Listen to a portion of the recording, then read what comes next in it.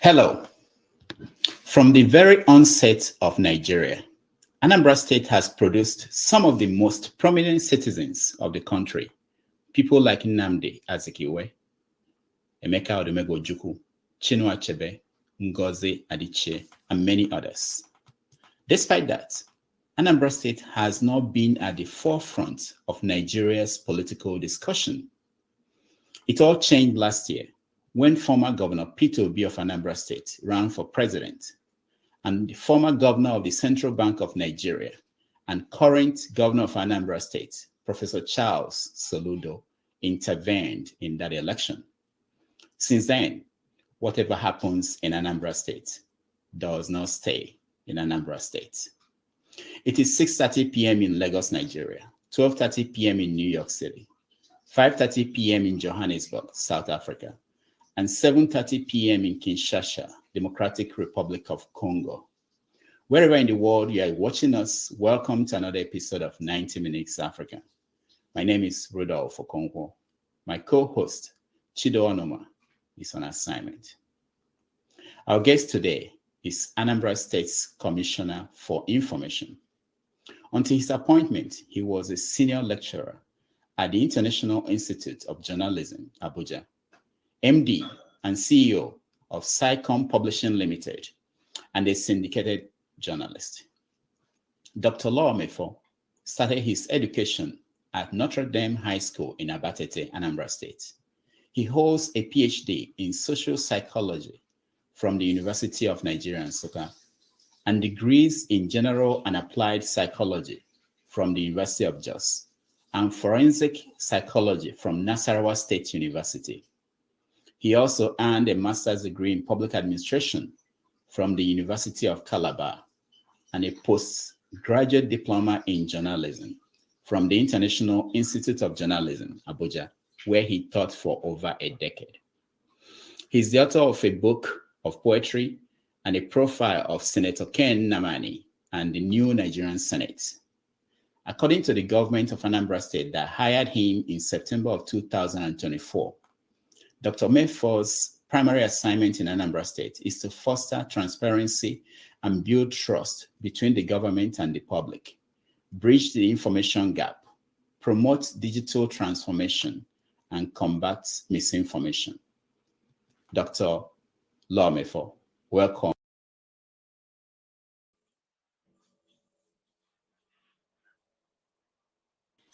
Hello. Hello. Yeah, welcome to the show. Thank you. Thank you for hosting me. It's wonderful. Dr. Damages. You know the name. The purpose of this interview is it's a niche you have carved for yourself. Thank you so much. It's nice to have you. We've been itching to have someone from the government of Anambra State join us. You have carved a niche and you have stated the course. You are a gadfly. You are a watchdog. You have earned your lunch, and I consider it an honor to be offered your platform to share my thoughts about my state, Anambra, and the Soludo government. Thank you for this opportunity. Thank you so much. We appreciate you. Let's start with things that are in the news. Anambra State, like I said, is no longer a small state somewhere in the east. People pay attention all over the world what's going on. And today in the news in Anambra State is that somebody was killed in Oka and is connected to cultism. And the person that was killed lost two other brothers in similar incidents. And we know that in Nimo, there was a massacre that happened a few days ago. What is the government of Anambra State doing to curtail and contain this increase in insecurity? Well, insecurity in Anambra, I will say two things, and I'll be brief about it. One is the Soludo government is not sleeping on it. The Soludo government recognizes that insecurity in Anambra is is still a major problem. And recognizing a problem is having the problem half way solved. And at the last executive council meeting of the state, there were two things that happened. The governor swore in Chief Ken Emakai, Okuchukwu Emakai, as the special advisor, SPAD, on community security. What that means is that the government now has two special advisors, one on general security, one to focus on community security. And Ken Emakai is a grassroots person. He has been through this route before. We therefore believe that he will help in the rejigging of the security that is ongoing at the moment. Another thing is that the governor, Professor Chukwumacha Soludo, bared his fangs. If you understand my language, burying his fangs here means that he has declared war on insecurity. And he's planning big. He wants to descend on insecurity in Anambra State in a very heavy manner. He wants this Christmas to be well celebrated. He wants security fully restored in Anambra. And that is partly why he appointed another SPAD on community security to begin to rejig the foundation of security operations in Anambra, which of course you know is what you call the vigilante operations in the 179 communities. That will be the focus of Ken Emakai. And what that means is that we may be looking at a new security intervention direction that will be bottom up, restoring security at the base and making sure that the vigilante groups and operatives you find in the 179 communities are really well positioned, trained properly, given enough equipment to work with, including vehicles. We are going to take delivery of scores of vehicles, heavy-duty, rugged vehicles like trucks that can run in tough terrains. You know, we are planning big. I don't want to talk too much about security. Like I said, the governor has declared war on insecurity, and he has appointed another special advisor on community security, particularly. That is just it. Is the much I can tell you for now. It won't be too good for strategic reasons to really give out so much this early.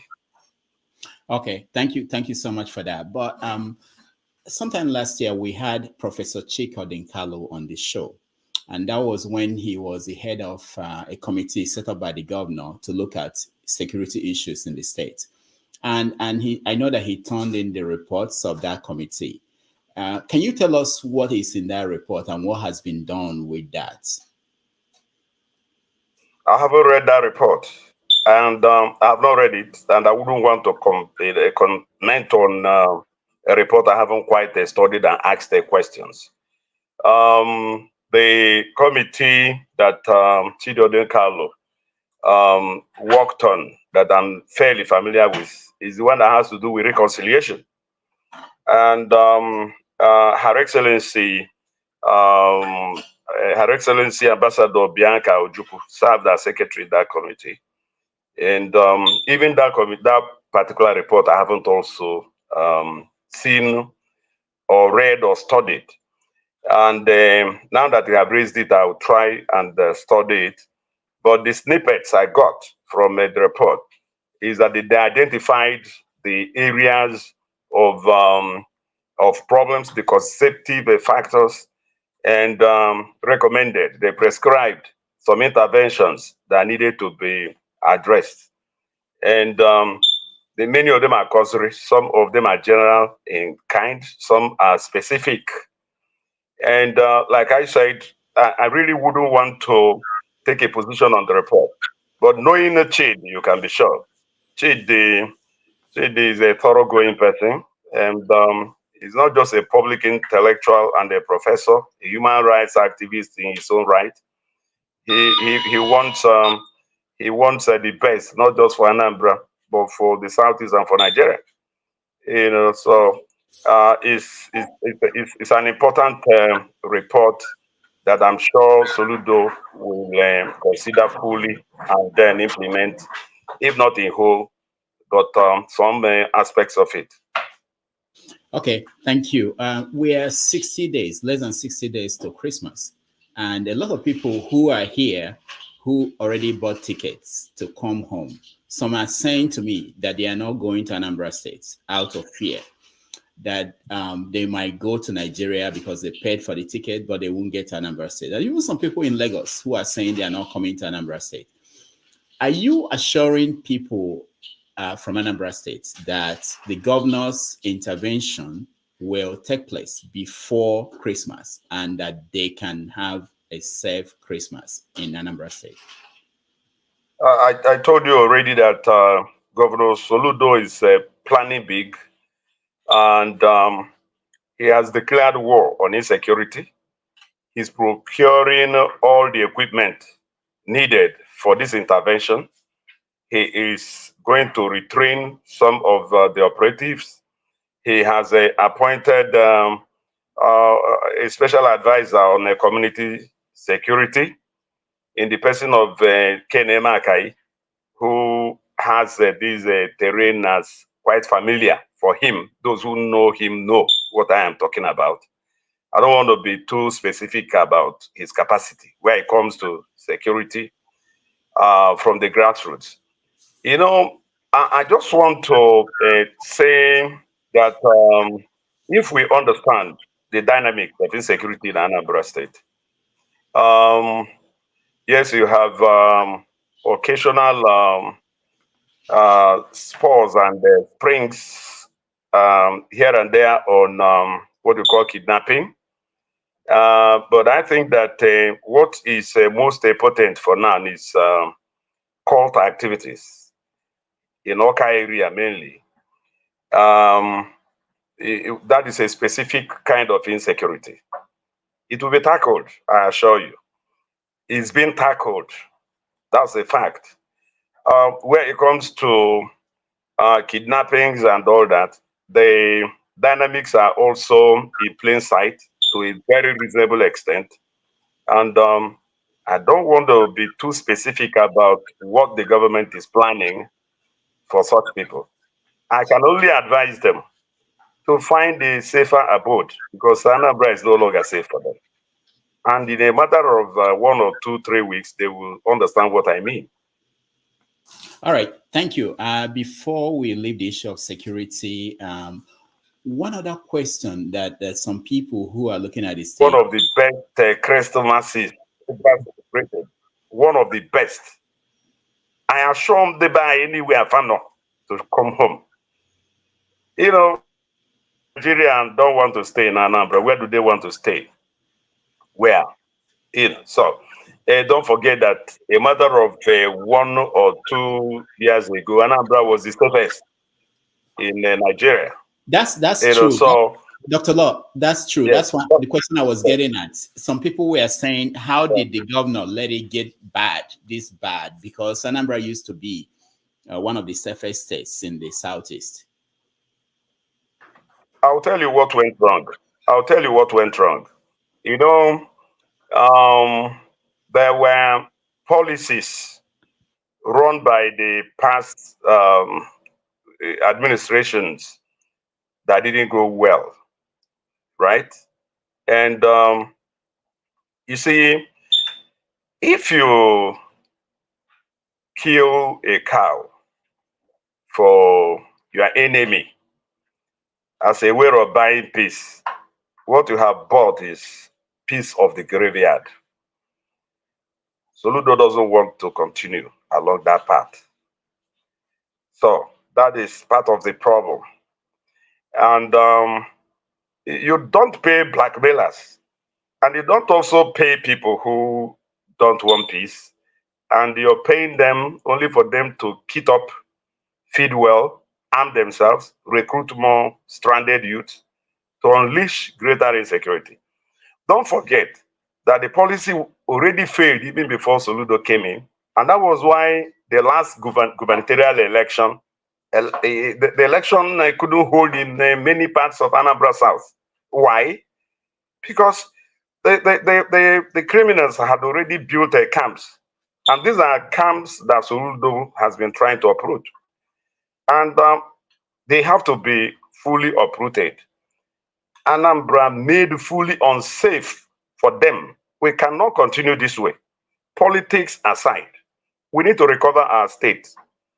And because they followed that route, they bought peace, like I said, of the graveyard.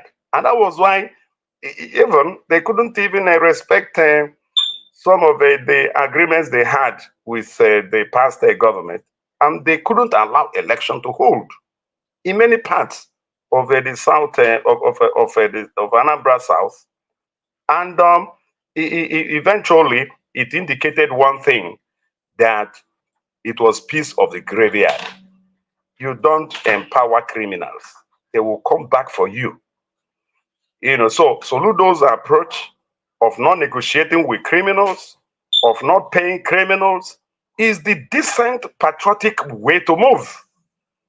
So we have to all join hands together and achieve success, total recovery of our state from these people, so that we can have peace and development. That is it. So Anambra lost its way before Soludo came in. Soludo is trying to recover. And let me tell you why I believe he has made quite substantial progress. Before Soludo came in, 8 to 9 local governments in Anambra State were in the hands of these hoodlums. But now it's no longer so. So we still have problems here and there, but nobody can say that there is a single local government in Anambra that is in the hands of these criminals. There is nothing like that anymore. Even though they still hold their fort in some forests in Anambra. Those forests will be cleared up and out.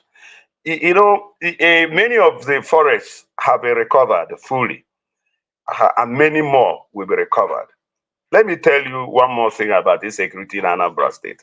Days ago, I paid a courtesy call on the CP, that is the Commissioner of Police, Anambra State, CP Itam.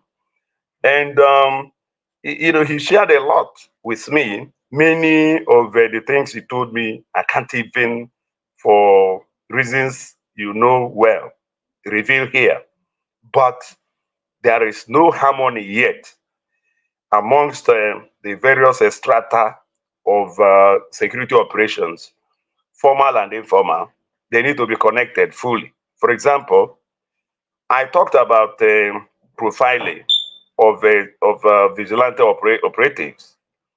Profiling is very fundamental. Training is very fundamental. Proper arming, very fundamental.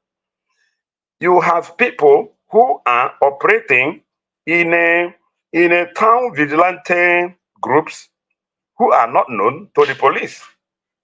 That is an aberration. It's wrong. There has to be profiling. We need to know who is working where. We need to know who they are, their past.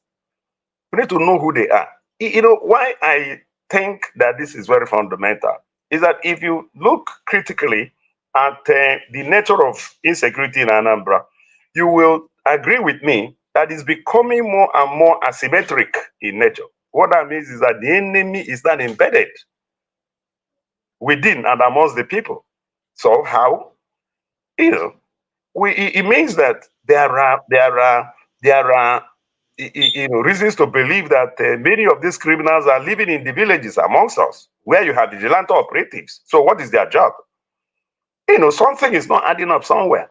There must be profiling of them. We need to know who they are. It's part of what is coming. We need to profile every operative. If the Igwe of a town certifies that this person is okay, we will know that if the person goes astray tomorrow, we'll hold Igwe responsible, right? That's the kind of confidence building that Soludo wants. We want to know who is who. Who are those really guarding us? Because you recruit somebody you barely know or you don't know anything about. You arm him, you give him gun, you give him political protection, you give him uniform, and he's using that for other activities. You need to be sure that that is not happening. Very fundamental. That is what I mean by profiling. This is so fundamental. And we need to deal with the asymmetric nature of the insecurity you have in Anambra.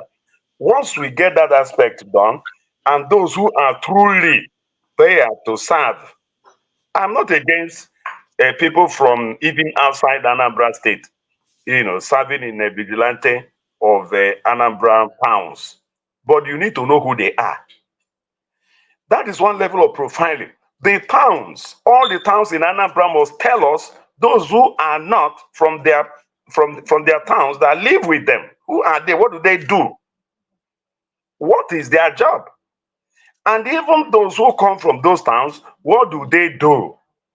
See, security operations, they are not magicians. They work with intelligence. They work with information. We need to know those we are dealing with. In Igbo, luckily you're from Anambra like myself. Our people say, "Na nke onye na-eme na ụmụnne ya ma." We should stop pretending and deceiving ourselves. Nke onye na-eme ụmụnne ya ma. We know who is who in every village. People must be encouraged to speak up, to talk about things. We provide safe corridors for them to submit information on people who can investigate and know what they do. So that if they are constituting the insecurity we are being confronted with at the moment, we should be able to know who they are and how to deal with them and the situation. But what I have seen is that there is no articulation between the formal security sector and the informal security sector, and that's a problem. We must connect all these operatives with the police, because what the vigilante is doing is what you call community policing, not community police. Community policing. They are and should be an extension of the police force. And you see, let me tell you, the criminals you're dealing with are armed with at least AK-47. Now, if you go by the Police Act, no CP or IG or police will license to the vigilantes they are not sure of who they are, military grade their rifles, because AK-47 is a military grade rifle. They need to train them and know who they are before they can even go that route. They must train them. But the people, the vigilante operatives you have today, the information I have is that they weren't trained by the Nigerian police. Nigerian police have also not profiled them. They don't know who they are.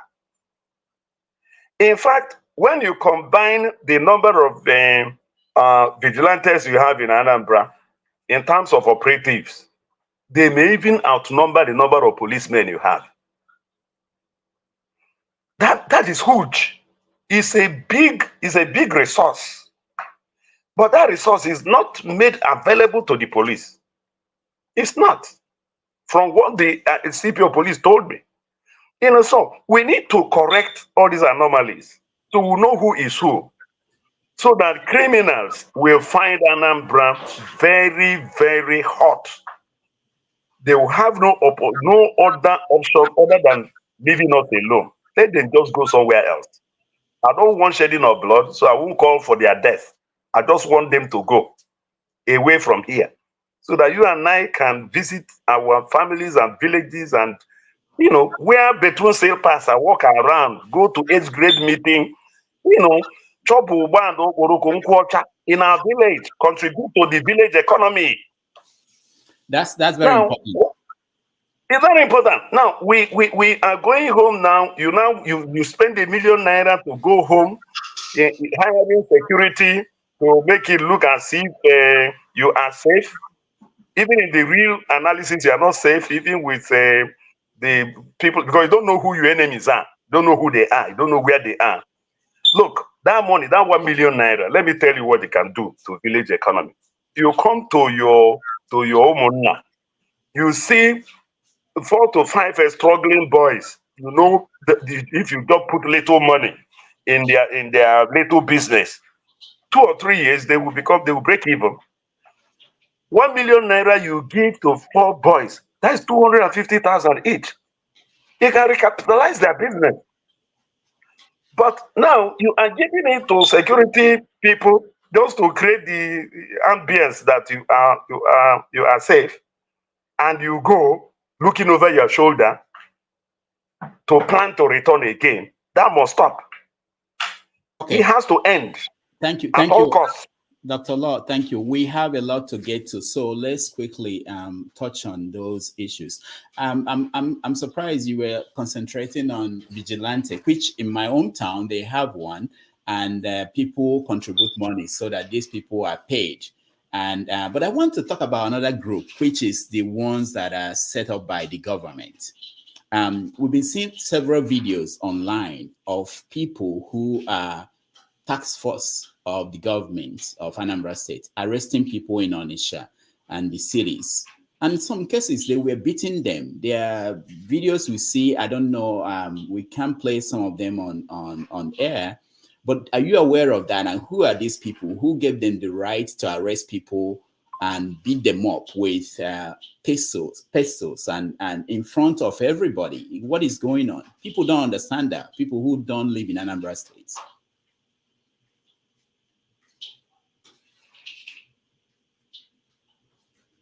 Hello.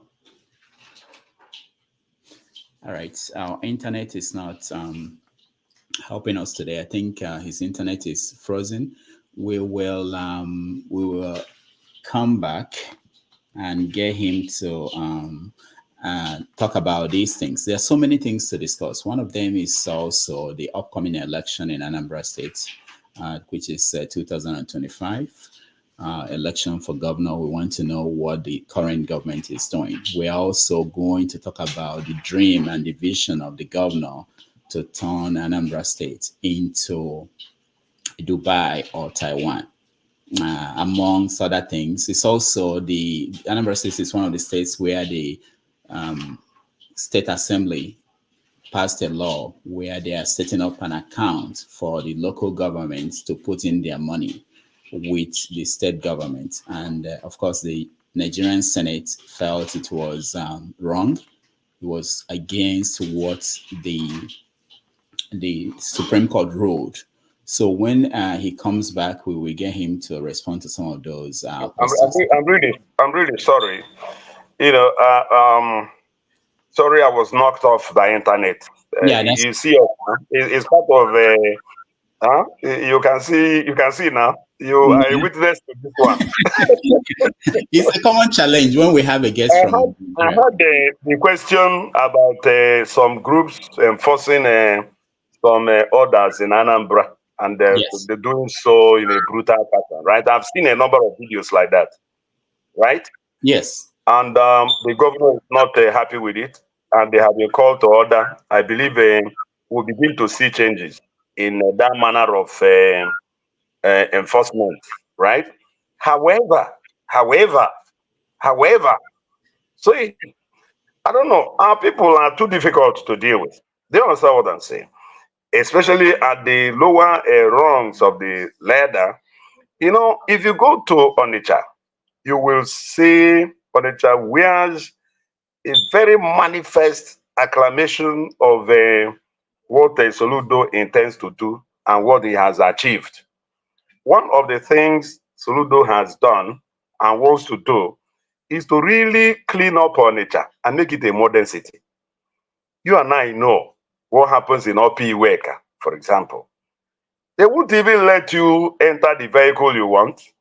They will collect your bag from the bus. Before you get down from the bus, somebody has grabbed your bag and forces you into a vehicle that you want, that you don't even want. You know, you are forced, you stay there whether you like it or not. That is not how a society, that is not, no. See, this one,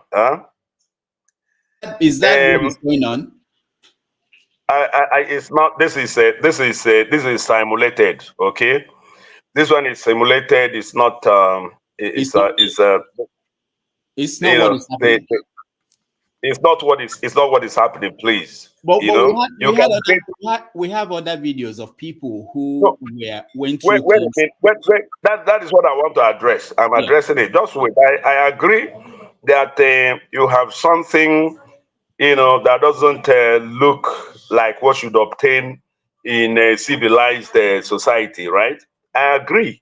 And the governor is not happy with that. And they have been given very clear directive. Please do this thing within the ambience of the law and within what should obtain in a civilized society, right? Good. And that's why I said that, look, even though governor has said this, there are excesses. We have recognized that there are excesses, and those excesses must stop. Governor has said it must stop. I also want to point out that, look, some of our people want to be law unto themselves. And, you know, like the issue of Abuero. What is Abuero? Abuero becomes a profession? Why should Abuero be a profession? There are things those able-bodied men can do. They can be farmers. And farming in Anambra, there's a very rich startups for farming in Anambra, serious startups where people can be helped. You are trained under one use, two skills. Farming is an integral part of it. You will be trained, you're given a startup, you are mentored, you are monitored, you are helped to stand. You are given money. So must it be Aburo? The governor does not want Aburo. Onitsha people don't want Aburo. It's not even good that, you know, see, Opi-Iweka is the gateway into Anambra and to the southeast, and that is what greets you. Don't forget, Onitsha main market is perhaps the largest market in West Africa. What that means is that people from outside Nigeria come to Onitsha main market to buy their wares, and they will stop, boss will stop them, and they are hijacked, literally carried shoulder high by thugs, dispossessed, some go and never return. It's not good for us in any way. So, but then, even at that, such corrections must be made with human face. I am, apart from my training in journalism, I received my PhD in social psychology. So I am deeply concerned about behavior. I want people to be treated as human beings. We are humans. I believe in human rights. And what is human rights? Human rights are the rights you and I enjoy for being human, not for being educated. We must make that distinction. What that means is that whether educated or not, we are all equally entitled to human rights. You know, so any enforcement must put into consideration our rights, the rights of the people that they are enforcing these laws, you know, on and for, is very important. The governor said that much to my hearing, in fact, at the State Executive Council meeting. Because the issue came up, what you're saying, it came up, the governor said, can't go that way. However, the people must also follow the law. So the Ministry of Information, under my watch, we are trying to By next week, we want to start general enlightenment on all these laws that the people may not even know much about. We want to tell the people this is for your own good. Why don't you use the overhead crossing? Must you pass through the highway? Why don't you live this Agbero life? Come to the agricultural sector. There is a startup for you, training startup. Join the One Youth, two programs. Pick whatever you want, and you will be helped. Even the youth, I don't know. There is a, Soludo has done something beyond the One Youth, two skills. He is also training Anambra youths. He's training Anambra youths on ICT and digital knowledge and infrastructure. And he has trained 25,000 so far in the Anambra youths mainly to be ready for digital jobs, not only in Anambra, not only in Nigeria, the world. And he has created what he calls a solution innovation districts and business incubation. There is a special advisor, Chinwo Okoli, handling that, training 25,000 youths. So all these youths should come out. They don't need to be Agbero. If you are not too educated, join. You mustn't be. We must not all be professors and PhDs. We mustn't be. There is a place for everybody in Soludo's government. Come, there is a place. Agriculture is there. You'll be trained. You'll be given startup. You'll be given money. You'll be given seedlings to begin your own farm somewhere. We'll get to that. We'll get to all the things, programs that the government is running. I'm aware of some of them. I know about the Innovation Week that I saw you with Chinwe, but we'll talk about that. But let's get clear one more thing. Tomorrow is sit at home again. And I know that the governor of Anambra State has been trying to get businesses to go back on Monday, but it hasn't worked. So you were outside the government as of September. You joined in September. So what do you think is wrong? Why is it that it's not resonating with people to ignore the sit at home and come out and go on with their business? Well, yeah, see, Dr. Damages, I don't think it's right to say that it hasn't worked. We should say it's better to say that it hasn't fully worked. Okay. Because it is working. It's working to a reasonable extent. You know why I say so? I have gone around, every Monday is supposed to be the State Executive Council meeting, but Soludo had to shift that because he does not want to rely on the naked force of the law going to force people or punish people or lock down markets. He's taking a different route.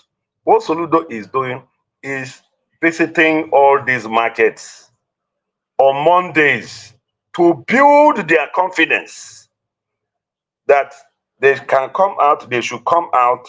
Security is giving attention for them to feel free enough to stay in the markets, right? And apply their trade. And we have been meeting people wherever we go. Yes, there are still shops that are locked, but there are some shops because the people that receive us are not goods, they are traders. And I have followed the governor to at least 20 markets. 20 markets, and we met people. In Oka, where I stay, there is totally no sit at home. Every market is open here, all restaurants, offices, banks are open in Oka. But we're not talking about Oka here now. We're talking about Anambra generally, right? Now, you see, there are reasons why some people are still taking their time. Fear. What terrorism does to you and I is to inflict a fear. You will not made to second guess yourself. So even when they tell you Soludo is in the market, you are wondering, well, if he goes, what happens? Do you understand that? Fear. And that is why confidence building is very fundamental, which is what Professor Soludo is doing, building the confidence of the people. And gradually, sit at home is going away.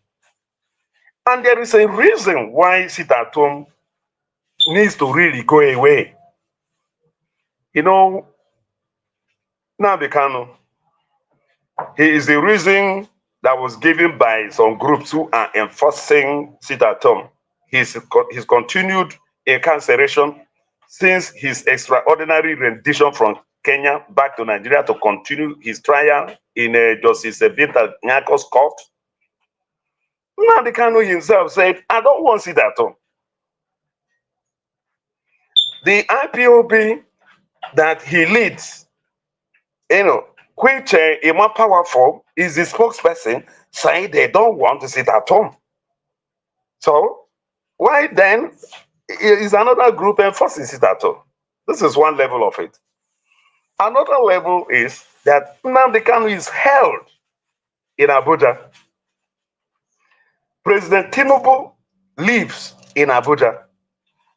You are doing sit at home in Anambra and in the southeast, where Tinubu will not see you or feel it, where the international community will not see you or feel it. Check it. It's going to 3 years now since the sit at home was unleashed, when they declared what they call the Ghost Monday. But they repudiated that eventually, but then a group is still insisting. That is what is unleashing the fear on our people.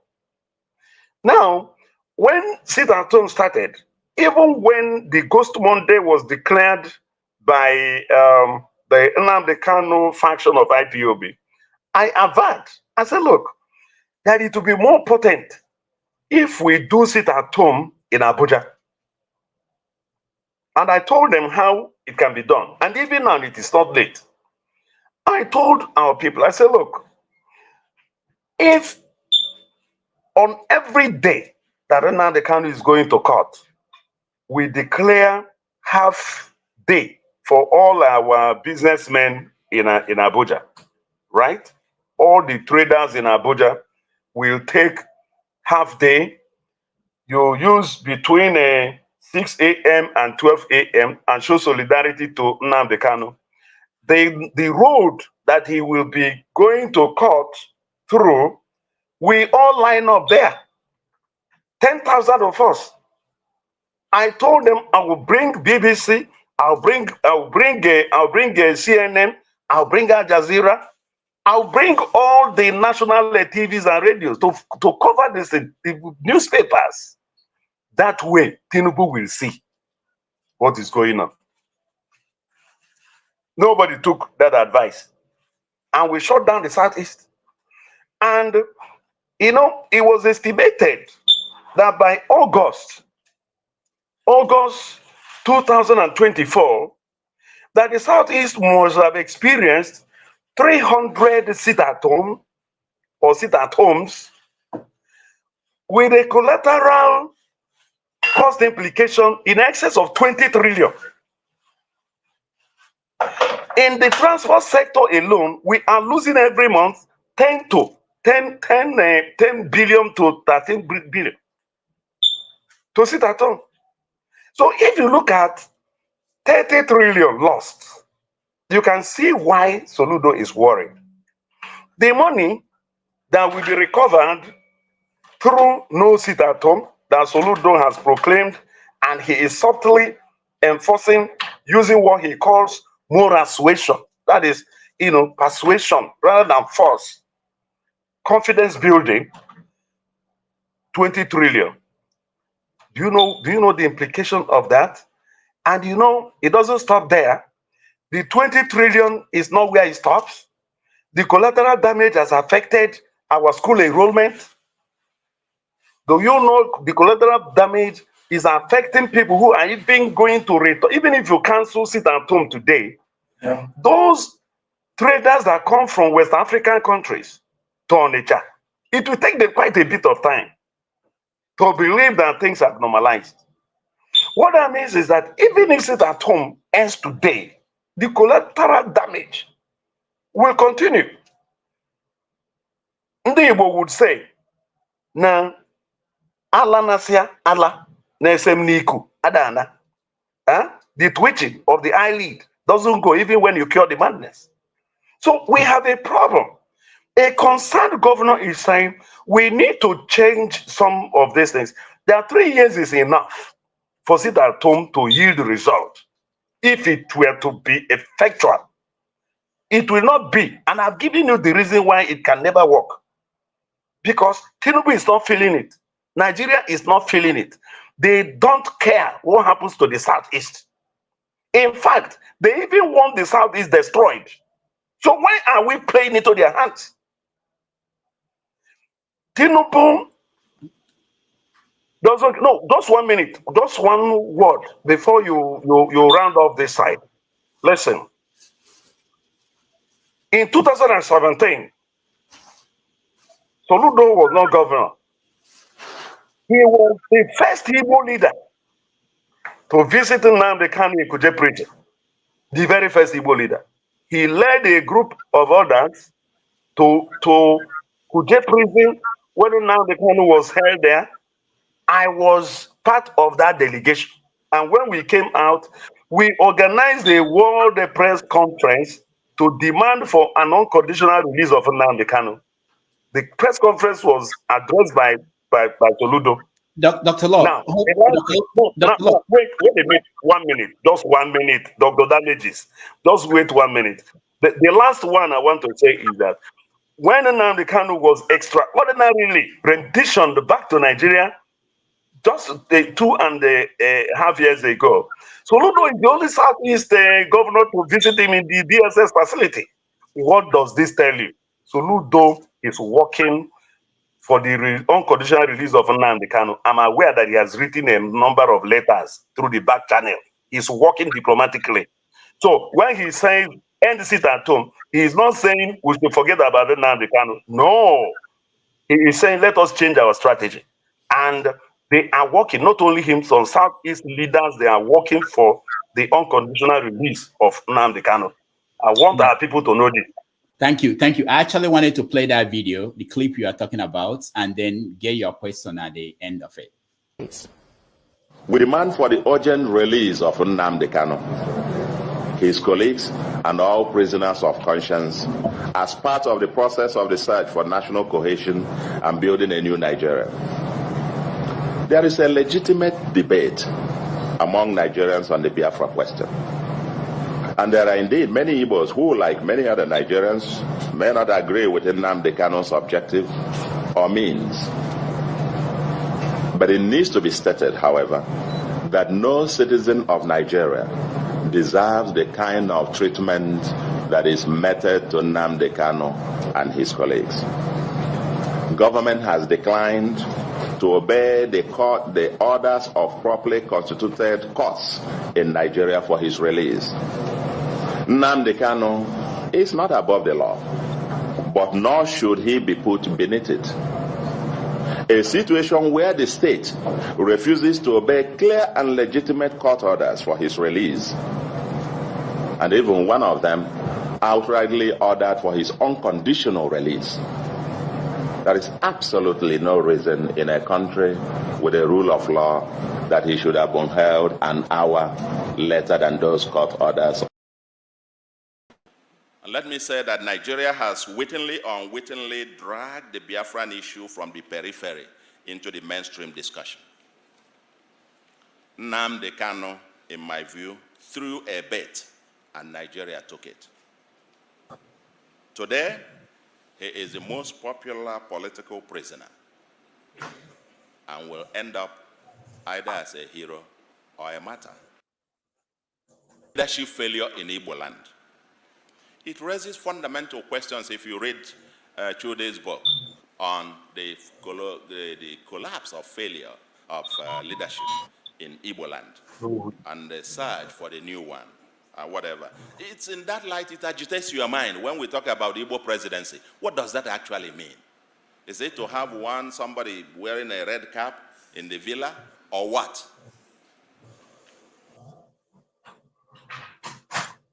So I play these videos to show his position before he became God governor. bless you. Yeah, before he became God bless governor.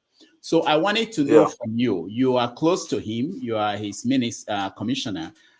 Has his position changed when he talked about leadership in the Southeast? He's a leader now in the Southeast. People say to me that why would the governor be telling people to go out on Monday and go about their businesses when they, the leadership in the Southeast, have not gone to Abuja to get Nnamdi free? What do you say to that? Yeah, but that is a very unkind position that such people have taken. I told you already that Soludo is working behind the scene. And Igbo leaders have not only been working behind the scene, they have also shown their hands in plain sight. I know that when our father, Mbazulika Amaechi, was around, he led Igbo leaders to Buhari for release of Nnamdi Kanu. That is an intervention. I also know about other moves made by senators, made by governors. They have met Buhari, they have met Tinubu. But you know, this is a political issue. It's not for me, as far as I am concerned, it's not a criminal matter. It may have some criminal content, but then essentially is a political issue, and it has to be resolved politically. Soludo hasn't changed his mind. In fact, he is intensifying his efforts in this regard. He's pushing for the release of Nnamdi Kanu behind the scene. He's not the type that will call a press conference to announce such moves and the successes he has made in that regard. He's not the type. He would want the release of Nnamdi Kanu to announce such success. And not only that, it is also important to let our people know that Soludo is not asking our people to open their shops and by so doing put themselves in harm's way. No. And that's why he's visiting the markets to build the confidence. There are so many things a leader will do behind the scene that I can't even talk about them here. I just can't. It's not good for him. It's not good for us. It's not even good for the institutions being persuaded. Because we don't want a situation where are working on the and you appear to be the one taking the credit. You get the point? You appear to be the one taking the credit. No. Let the president take the credit for the release of Nnamdi Kanu. The result is what we want. That's all I want to say for now. All right. We have to move on. We have so many other topics to get to. I wanted to get your take on this. Last week we saw the president named Bianca Ojukwu as a minister, and she's the widow of Mefor or Ojukwu. How was that received at the government house in Oka? Yeah, well, I once wrote an article on Bianca Ojukwu, and I called her the mother of the Igbo nation and the authentic queen. And I said so, and I meant every word I used. I see Bianca beyond the political party and partisan politics. She is a symbol of the Igbo race because she is the widow of the most symbolic figure on Igbo survival, Dim Chukwuemeka Odumegwu Ojukwu. That is a position she occupies that nobody can take away from her. So I see her appointment from that perspective. I don't think she was appointed based on the party or partisanship. Tinubu, I believe, is trying to make an inroad into the Southeast, and he sees Bianca as one. who could help him. And also, the president, I believe, is trying to carry the Southeast along, let them know that he's not leaving them behind. And who could be the most appropriate person that, when appointed, will convey this meaning that the Southeast is needed on board, if not Bianca Ojukwu. So that's the way we received her appointment. And I don't want to begin to talk about what I know on how she was even appointed in the first place. So that's a story for another day. But the fact remains that her appointment was well received, very well received. I read one or two comments by APC leaders in Anambra about the appointment. Well, APC in Anambra, if they are really potent, why didn't they win one ward for Tinubu during the last presidential election? So let's not throw brick bats here. Bianca is for all of us, party or no party. Bianca is representing us there. And let me tell you, this is one appointment that Tinubu got right, because now the poster girl of Nigerian external relations is now Bianca. And don't forget, when she was interviewed by the Senate, the senator was, the guilt he got into his eyes, and he was saying, you are beautiful, you're beautiful. And he had to, the Senate president, His Excellency Obot Ababio, was saying, look, my friend, concentrate on the resume. But even the issue of beauty is in the resume as well. This is one of our best now. And we should celebrate her now, to be honest. We should. So there's no fear in APGA that this may turn into a problem come the next election cycle. Election is local. You understand? Election is local, and the Anambra electorates are very sophisticated. I never knew one who didn't go to school will be able to hold a ballot paper for House of Assembly, another ballot paper for House of Reps, yet another for Senate, and even the governorship and the president, 5, the same election, and distinguish between all of them. That's Anambra for you. So election is local. When the time comes, there will be no problem now. If an APGA comes to nominating another presidential candidate to compete with Tinubu, when we get to that bridge, we'll cross it. But don't forget that at the last presidential election, the APGA presidential candidate didn't make any showing.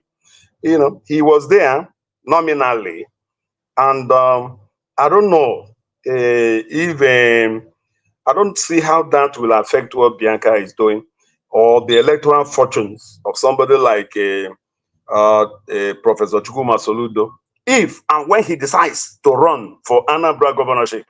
Because he hasn't told me that he's running. He hasn't told me, but run he must. We are going to be on his neck. We'll make sure he has no peace until he agrees to run. He will run, he will win based on his sterling performance. In the last 30 months, he has outperformed well over half of the governors you have in Nigeria who have gone for one or second time in office. The records are there. You can't argue against statistics and facts. They are there. Yes. We will get to that. Yes. You are going to give us the facts, and we are going to talk about that upcoming election, yes, and the vision of the governor. But we are going to take a break for now, just a 4 minutes break, and we'll be right back. Thank you so much, Dr. Mefor, for joining us. The pleasure is always mine.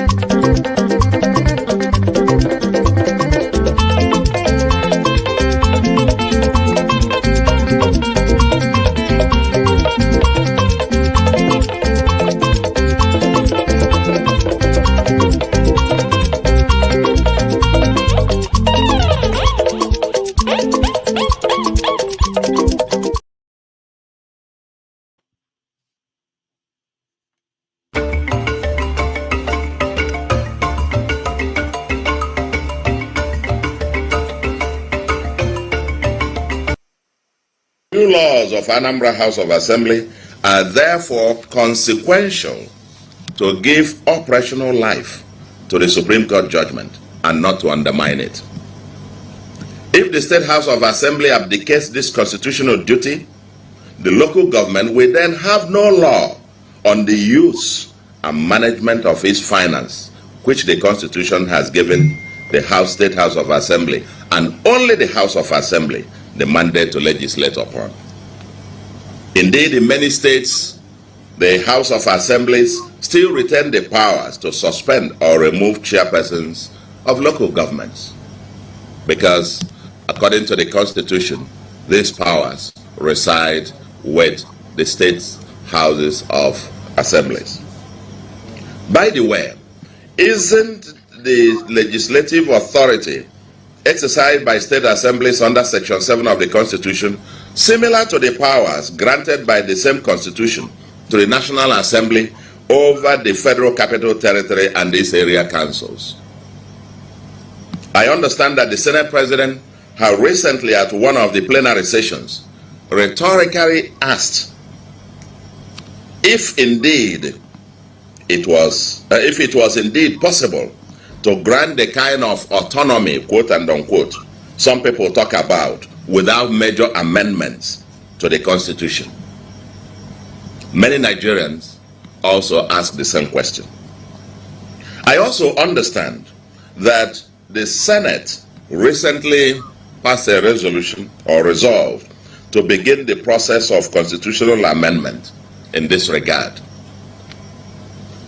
to grant the kind of autonomy that some people talk about. And I said this is a welcome development.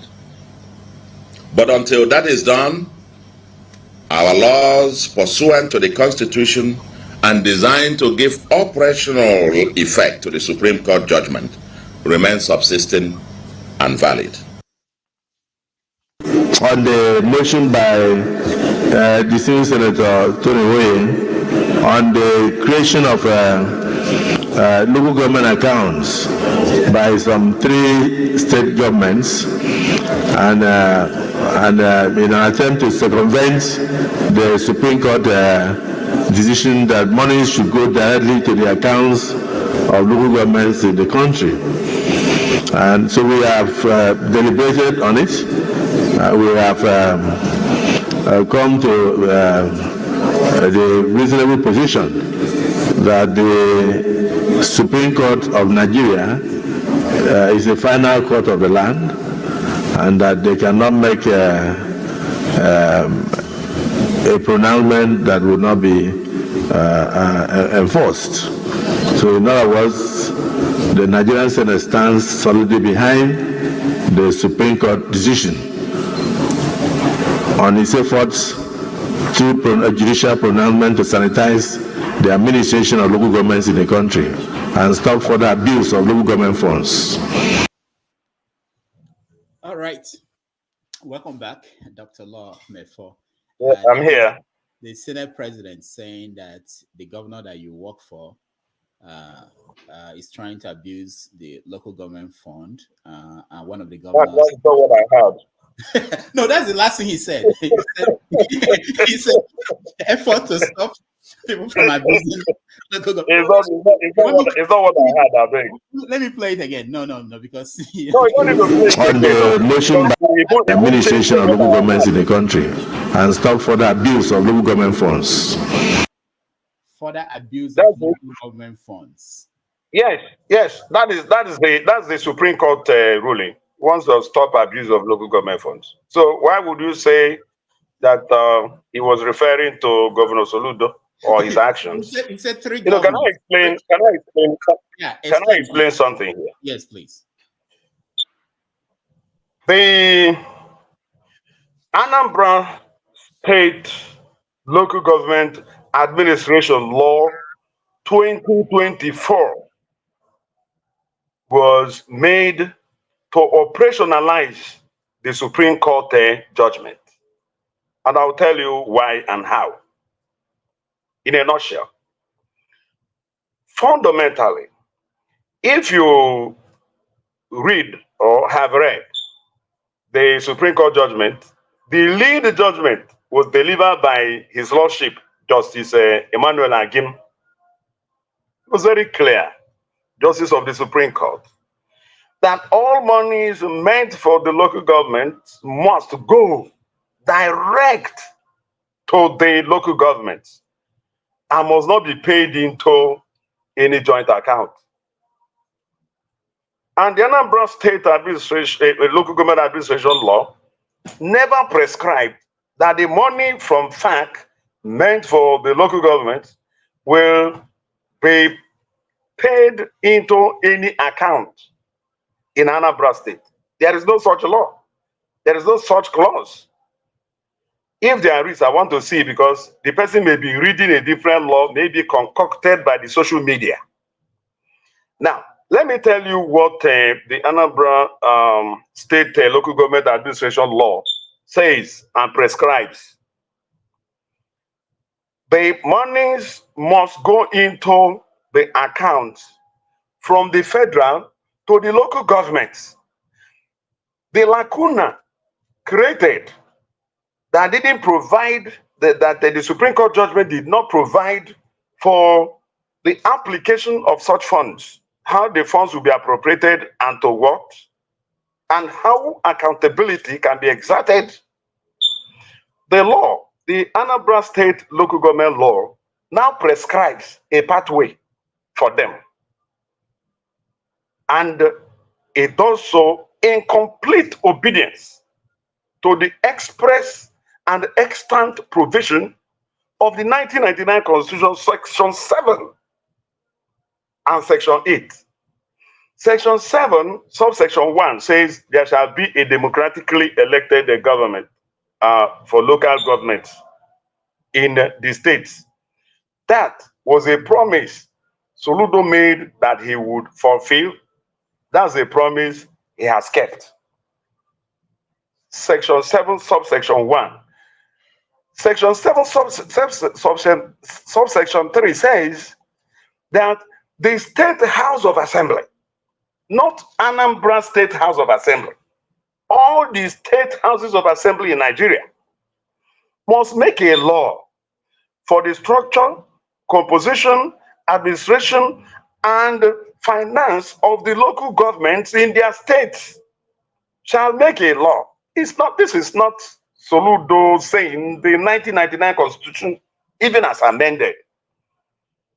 You can read it. You can Google it. You can find section 7, subsection 3. You can read out and let's see what it says. Even following what you call the community reading,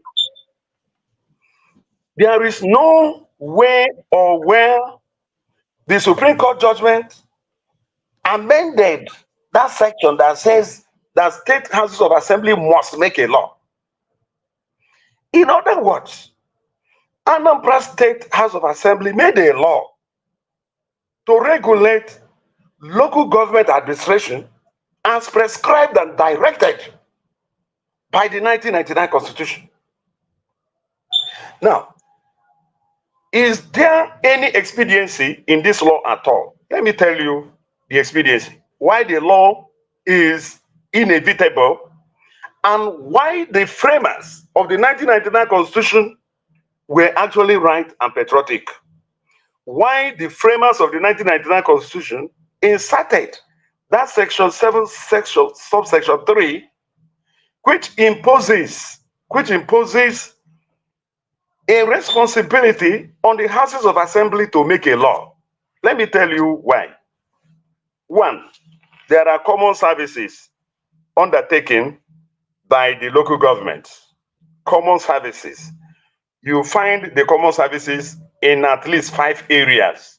One, local government staff salaries, primary school staff salaries, primary health salaries, pensions, gratuities.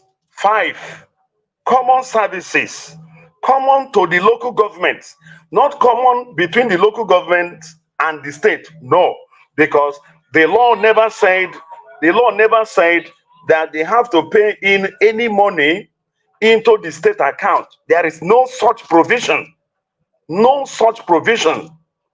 The law says that the local governments will have to set up a joint account to be run by them to take care of their common services. And I have just listed the common services. I have listed the common services. What that means is that the law has simply said, place these services on a first count charge. They have to be what you call not only statutory, but also mandatory expenditure that must come before anything else.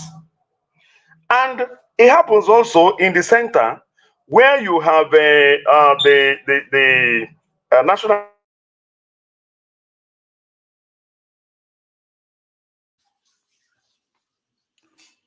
All right. I think we are having internet connection with our guest, Dr. Law Mefor. We are going to, he will join us again. He's determined, we are determined to cover all the topics that we have today, including the election upcoming and the vision of the governor to turn Anambra State into Dubai and Taiwan. So we know he will join us again. He will try to reconnect. In the meantime, let's watch a little bit of the governor talking about that vision. Yeah, hello. Okay, sorry. Okay, you're back. You understand that? What I'm saying is that the law has actually operationalized the Supreme Court judgment by providing for the local governments to attend to their common services. And I've told you the common services and the joint account does not have anything to do with the state. It's a joint account, joint only to the local government. The people that constitute the account committee, they are local government chairmen. They are the signatories, not the state. Okay, all right. You know, people don't even know you have two laws. There are two laws. The second law is the law that talks about Anambra State Planning and Development Law 2024. The law tries to domesticate the same thing that we have in the center, where you have National Economic Council, chaired by the Vice President in the person of Alhaji Shetima, His Excellency Shetima, Kashim Shetima. We have brought a similar law to Anambra State, where there will be a joint economic planning board between the state and the local governments to take care of areas that both will agree to. Areas where local governments left alone will not be able to deal with. Let me give you two examples. Number one is road construction. Road projects running to billions of naira. There is no local government in Anambra State that will be able to construct any road without collaborating with the state. It's simple. Now, the law is saying that we have a joint planning board for areas where the local governments will not be able to survive all on their own. And it's chaired by the deputy governor of the state, just like the vice president is chairing the National Economic Council.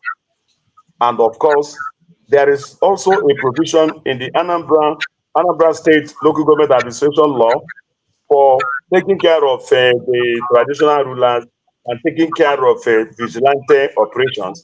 What that means is that they need to be contributing to the funds that will help in organizing security in their own local government. These are patriotic provisions. If you do not do that, you will have a problem where one local government is paying salary, the other is not paying.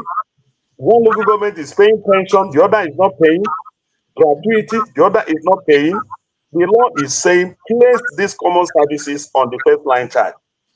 And once you do that, the balance, whatever is left, will be legislated upon by way of appropriation by the Congress or councillors of the local government in the respective states and in the respective local government.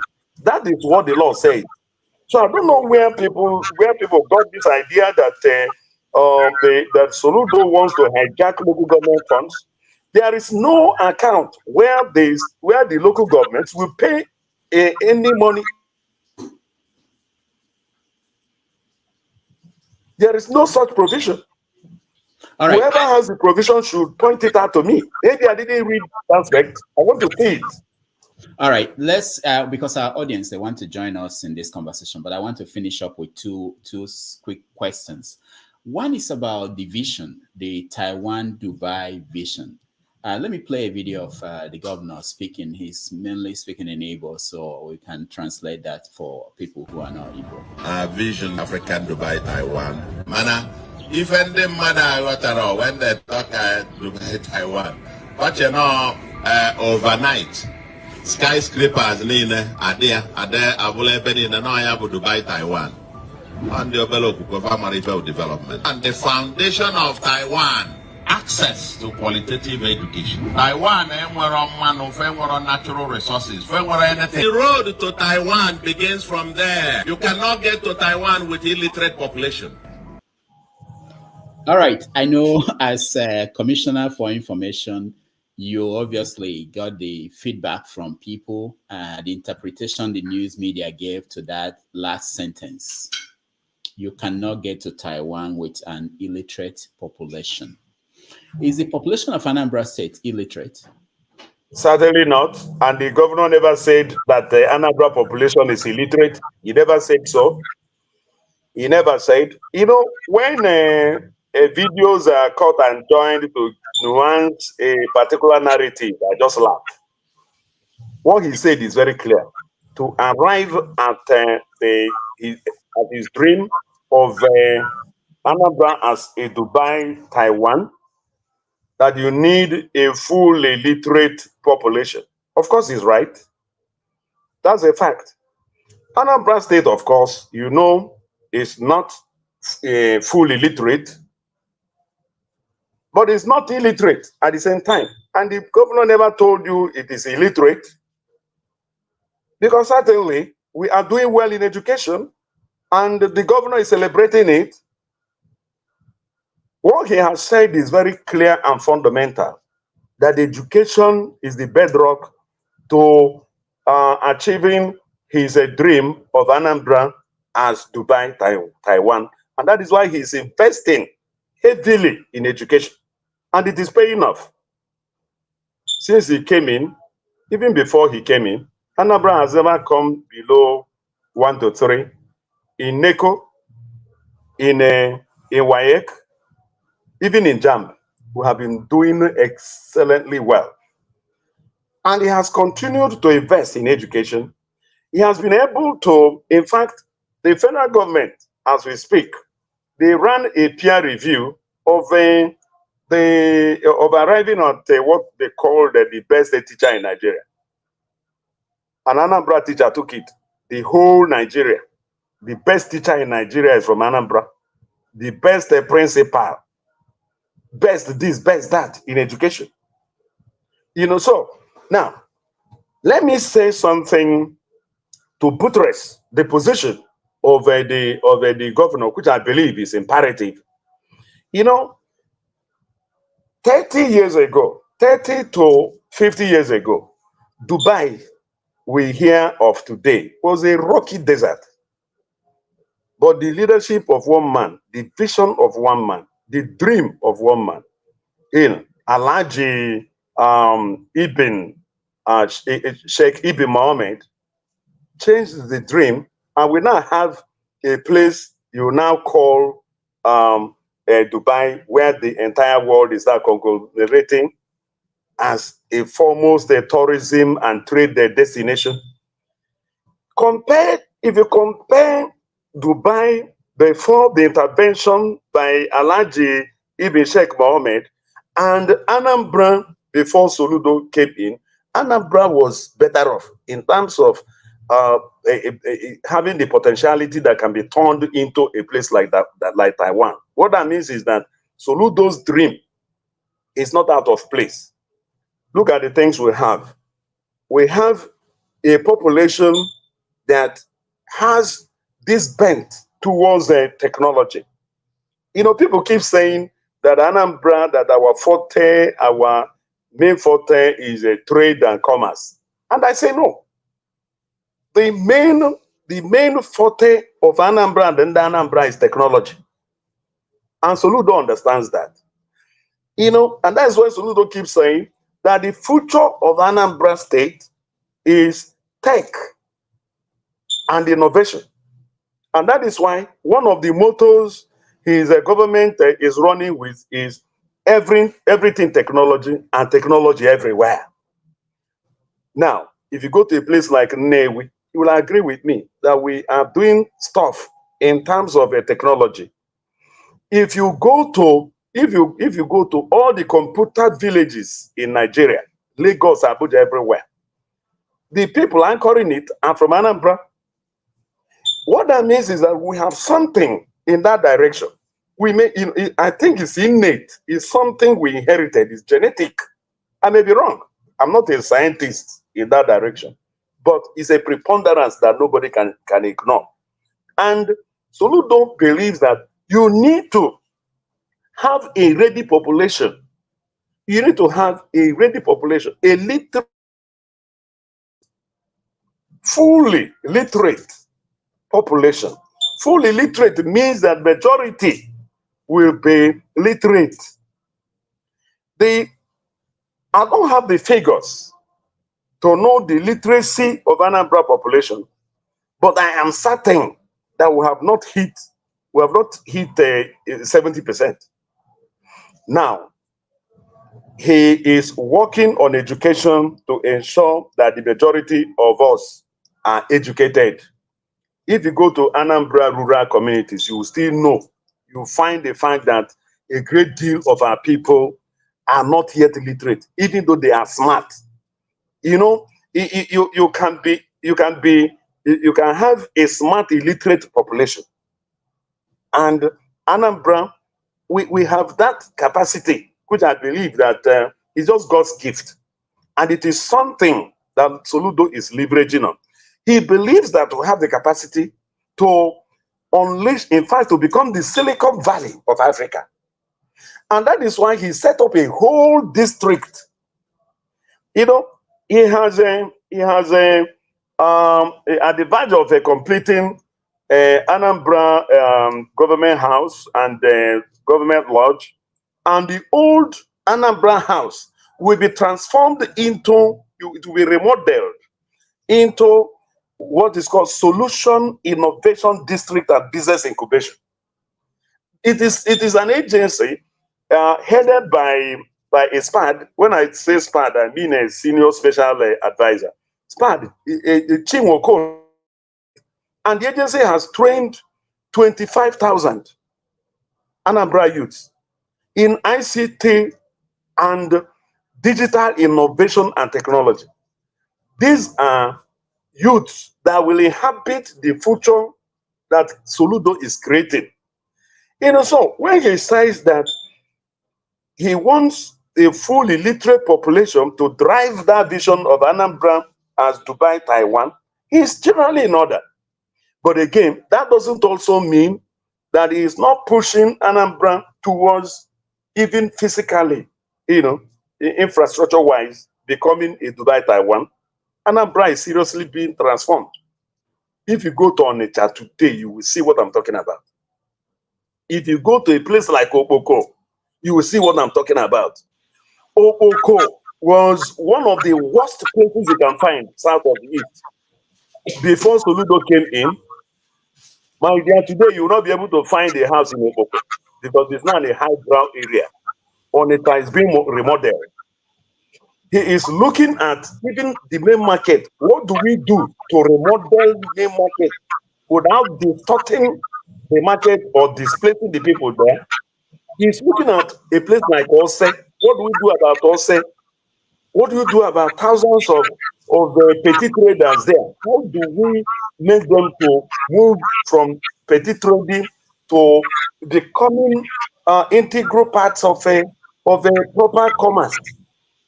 These are the kind of worries that Soludo is having. Thinking day and night. I don't know if the man sleeps up to 3 hours a day, because you know, anytime I am awake 1, 2, 3, I see that he's still online. I don't know where he sleeps. I think God has given him that gift to work for days on end without getting an hour's sleep. You know, I pray for him. All right, Dr. Law, one more question. I'm looking at this this news story from Premium Times. It says that 4 states where governor's office budget exceeds internally generated revenue, and Anambra State is one of them. I don't know if you know why the governor's office, the budget for the governor of Anambra State, the budget is 33.97 billion for the governor's office in 2024. And the previous year, the IGR for Anambra State was 33.46 billion. Why is the governor's office spending more money than what we got last year? Well, I haven't studied the figures you are talking about. Okay. But one thing I want to tell you about the budget in Anambra State particularly, the budget is just an estimate. That figure you have seen, I'm not sure that 50% of it has been released to the governor's office. You can run your checks. You can quote me. So that's all I can tell you. is mere estimate. You know, the PAMSEC of the permanent of the governor's office can raise any budget and take it to House of Assembly and get it approved and all that. Release is quite a different ballgame. Yeah, but what does that say? That the governor's office wants to spend more than what we got last year? They haven't spent. That's what I have told you now. Yeah, even if there's no money to they, actually they haven't spent and will never spend. The governor's office can never spend that amount. Never. And if you give me a day or two, I'll give you the figures of what they have spent in 10 months. You discover that I'm not sure they have even hit a 30 to 40%. All right. So that shouldn't worry anybody at all. You know, Soludo is Soludo. Listen. Soludo has just been adjudged, right? The most fiscally, that's in terms of money, right? Fiscally responsible governor in Nigeria, number one. And when it comes to transparency in governance, number three. Anambra is number three. Soludo is number one in terms of prudent economic management. He will not spend more money on his office that you can get from internally generated revenue. I assure you of that. I'm putting my job on the line of this. If I'm wrong, I will quit my job. Okay. All right. I'm just basing it on what Premium Times is reporting, but we'll get to that. We'll get more on that. We have. No, they are looking at. You know, I'm not saying that, you know, the budget estimates may be wrong. That's a proposal from whoever. You know, but you can't get. He cannot approve it in terms of expenditure, actual expenditure. Mm. He will not. He will never do that. So, when you look at Obiano's administration, what he accomplished, are there projects that Obiano started that Soludo continued? Many of them. I have. You know. You said many of them. You said. You said many of them. Yeah, many. Government is a continuum, and there are projects that weren't fully completed by Obiano, even though they were even commissioned. You know, like the International Conference Center, like Anambra Airport, many, and their full and final completions are ongoing. Okay, because that question about the airport, somebody sent a question about the airport. Why is it not being completed? I passed through that last year. It's on. It's on. No. It's on. It's on really, because the governor, all his plans about turning Anambra into an export. You know, we have always been known as an import destination. He wants to reverse that. Anambra has to become an export zone. You need the international cargo airport to achieve that. That's very fundamental.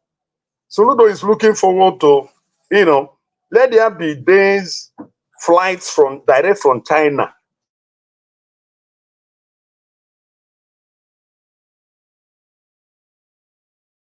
From all over the country can import and export through Nnamdi Chinua Achebe International Airport.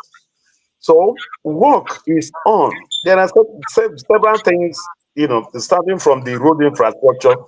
You know, I will send you some paperwork that I'm aware that have been approved on deepening the completion of the airport. I am aware of that as the Commissioner for Information. So the place, we need the place. It has nothing to do with the interest of Soludo. It has to do with this policy that we must reverse import to export. And there's no way you can do that without the cargo airport.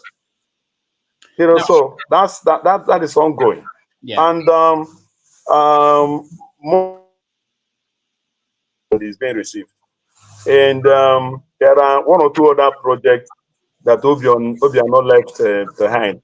that are also being completed, and one or two of them have also been completed. And I also want you to know that, you see, Soludo's administration is a continuation of Obiano's government in many respects. So there is no hostility. It wasn't a hostile takeover. Let me give you an example. The secretary to government of Anambra State is still a Professor Solo Chukwu. You know, Soludo inherited him and has not found any reason why he would change it. So it's the same government. We need to understand this. All right. And there are many other key members of his administration that Soludo inherited from the. He is free to change them, but he doesn't see why. And they are still working perfectly and excellently well with the Soludo government. So bringing the impression that Soludo wants to discontinue Obiano's project is not quite right. And he doesn't need to do so because there is no hostility between the two of them. Okay. I know about the Ekulobia flyover that is, has it been finished? No, but at the verge of being completed. Okay. Already people, I don't know, these are videos we see online. I want to hear from you. People were saying that there were mistakes made in the design. One of the complaints was about it's only, I think it's only one way. I'm not sure, I've not been there, but they were complaining about certain things. And they pointed out that there's a new contract for another flyover that will probably go through Nobi. I don't know if that is already approved. And they were saying that I hope they don't make the mistake they made at the Ekulobia flyover when they construct the new one. What is the integrity of this work? How far do you know about how it's going and whether people are complaining about some things? Well, I don't know. I'm not an engineer to start with. And some of these observations are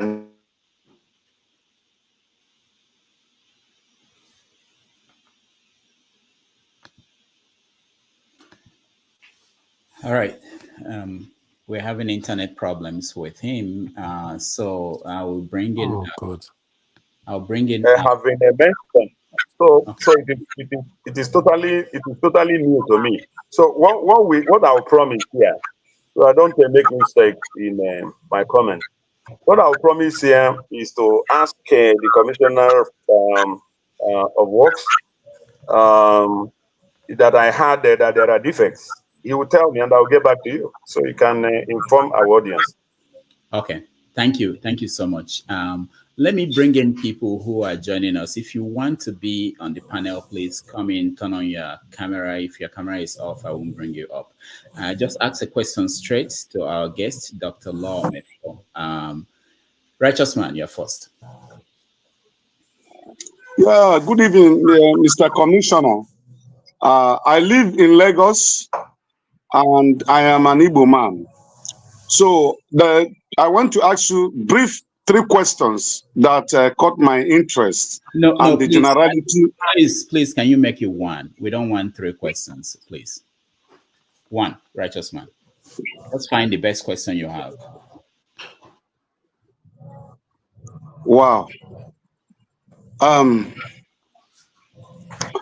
Now, the Commissioner, is your governor aware of the change of Igbo street names in Ajoromi local government area of Lagos State that have existed for tens of years to a southwestern names, a registered street name that belongs to the Igbos? Is your governor aware of it? What are the Igbo leaders doing about it? All right, thank you, Righteous Man. Dr. Law. Yeah, well, I'm hearing this for the first time. And if it is happening, it's not right. And I will take it up. All right, thank you. Go to Henry. Henry, you're next. Good evening, Dr. Mefor Law. Yeah, I have Mefor. one question. Yeah. Hello, my brother. But it says you can ask one question, but I have more questions. But let me just go straight to this one.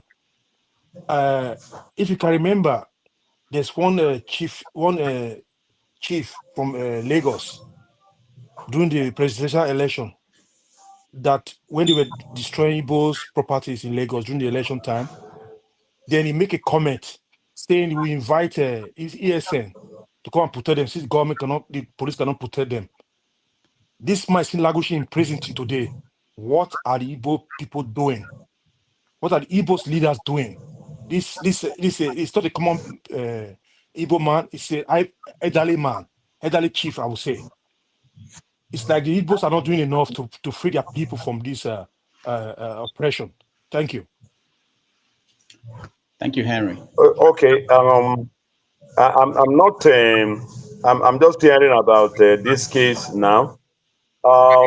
Two things. One is DOB and all that not working directly with the government. That is one level. Number two, we will deal with them as Ndibo and as our brothers. It's very important. So get my number from my brother, Dr. Okonkwo Rudolph. Let him give you my number. So you give me details, back channels. So I can take it up with the special advisor on security. All right. Thank you, Dr. Lord. Thank you, Henry. Okija, you're next.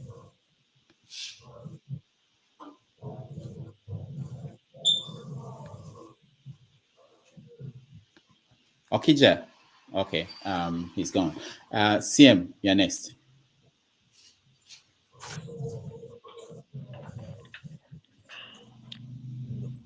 Okay, thank you very much, Rudolph. Good evening, Dr. Lome, for our honorable commissioner from the UK. Good evening, my brother. I'm Anambra. Yes, estimate the fit agwata. I'm Anambra. What are you doing? Now, ndị abata ete abanna.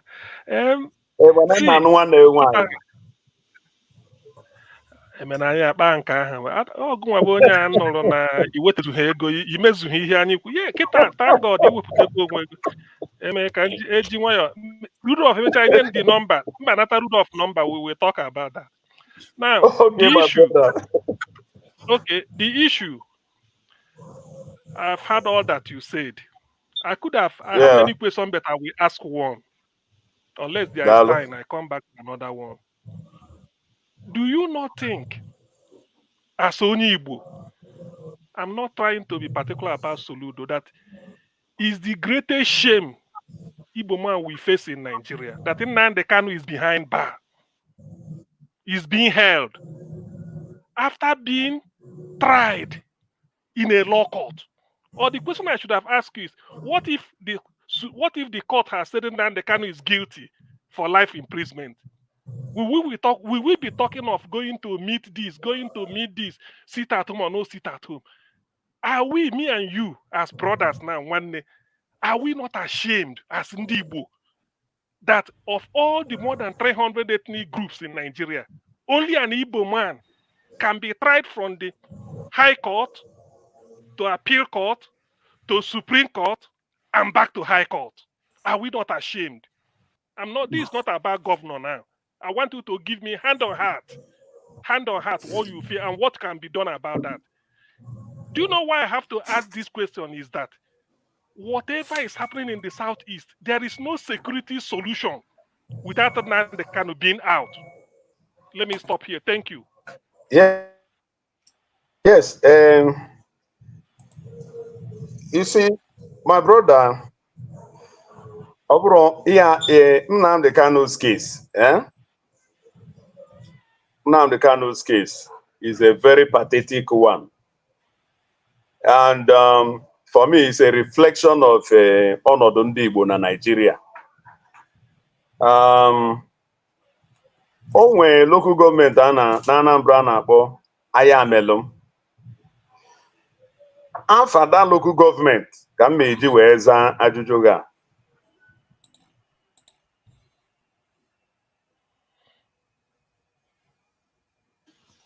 All right.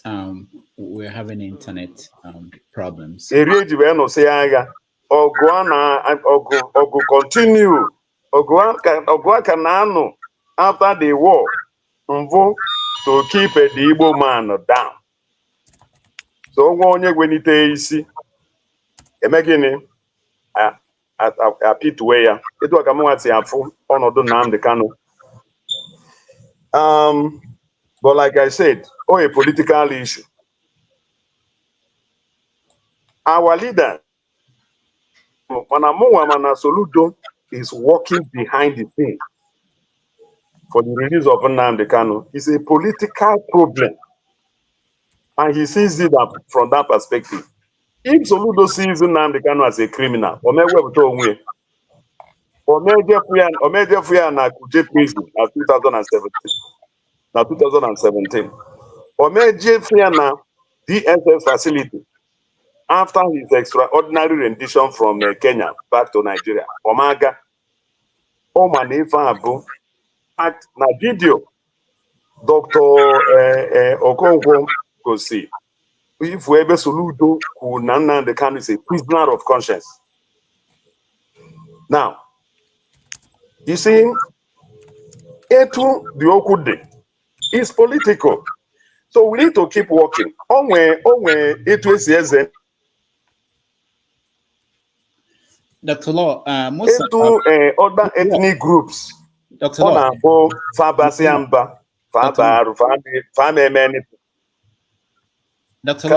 Can I land, sir? Can I land? I wanted to say that most of our viewers are not, they don't understand Igbo. So if you can speak most of your, give your answers in English, that will help. Okay. Sorry. Okay, now I am saying, what I'm saying is that Nnamdi Kanu's case is purely a political matter. It's a political issue. Nnamdi Kanu is not viewed by Soludo or by Igbo leaders as a criminal. Otherwise, Soludo will not go visiting him in Kuje prison or going to DSS facility to see him after his extraordinary rendition from Kenya back to Nigeria to continue his trial in Justice Binta Nyako's court. No, he believes it's a political problem. Now, you see, there is a difference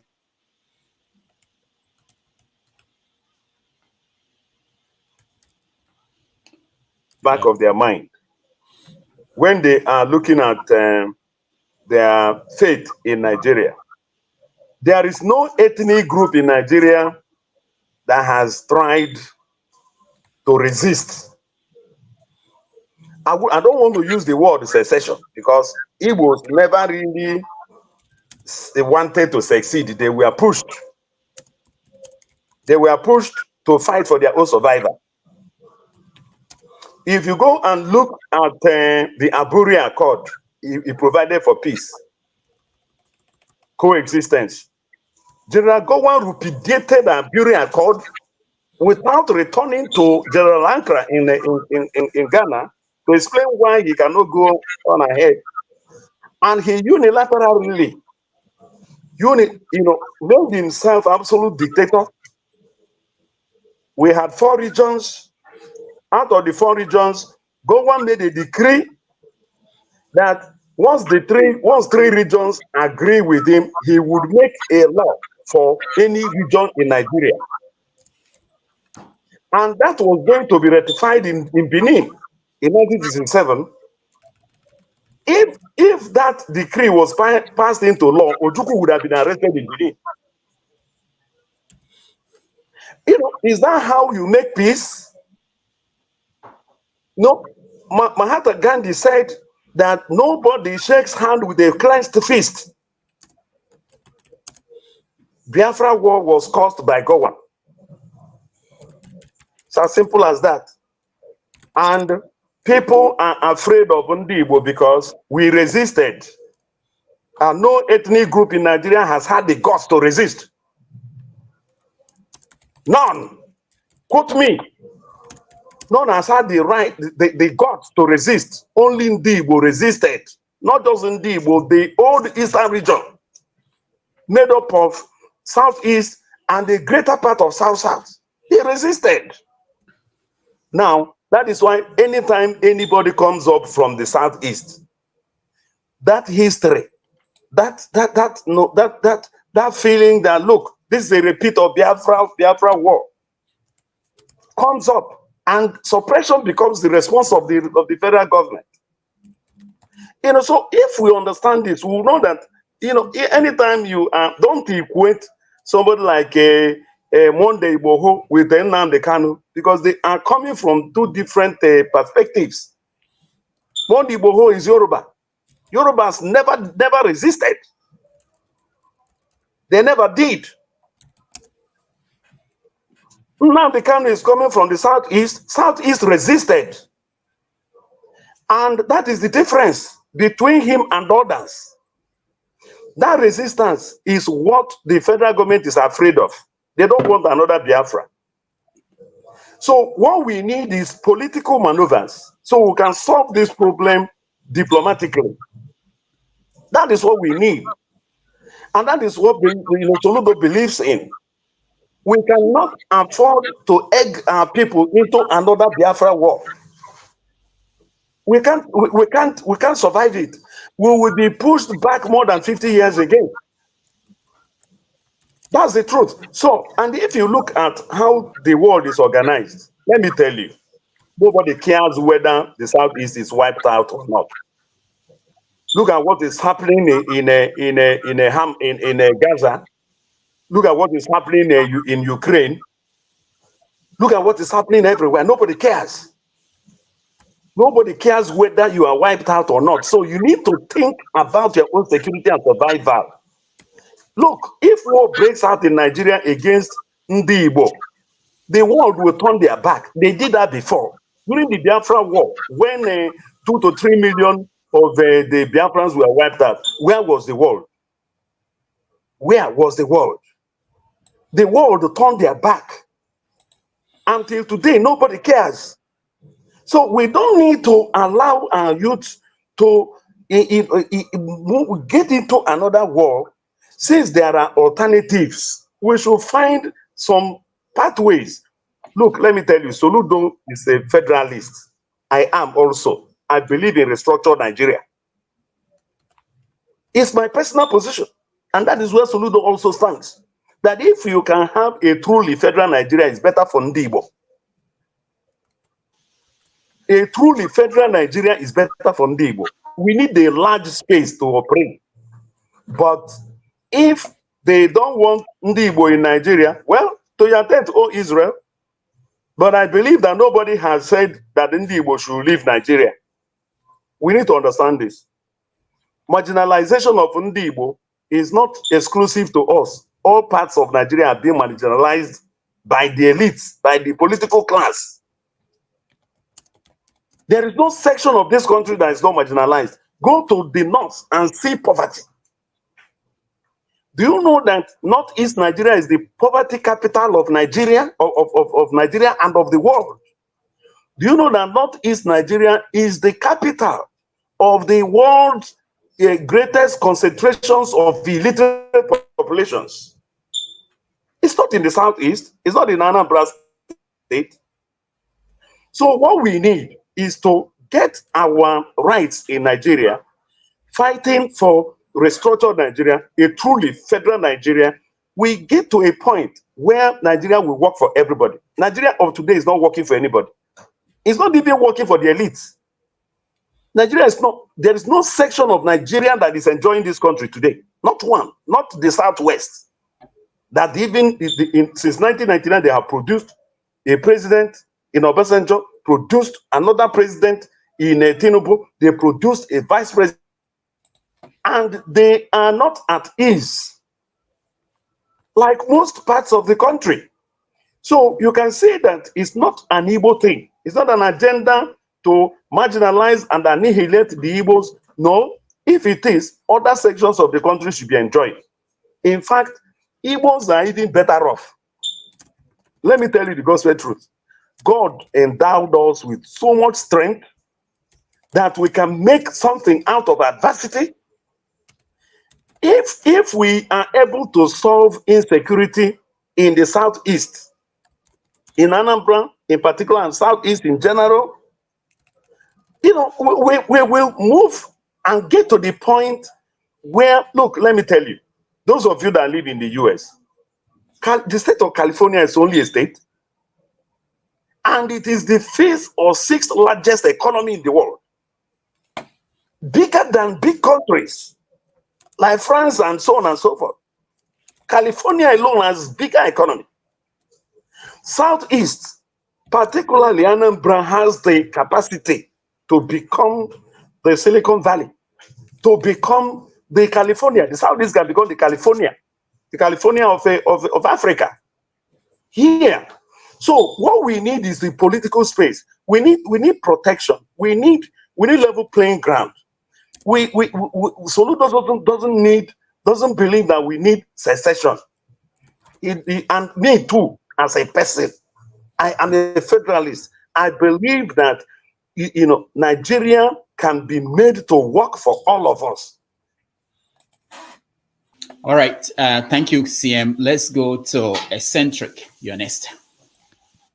Hello, Dr. Law. Nobody can push in deep. I'm hearing if they want us to dissolve the Nigerian Union, I am here. Nobody should just push us out, and nobody is pushing us out. That is where I stand, and I believe that is where Soludo also stands, because he's a federalist. All right, thank you, Dr. Law. Let's go to Eccentric. You're next. Eccentric. All right, Dr. Law. My question is on the issue of education. What is Soludo, the governor of Anambra State, doing about doing in terms of education? Like, what are the investments that he's making in educational researches and with the focus in the scientific field, right? Because it's imperative that we invest in the scientific education in order to create skilled manpower, right, to develop the country. And no country can be developed without investment in education, especially in the area of sciences. And when it comes to the issue of agitation in Igbo land, right, most of it is because of disenfranchisement, for sure. But the government in the various areas are not doing enough to help mitigate the effect of hyperinflation. So what are the social programs that Soludo has to mitigate the effects of hyperinflation in the area of Anambra? Because that's his focus as a governor of Anambra State. All right, thank you, Eccentric. Yeah, thank you. Very beautiful.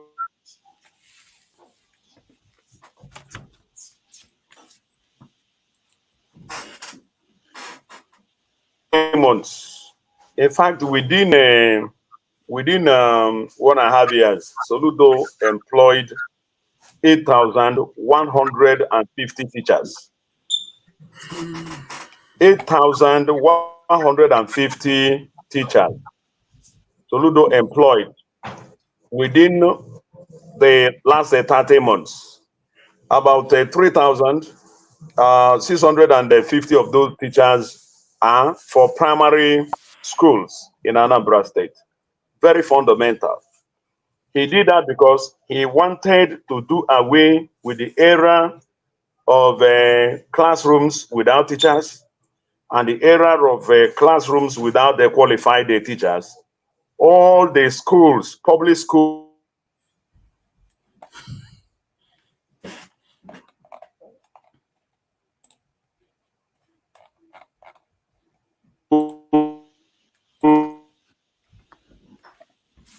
All right, bear with us, audience.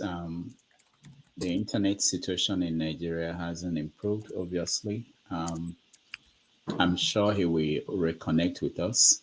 And I think at this point, maybe we will take another break. When we come back, we finish up with the questions. So everybody, find the best question you have. We agreed on 2 hours, and it's over 2 hours. But let's take a break. I'm sure he will take questions from the people who are already here. And then we will be right back. Thank you all for joining us. I appreciate you.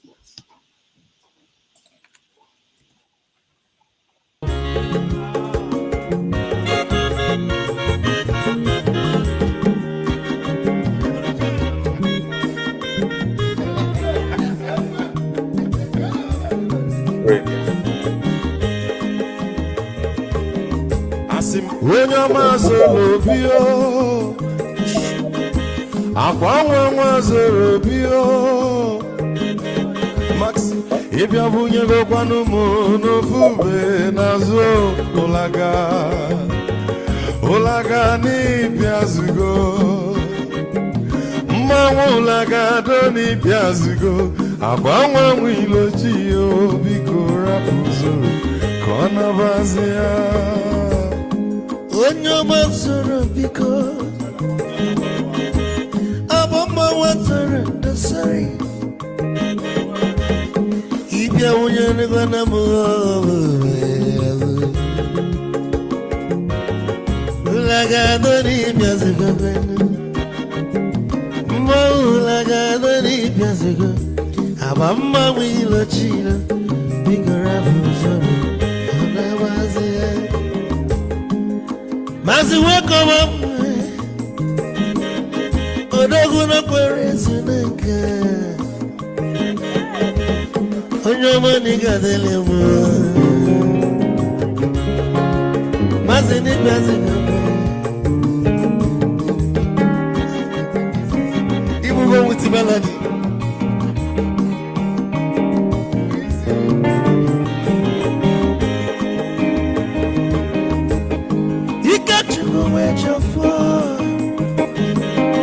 Odogu na chalanoka Ezi wane mliga delemo Olagado ni piazigo Olagado ni piazigo Amama wilo chilo Bikorafuzo Anabazi Te Onyama Zorode Sorry, if I were the one of Molaga, don't Piazugo, Nazaboy, Molaga, don't Piazugo, Amamba Wilo Chilo, Biko Rapuzo, Anavazi, Ice. A double can never be kitchen for. Ama kwa mnika kugodia Waligwe kwelo Ikeja mabele bege Hey, you won!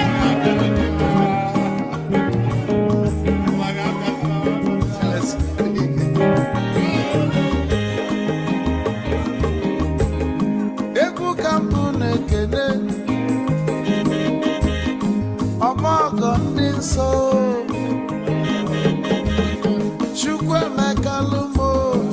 Chukwu negaji Esi nwanne mekene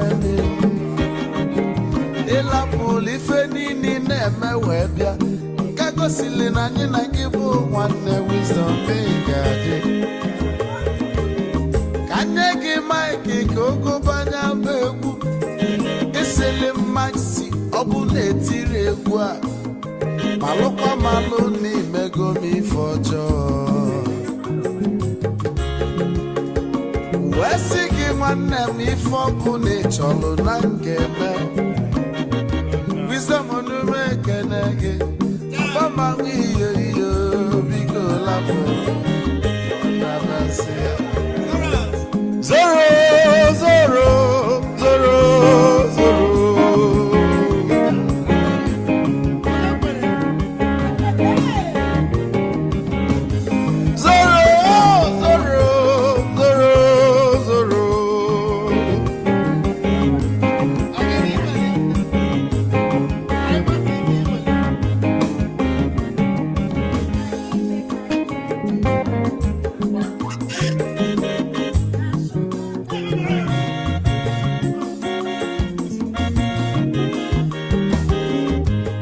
Deduru joy na bugwa osa Sokoto Ujembe mwilo Anu solo mwe manofia nara Onye nwuro zurike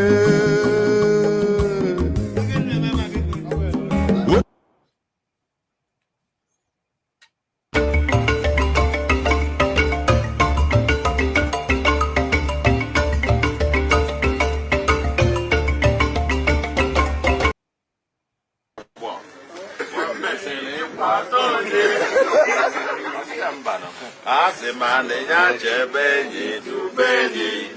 Odika sina kota benyi. Asimaninya kobenyi chebenyi. Odika sina kota benyi. Obenyi kabisi oche. Obenyi kabisi oche. Eni na gana isubira so promogongo.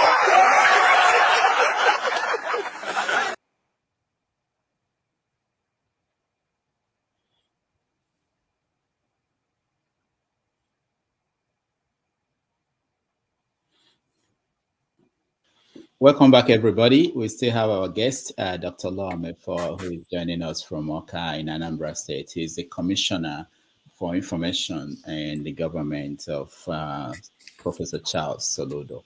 So let's quickly get to those who are here to ask questions, and then we'll round it up. Let me start with you, Ndubisi. You're next. Thank you, Doctor. Good afternoon, Dr. Mefor. Happy to see you. Yeah, thank you, my brother. Yeah, my own is an appeal. This insecurity in the southeast, particularly in Anambra and Imo, the Ihiala axis is too much. People have left their villages and run away, and houses have been set ablaze in some places.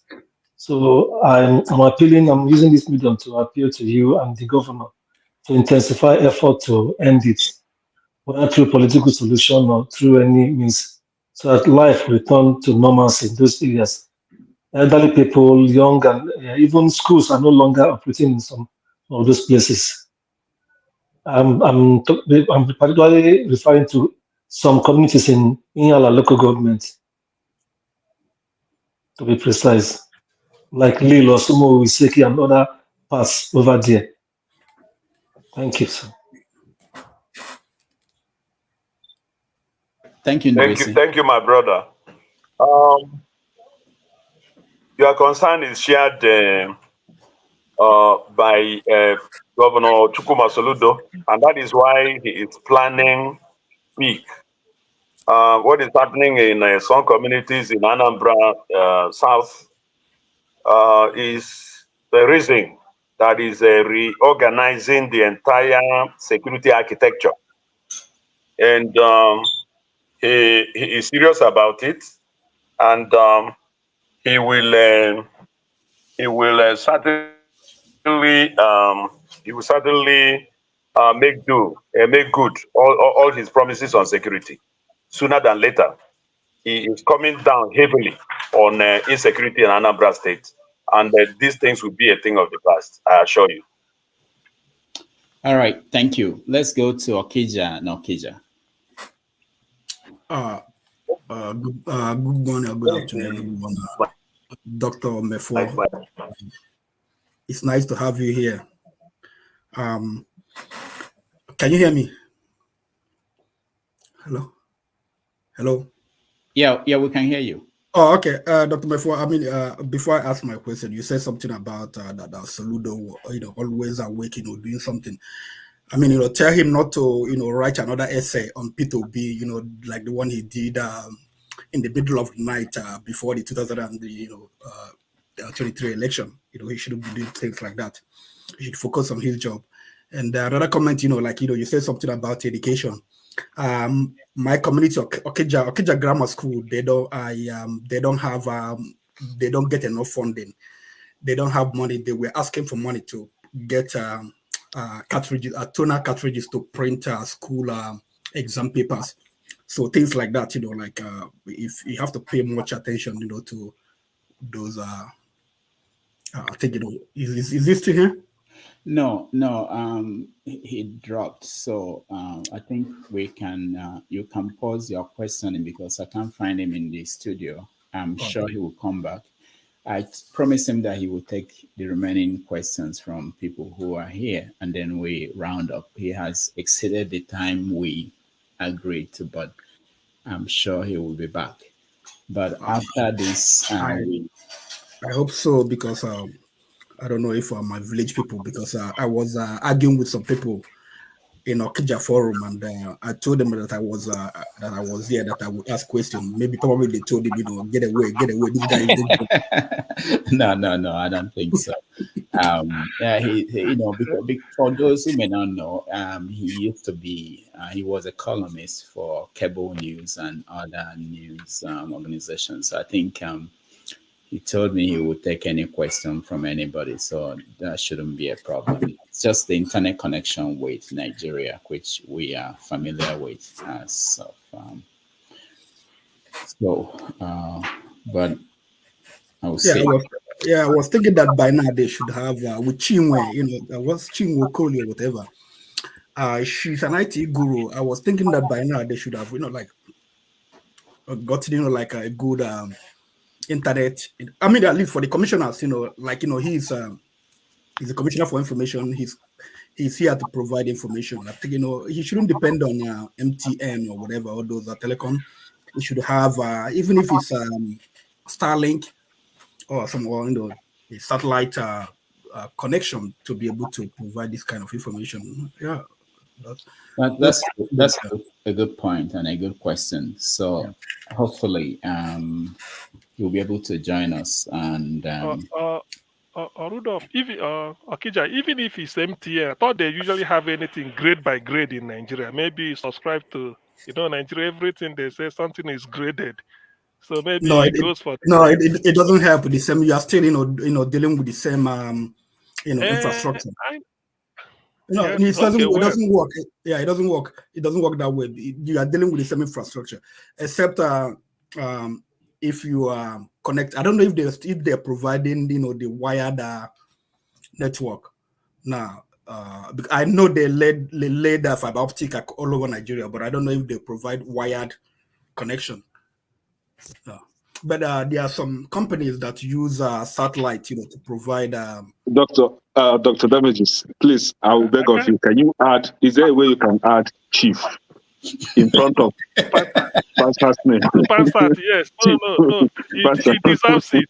No. And today he will have his way. Pansat, you will have your way, whatever it is today. Today is a special. I will fight anybody who interrupts. Pansat, can get to be. No. Come on, all right. Come on, all right. So what I think he didn't answer. I called him to see what's going on, but I think we can begin our feedback conversation. If it comes back again, we will. I sent him a text and everything. We will get him to answer the 2 remaining questions, or maybe 3 now that we have Pansat. Pansat, welcome to the show.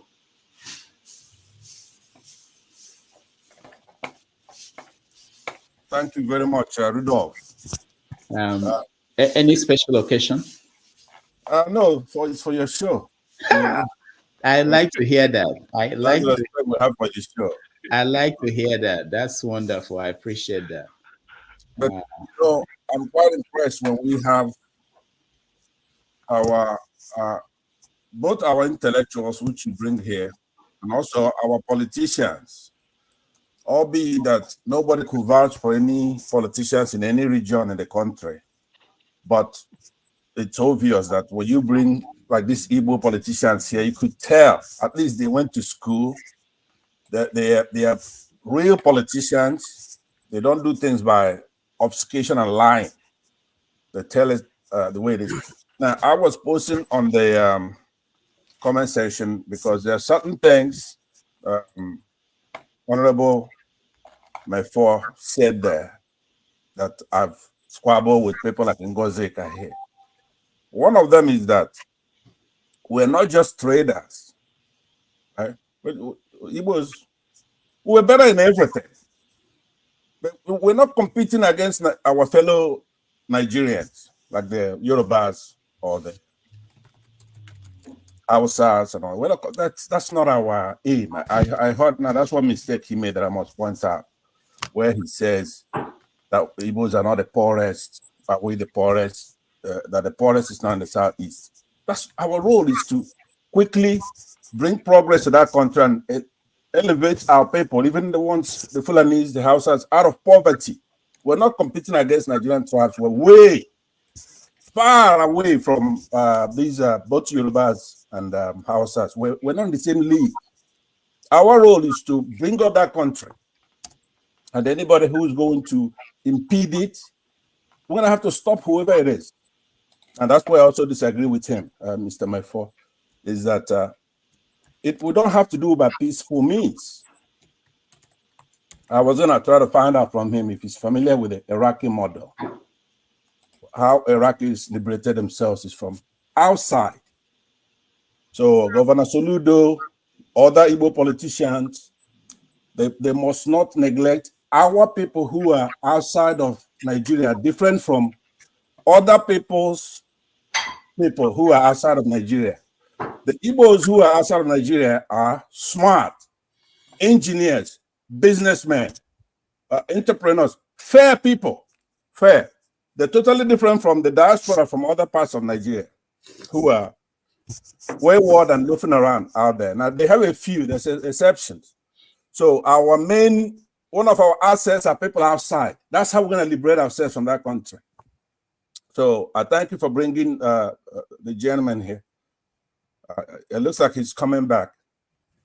So I'll give him a chance to, when it's my turn, I want to ask him a couple of questions. No, one question, please. We are rounding up. Actually, I brought you in just because you dressed well for the show. I know how to treat you. Otherwise, we are done with bringing anybody in, but you dressed properly for the show. We appreciate that. Okay, Dr. Love, thank you so much for coming back. We have 3 more questions for you, and then we'll round up. So, Okija, continue. Maybe you can start from your question, please.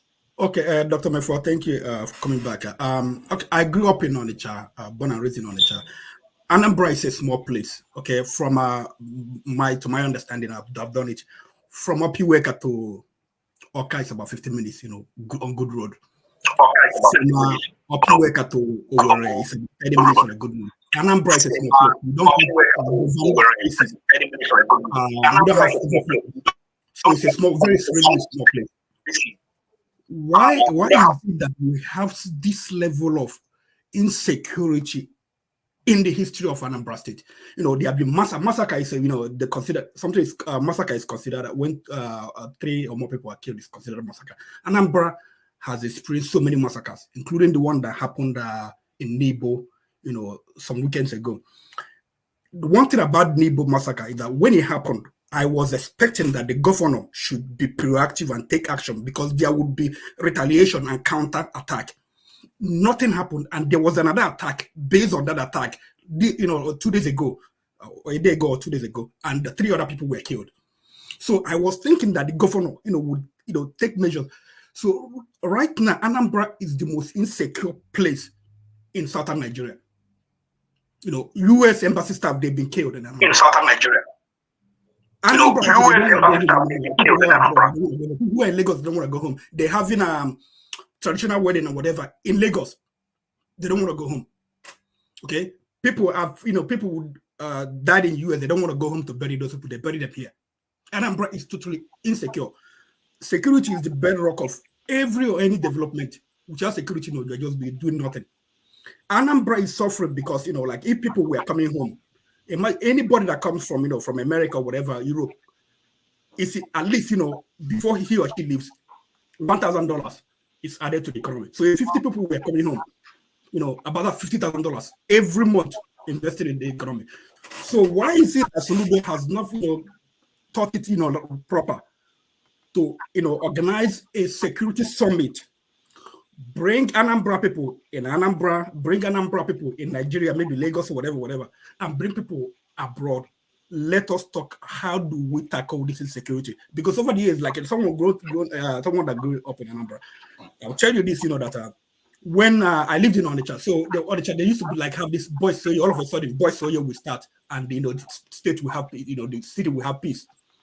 And then when Badnuji came up with Bakassi boys, that did that his own. When this guy came, P2B, he came up with this bulldozing, taking over kidnappers, whatever, houses or then. what has Soludo done in terms of security? You know,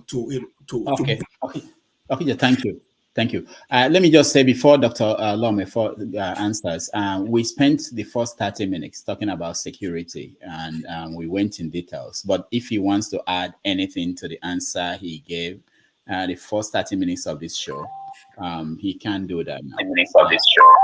I listened to him. That's why I asked this question. Because my question is specific. That's why I asked this question. Security summit.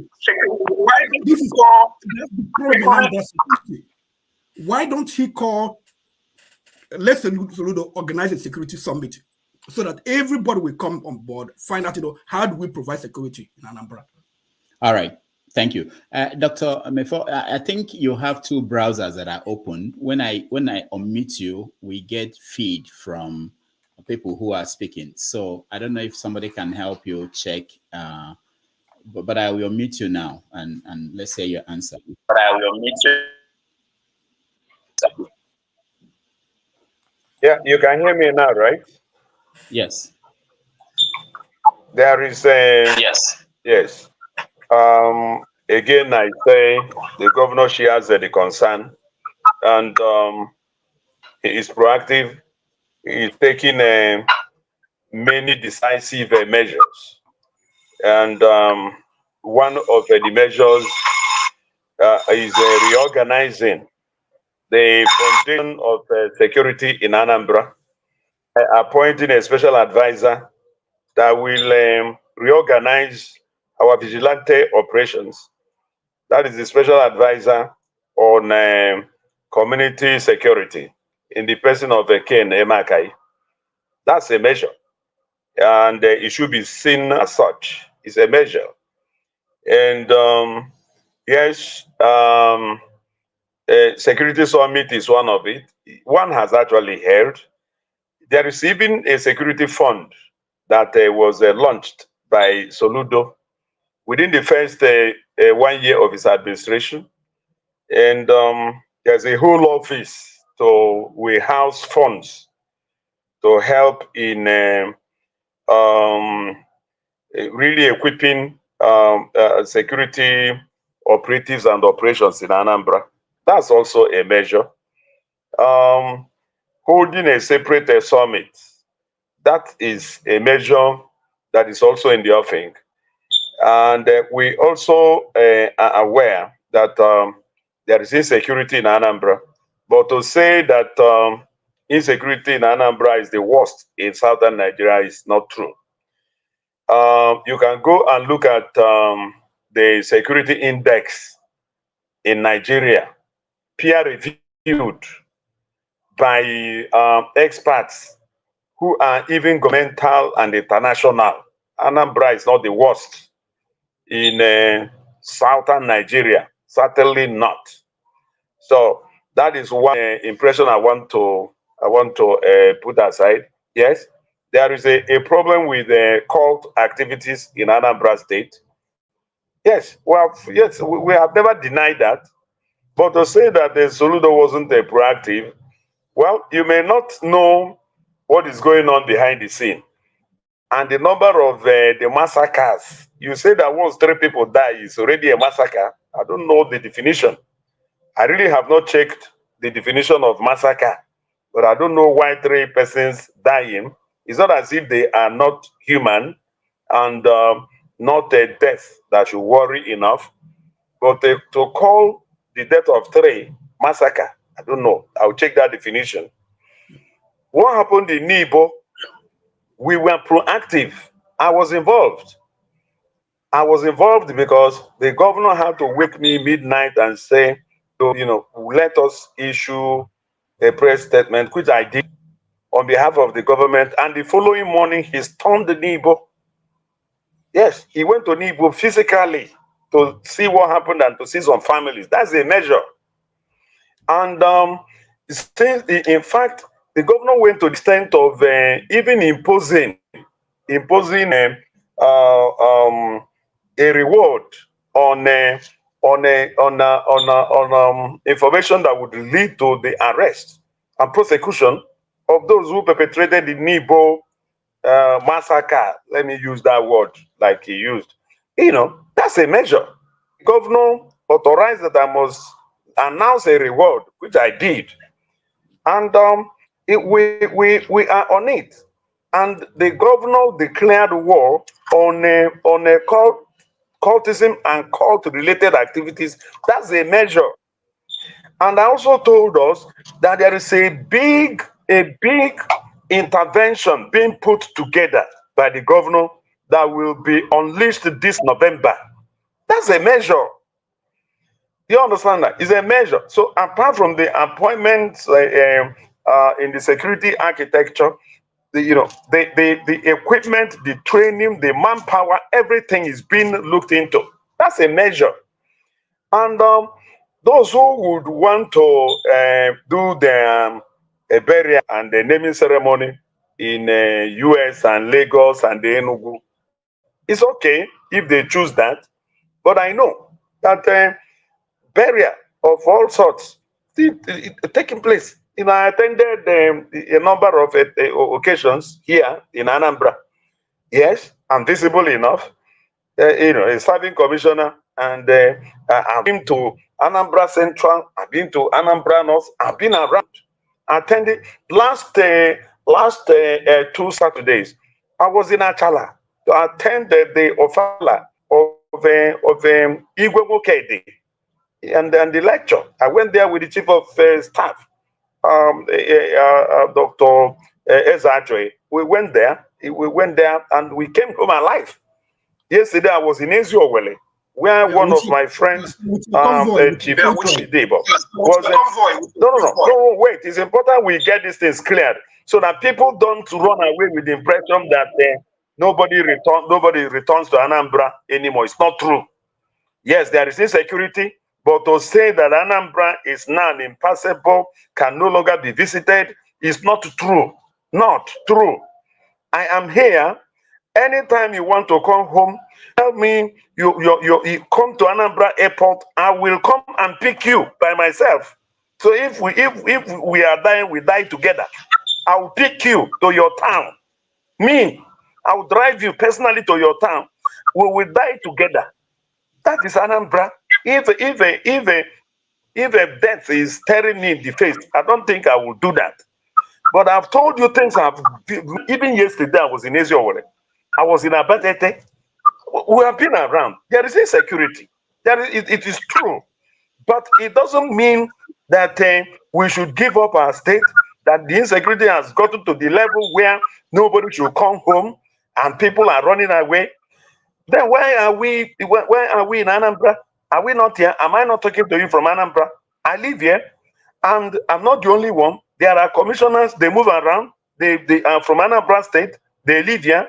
There are government officials. They live here. I have no security. I have no police attached to me. I move around. So why are we creating this kind of scare on our state to the point that, look, I said I have no security man attached to me, not one. So let's leave these things. Let us not create this impression that the Anambra is dead and they're buried and people have run away. It is not true. It's not. Let us, yes, we need to work together to restore security in Anambra fully. Not that starting from ground zero. It's not true. A lot needs to be done, but a lot has also been done. Yes, we are not yet there. We are not yet there, but certainly it is not where we were when Soludo came in. We have covered a lot of miles. Let those who are outside Anambra, outside Nigeria, come home and let us do Christmas, nothing mega. Okay, sir, thank you very much. Please, thank you very much. Please suggest to the governor. We are all looking for solution. Okay, we're all looking for solution. Okay, I'm not here to quarrel or whatever. We are looking for solution. Suggest to the governor, let there be a security summit so that everyone will discuss this issue. We want it to be solved. Thank you. I'll take it up. I promise you. All right. Thank you, Peja. Let me go to Can I be honest? Okay. Good day, Dr. Mefor. Good to have you today. Abu Monibu, and I'm from Anambra State. Okija raised a question about insecurity, and I expected that the Anambra State governor, whom we trusted that was going to bring change in Anambra State, but of recent, personally, I'm beginning to have a rethink when it comes to Soludo's style of leadership. Because the same governor that is supposed to encourage his citizens to always come home, just as you are telling us right now, the same governor ran to Abuja to host his daughter's wedding in Abuja instead of taking it down to Anambra State. I don't know if we don't have good hotels in Anambra or we don't have good wedding centers in Anambra. That must have necessitated him to take his daughter's wedding to Abuja instead of Anambra. That is, if there is security in Anambra State, as he claimed. The same governor that you are now telling us that you championed wait. Now let's get one thing straight. Can we get one thing straight? Is it the daughter's wedding or the son's wedding? The daughter's wedding, traditional wedding. Supposed to. If it were your son, would you allow your father-in-law to decide where you will hold the reception of your son's wedding? I did not say reception. I said traditional wedding. No. I'm saying in Igbo culture, you are the man. You are married. Probably you have a son. If you're married and you have a son, wait now. Let's get this thing straight now, so that we know what we are saying now. Please, I am asking you, if you have a son and your son wants to marry, would you allow the father-in-law to decide where your son's wedding reception will take place? Can I answer the question? Answer, sir. So if I have a son, I will go with my son to my prospective in-laws' house to pay the traditional requirement. Not in Abuja.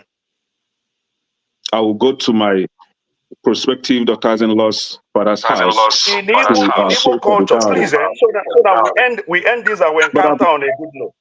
Soludo has no right to decide for the daughter's husband where he would hold his wedding reception. He has no such right. Okay, so let me ask my question. If you believe that because he's the governor, he will now force the son-in-law to hold his wedding reception of his daughter in Anambra, please, it is very wrong. Let us not drive certain narration. No, it's not wrong. No, honestly, it's not an issue at all. The man, if it were Soludo's son, Soludo can prevail on the son and say, look, you cannot do this in outside Anambra. But why should the governor, because he's the governor, force the son-in-law, who is a man in his own right, to decide where he would hold his own wedding reception? Because he's the governor, he will now force him to hold the wedding reception in Anambra. And we are here making it an issue. Please move to the next question. I beg. All right. Okay, I've not asked my question yet. I've not asked my question yet. So, in your speech, hold on, connect. So we're having a problem. I think our guest has two browsers that are open, so we get echo when you speak. Anybody speaks. So it's more important now than ever that we don't speak until the first whoever is speaking ends, so that we don't have this problem. So can I just go straight to your question? Okay, that's right. You were here, you're alleging the governor of Anambra State singing praises, which is good. But and you also say that Soludo champions the cause of Indigo, and I disagree with you on that. Because the same Soludo will have three presidential candidates. I mean, known like popular presidential candidates. One is from the north, one is from the west, and one is from southeast, which is P2B. But Soludo was vehemently against his brother's chances of becoming the president of the country. And I don't know why that should be coming from someone that you claim to prioritize the cause of Indigo. Then we have a governor Soludo. I want you to tell us why a governor, a supposed governor that is supposed to be governor for all, whether you are in APC, PDP, or whatever party that you belong to, went around in Anambra State threatening the people of Anambra State that they must vote for APGA legislators, or in his statement, and I quote him, there will be consequences. Why should a governor be threatening people over their choice of votes? All right, thank you, Kene. Let's hear from our guest. Let me answer that question quickly. You see, the word threat, I don't know what you mean by that. Soludo, as the governor, also belongs to a party, and not only belonging to a party, he's also the leader, the leader of his party. During elections, the leader of the party will have to lead the campaign and make sure that he secures a victory for his party. Yes, he campaigned for his party, saying that, look, you have to vote for APGA, and I agree with him. I don't know where you live. In the US, there is a popular saying that if it is not broken, don't fix it. That is what Soludo said, that you are mistaken for a threat. No, it's a threat. It's a direct threat. If you don't vote for APGA, there will be no development in your area. Listen now, in that election, there are parts of Anambra, some local governments that voted for other legislators, and he's doing work in all those places, even where APGA lost in Anambra House of Assembly election. He has not, if you say he threatened, and meanwhile, APGA lost in some places, and he has not brought any punitive measure against those people, your observation is actually no longer necessary, because he has been overtaken by events. Why? He has not brought any action to bear against those who voted against APGA. So why raise it up now? Thank you. It's a rhetorical question. I don't need an answer to it. So let's go to the final question. And that's Pansat. Just one question. Find the best of your questions and just one question, please. All right. Welcome, Dr. Mefor. And the last question that I'm just going to say a couple of things before I ask the question. You heard the format.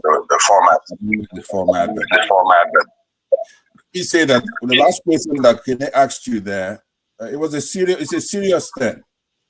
That the P2B election of 2022-2023, it was not a mundane event.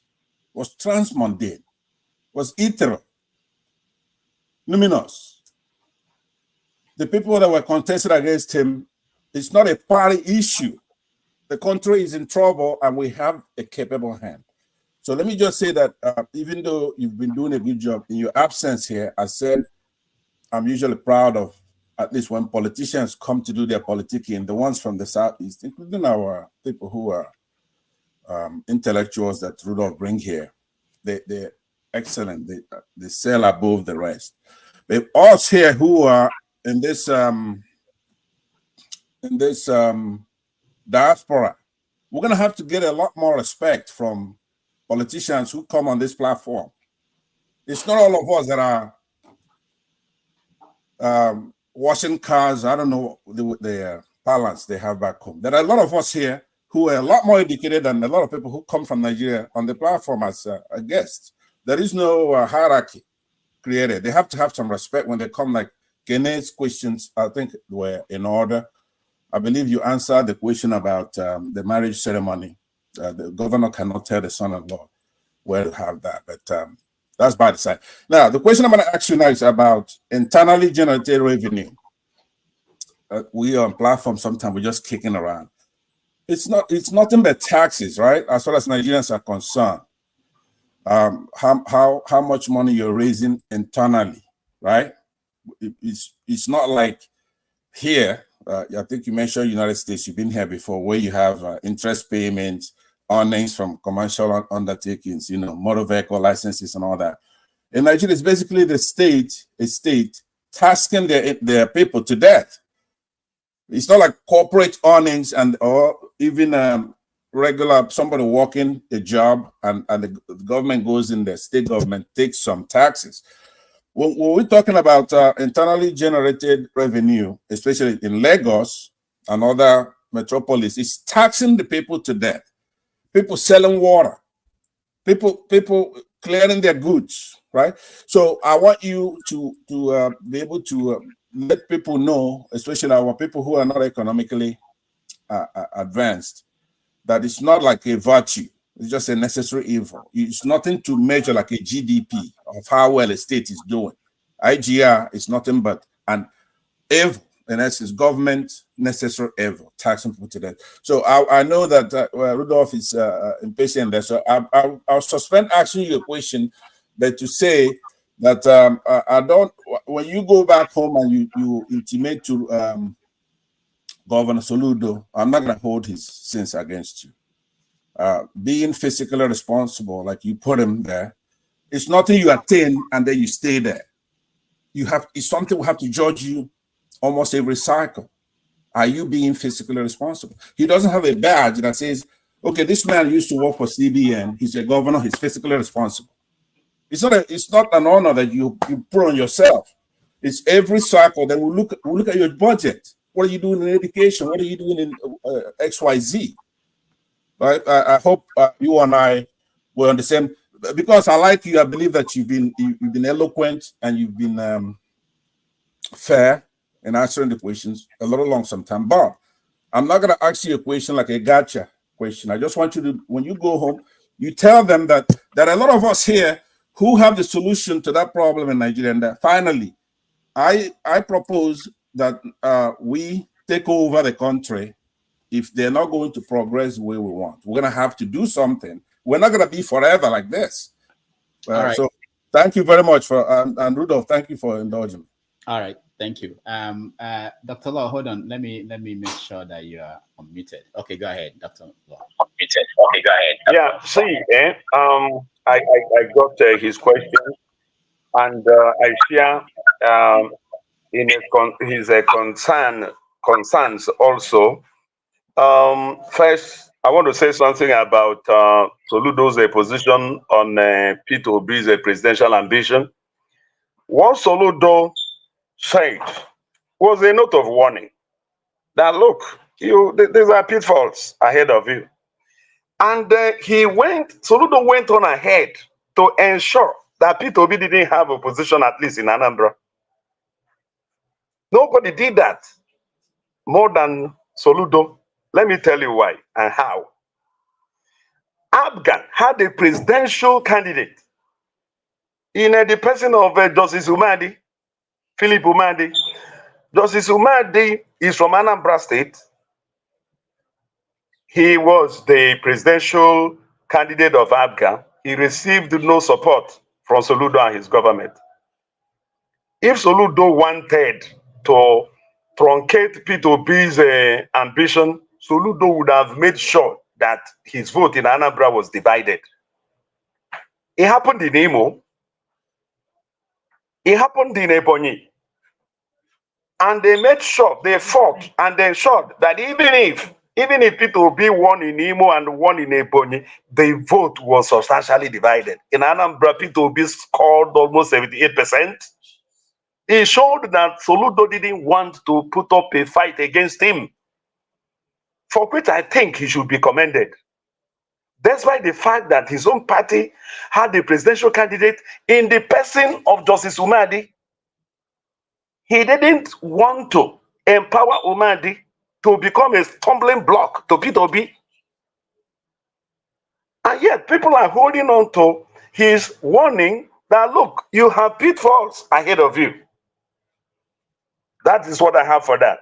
Number two, tax being exercised in Nigeria, people being taxed to death. I agree with you. In Nigeria, you have such tax in Lagos, federal government. Yes, you have a point there. Margaret Thatcher, when she was Prime Minister of Britain, said that no economy has ever grown and no economy will grow by taxing the people beyond their capacity to pay. That is where Soludo stands. And that is why in Anambra, the Anambra have not been taxed beyond 2% of their capacity to pay. In the US where you live, the tax range is up to 20%. In Anambra, it's not up to 2%. You can check it. It shows he understands it. That the people should not be taxed to death or taxed beyond their capacity to pay. And I say that our cumulative tax average in Anambra is still in the neighborhood of 2%. It's not even up to 5%. I stand to be corrected. Then, when it comes to the Igbo and Nigeria diaspora being part of what is going on, my brother, that is what we want. I will, whatever, see, take my number, let's work together. Let us articulate sector by sector things you want done. I will set up meetings, so that if even online meet, you don't need to even travel down. We can, like we're having this kind of meeting here, presentations can be made like this, and from there we pick things we want done. Those of us in Nigeria, we don't claim to have monopoly over knowledge or expertise. I, for one, I don't. But, my dear, we want one thing, all of us here in the Soludo administration. We want things done. Soludo is working on what he calls prosperous and livable Anambra State. It's for the Igbo, not only in Anambra, it's for the Anambra more in diaspora. Let them have a home to return to. Let them repatriate their expertise, their funds, because there is an environment to host it. That is what Soludo is working on. He's not working on an exclusive Anambra to the exclusion of the Anambra outside Anambra. I believe that up to 50% of the Anambra don't live in Anambra State. They don't even, many of them that live within the southeast, many don't live within the southeast, or live in Nigeria, or live outside Nigeria. What that means is that up to majority, up to 50% of the Anambra are not in Anambra State. So there is no way you can effectively govern Anambra State to the exclusion of those who are outside. And those of us who are outside, they have expertise. When they say Igbo diaspora, Nigeria diaspora, 30 to 40% of the people being referred to are Anambra.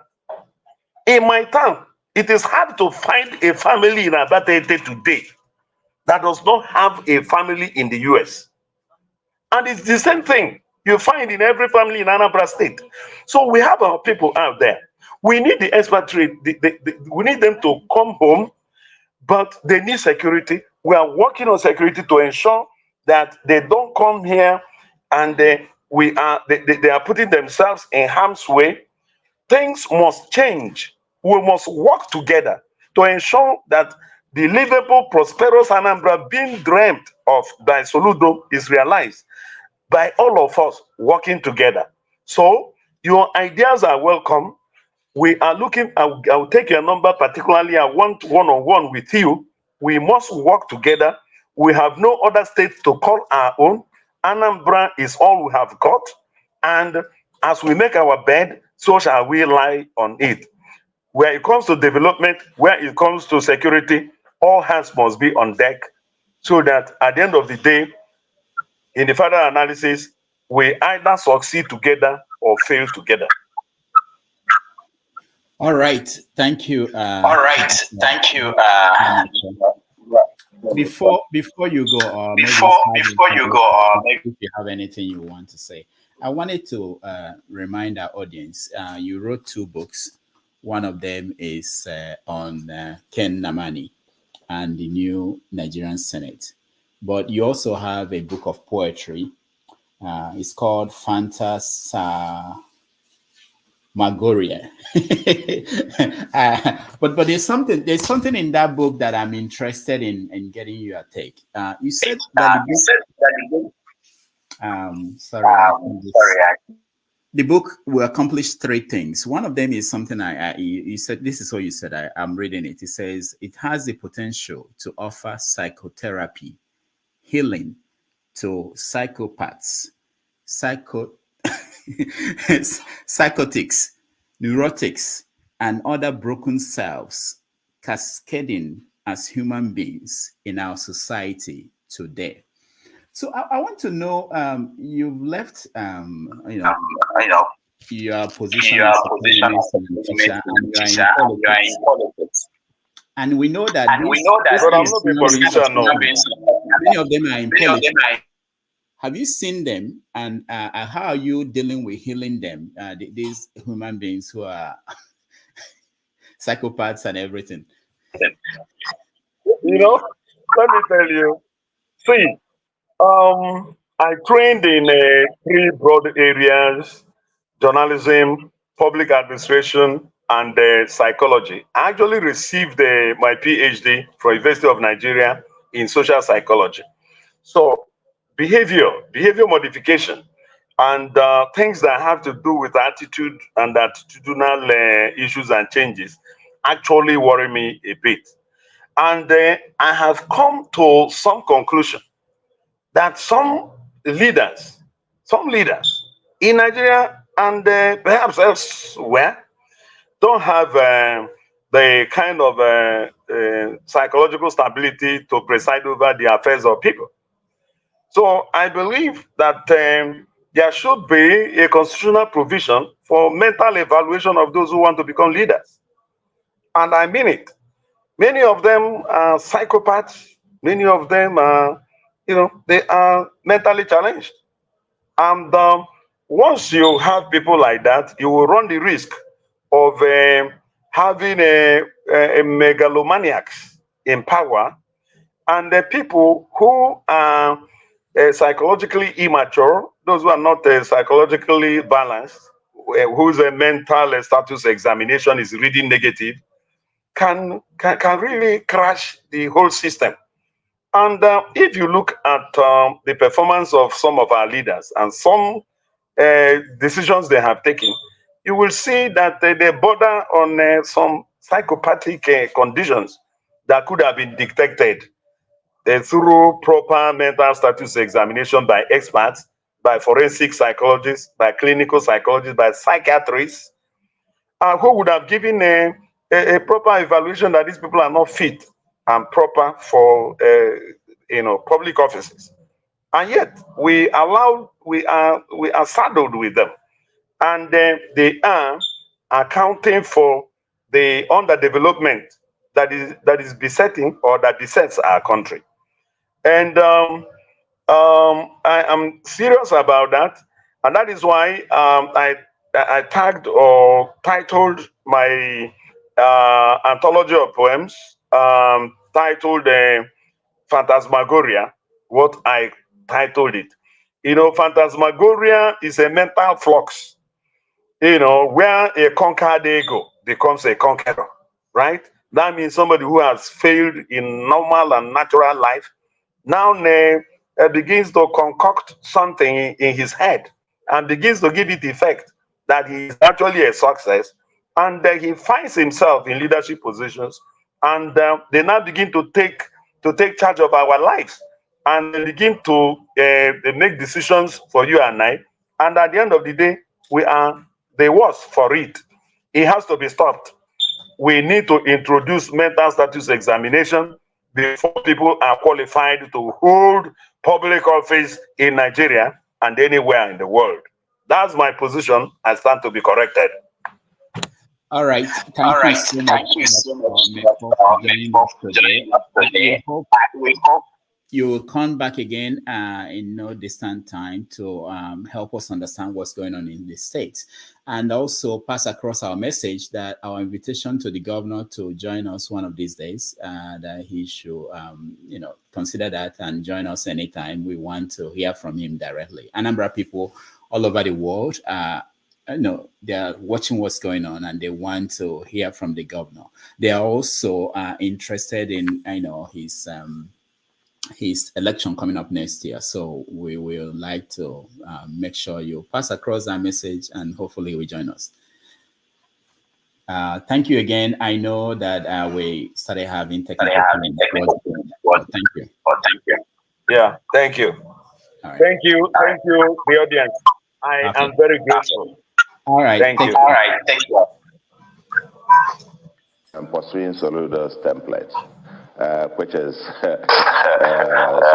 Soludo's template takes about, producing results, by being accountable and prudent. We don't save money for the sake of saving money. I mean, saving money is not an output. It's not an outcome by itself. We put money to produce value for our people. If you don't have something to spend money on, then save it. But if you have something, you can't have your people in the hospital dying and you say you are saving money and so on, and poverty is escalating and so on and so forth. Now,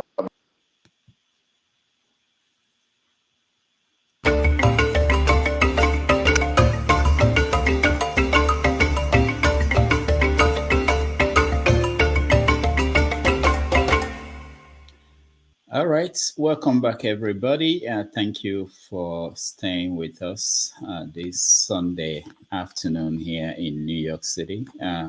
We appreciate all of you.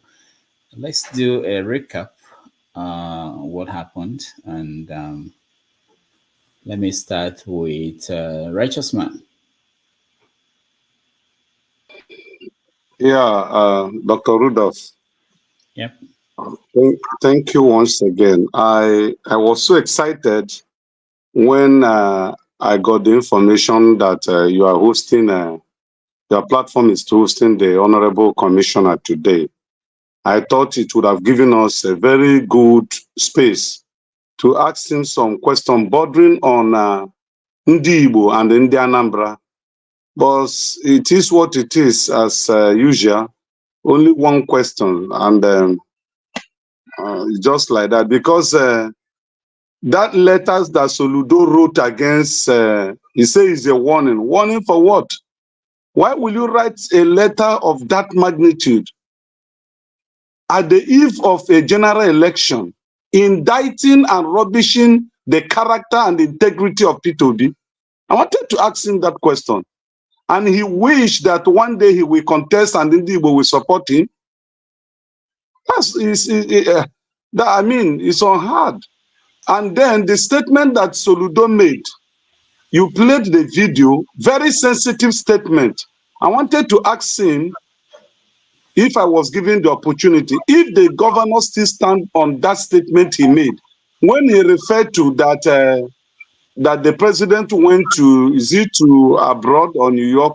I think he was referring to, Soludo was referring to Buhari. Then when he got there, he said there won't be any referendum. So Soludo said something that he was shocked. So the issue have gotten to the level of referendum. That means there was a phrase he used there, that this thing is then he patched there. So is Soludo still standing on that statement he made? All right. And then second, and finally, how many years now have they started this sit at home? All the trillions they have been recovering all these years when there was no sit at home. What did they use those trillions to do? If they say the trillions in this few sit at home on Sundays, I mean on Mondays, have affected their economy, it has affected development. In previous years when there was no sit at home, what did they use the trillions to achieve? All right. Thank you, Righteous Man. Just to make a side comment about the last comment you made. When they say trillion, they are not saying that the money was supposed to go to the government. It's part of the money that will be in circulation. And if it's not in circulation, it's taken out of everybody's pocket, not just the government. But anyway, Henry, you're next. Yeah, like your guest was saying about when Professor Soludo said it's not Igbo's turn to become president. He was just running around. He could not give. This was open. It was in. You saw it yourself. You are a journalist. You saw it in national TV. He made this statement. When he was saying it, everything they talk about Igbo, they put blame on other people for them not progressing. But one of their brother came out boldly say want to contest as president to change the narrative, to change the things, the system. But some of all these called politicians who come around here to bamboozle you people, lie to you people, come here to see their intellectual, their lying for their own self-interest, think coming to defend what the governor statement that he made in the public, in national TV. The whole world listened to what he said. He said it's not time for the Igbos to become president. He said it. Soludo said it. So do you think this kind of people want progress from Igbo land? This kind of people, I don't think so. So when he come here, they call him doctor or a professor, they come here to bamboozle people. Forget about people say you don't respect the elders. Me, I'm an elder too. My father come here to lie. I wasn't telling him he's a liar. That's it. It's everything was there. Okay, we are. I'm not an Igbo, but I feel the way they treat the Igbos is not right. But it's the time for them to rule, to see how things going to change. But they cannot come as one brother to say, okay, let's support Peter Obi. Peter Obi have 100% chance to win this thing. Most of these Igbo politicians bamboozle everything. So when he come here and start defending lies, it's just, I'm just ashamed to listen to people who are educated like this coming here to lie, elders coming here to lie. And I told him about this elderly man, he's still in prison now in Lagos. He made a statement that he will invite ESN since the government don't want to protect the Igbo property. I think most of you know about this issue. The guy is still, the old man is still in prison there. But now he's telling me he don't know about it. Are they kidding me? Are people believe what they are saying? Yeah. When you speak, they say you're insulting the Igbos, Igbo elders. So if your father is lying, you come and defend you for the lies. You'll be ashamed of yourself coming here to defend lies. Some of these are one of the Igbos, some of the Igbos elders who don't want the country to be released either. You want to tell me now that the Igbos come together to put pressure on the government to release this person? If not, they send this issue to the highest level. They will not release Nnamdi Kanu. Are you kidding me? So you mean say the Igbos are so powerless they cannot pressure on the government to release Nnamdi Kanu? He did not commit any crime yet. He was not found guilty yet. Why is he there? This is what people should be talking about. Not some of these people come here and start telling you you're insulting Edda. Edda is coming here to lie. Let this Nnamdi Kanu be your brother or your father. Let's see how you're going to feel. Forget about IPOB or Brafa. This man is fighting for the cause of the Igbo. And some of them are coming doing politics on this man. He says, now he was telling you people here, it was politics, it's politics. Who are the politicians? Do you stick what Igbo is doing this? So you want to tell me they are powerless? These Indigbos, they are so powerless, they cannot even fight for their brother to be released. It's not, Nnamdi Kanu is not guilty yet. People don't know that. It's a crime the government did what it's doing to this man. People should wake up. Thank you. All right. Thank you so much, Henry. CM, Ernest. Okay.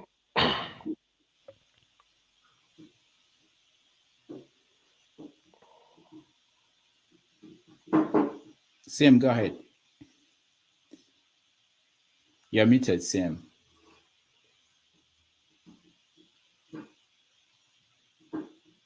Why did I mute myself again? All right, we can hear you. Okay, yeah. So what I'm saying is, overall, the way he answered my question, I wasn't quite happy with it anyway, but because it's not something between two of us, I could have been, because what I wanted him to commit to is, Nnamdi Kanu is behind bars. Tried from the High Court to Court of Appeal to Supreme Court and back to High Court again. That's a shame. I would have liked to recommend the governors, tell the president, if you are not releasing Nnamdi Kanu, we will never attend any meeting again in Nigeria. It's as simple as that. You can call it the want to secede. Anybody can read any meaning. That if the guy is not released and you give a deadline, that the whole of Southeast will never see themselves in Nigeria. If you want to pay all of us, you can bring your battalion After all, where you can round us up, but this cannot continue. Do you know that every day when I wake up, I feel ashamed as an Igbo man? There has never been anybody in history. You try from the lower court up to the Supreme Court, then you go back again because it's an Igbo man. For those that we say terrorism or treason, the section they said in Nigerian constitution, as imperfect as it is, the section they refer to that said prescribed treason or whatever, the section did not say if you want to interpret treason, interpret it this way for somebody from Ibibio, interpret it this way for somebody from maybe Chekiri, interpret it this way for Kanuri, for Igbo, for Yoruba. No, the same thing. Is that not the same interpretation they give to Showore and say go? Is that not the same interpretation they use for Igbo and say go? Even Mieti Yala, their leaders, they said go. So what is the point? I've seen it's in Nigeria. They publish officially about 15 names, say people sponsoring terrorism in Nigeria. It was published in the national, we saw it. See, when I saw this time, so my own is just that nothing is interesting, although there are a lot of things, the questions others are asked, they were quite good. I mean, the thought of but to me, nothing is more pertinent, nothing is more disturbing than if as an Igbo man, I remember Nnamdi Kanu is behind bars. What if the Supreme Court, the court has found Nnamdi Kanu guilty, life imprisonment? His case would have been ended. Nah? By now, he would have spent about 3 years of that jail time. But he's still there. Which court again will try him? I had expected. I wish I have the ear of any government. Tell them, look, forget about what they will say. You are acting on the people. That the people Ndibo told you. If they did not release Nnamdi Kanu, the whole governors will never attend any meeting in Abuja. Let them do what they are doing in Rivers. Seize our location. Then let us now know. Let the world hear us. Because some people may say, go and demonstrate. Go to Abuja and do sit at home. Go to this, go to this. If our governors, we intimate them, say, look, you go there. I wanted to tell him. They said, you people are going. You are doing something. Tell us, report back to us. Okay, I agree you are doing. CM, let me stop you. Just to say this, I asked a similar question to Senator Abaribe. I said, why wouldn't the Southeast work with the South-South and the Southwest? I'm not even talking about Nnamdi Kanu. I'm talking about pushing issues that they all agree or should agree to, something like VAT. And there are so many issues in the country where you think the Southeast, South-South, Southwest, even the middle belt could come together and pull out and say, until this is done. And it was done before in the 60s, and it was done by the Northern regional representatives in Lagos. They went back to the North and said they won't come back until something is done. And I asked that question. What he said was that if the Southeast should decide to pull out, that others will continue their business. But the challenge he mentioned was that there are people within the Southeast senators or House of Rep who will say no. The same thing with if you were saying about governors, you know there are some governors in the Southeast that will never go with whatever you are saying. So what should they do after that? I'm not defending them. I'm just saying that we should always be realistic when we talk about these people we are expecting to do some of these things. Go ahead, continue. Yes, but he left. You know, when people tell you they are doing something, you tend to wonder. Come clean. Tell us, what are you doing? Is it right letter? Okay, let me even say this, and then I stop. If today they went and beg, and tomorrow they're releasing Nnamdi Kanu, it means the Southeast governors are higher than the Supreme Court. That is just the meaning. It means that court is not the final court. The rule of law is not supreme. That the court can jail you if you gather people to go and beg, then you go. That is the meaning. If the court say you are owing, You gather people to go and say, no, I'm not owing. They said, okay, go. We shouldn't be involved. This is no longer a human issue because having gone through the court, you don't go to court to go and play draw. Not like Barcelona and Real Madrid, 0-0. No, it's either you win or you lose. Nnamdi Kanu won. He did not lose. So let him go home. That's what I'm saying. That's why I'm so... If this thing, it troubles my mind. So I said, what shame am I really worth a human being? That somebody is being held. What faith has any other person got? To me, I feel that the essence of holding Nnamdi Kanu is to tell Ndibo, what can you do? Do your worst. That is just the meaning. Thank you. All right. Thank you. So, Kene, you are next. You have a video you want me to play? Yes, sir. I actually had that video in mind during the conversation, but why didn't you play it? We don't get to everything we want whenever that would have ended a lot of false claims from our guests. We didn't get to be. Hold on. Yeah, so there's that assumption that sometimes we don't end up showing everything we wanted to show. Okay, let's see. March. Agwata 2 constituency. My own constituency too. My own state constituency. I follow the vote. Yeah.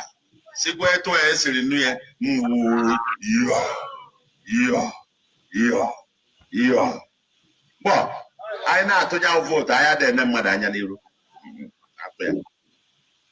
I know the Maconia money I got on now, where I got Bonya Puga. Yamani I got on now, Keba. I got one again. It was Onyozo Bagoteleba. Manos or salary at Organelli. Acquire salary on Abie. Onyan on a house, Ada Luilo. Odalo hospital. Odalo school. Maka don't go whatever. Mobile governor, Yahweh. And on your money at the ma, your money on a party. I again where access. But welcome Naya, Loeba, Meba, Lotequanca. Over on Yapuga, but on our bear, Machiva, Meva. And I don't even know. Yes. I have to go see a walk. Oh, Yankee, I get the anger, upon the phone. Osim Nanga de Bassimi Equanezo, or one Ghana, I just put a party, Mamma, but yeah, or baby. On my wire salary on my beer. All right. Now, we've all heard it, right? So this is the governor of a state. See, let me make it very clear. We all want Anambra to succeed. We all want Ndibo to succeed. And especially, I personally want Soludo to succeed because I kind of supported him during the election. So I want him to succeed. But here you have a governor threatening the people of Ibuku under Agota constituency 2 that they must vote for ABGA. Otherwise, there will be no government infrastructure in their place. Matter of fact, that if they vote for any other House member that is not of ABGA party, there will be no development in their constituency. And then to prove what he just said now, there is a local government in Anambra State, I think is Atani area, Obaru, Rice, Obaru. So there is this house member from Obaru that has been complaining of a motorable road in his constituency. This guy refused to give him a listening ear. You could not even go to that side of Anambra State in your car until the guy now had to step into ABGA. That was when Soludo was able to go and fix the road. So he laid that threat, he made that threat, and he fulfilled it. Now, we have a guest here, and this is it, because sometimes you say that the elders, what the elders see sitting down, the child will not see it, even if he climbed on the tree. Most of our elders are blind, very blind. They don't see anything. You see that they are blind, or they are just like unrepentant, dishonest people completely. Now, we have a guest here that came here to defend that Soludo is continuing, that he says that government is continuing, which I agree, and that Soludo did not abandon any project from Obiano. It's not true. There is a community in Anambra State where Obiano started off a library, very big library, for the people of that local government, Oyi local government, in Ogbunike. Soludo abandoned that project today. That library project is abandoned completely. Nothing is going on there. And that was started by Obiano. Now, we have also a governor that not only wrote a letter threatening or campaigning against P2B, he also went on national TV. We are not stupid. We are not dumb. We have ears. We can listen to what people say, and we can analyze what people say. But this guy literally claimed that obedient were threatening his life. He said that. Not only that he condemned or went against P2B, he even went as far as saying that his own citizens are threatening him, are threatening his life. Just because of his personal problem with P2B. Now, and then this, our guest now is telling us that Soludo campaigned for P2B, and that was why P2B won in Anambra State. It's not true. The entire of Southeast states, P2B won 98% votes in the entire of our Southeast. So was it Soludo that went to the state like Enugu, Abia, Imo, and Ebonyi to campaign for P2B? Another lie. Now, this guy was telling us that P2B, Soludo, is fixing Anambra State. I want him to tell us one good project that Soludo has built and completed in Anambra State. He's talking about Onitsha. Do you know the project that this guy was referring to, Onitsha? A road that is not more than 4 kilometer length. And then you know how you build your house in the village and you build a water fountain, right? He built a water fountain in the middle of the road. That is the project that this guy is talking about. What other projects? The flyover that is building in Ekulobia, substandard flyover that I just hope that flyover will not be a death trap to the people of Ekulobia. Just to make sure that the only place he developed is his own local government. That is it. Now, let him tell us one other project that Soludo is building in Anambra State. One. None. He's just taxing the people to stupor. Soludo has his own touts that collect money for him from most Anambra State markets.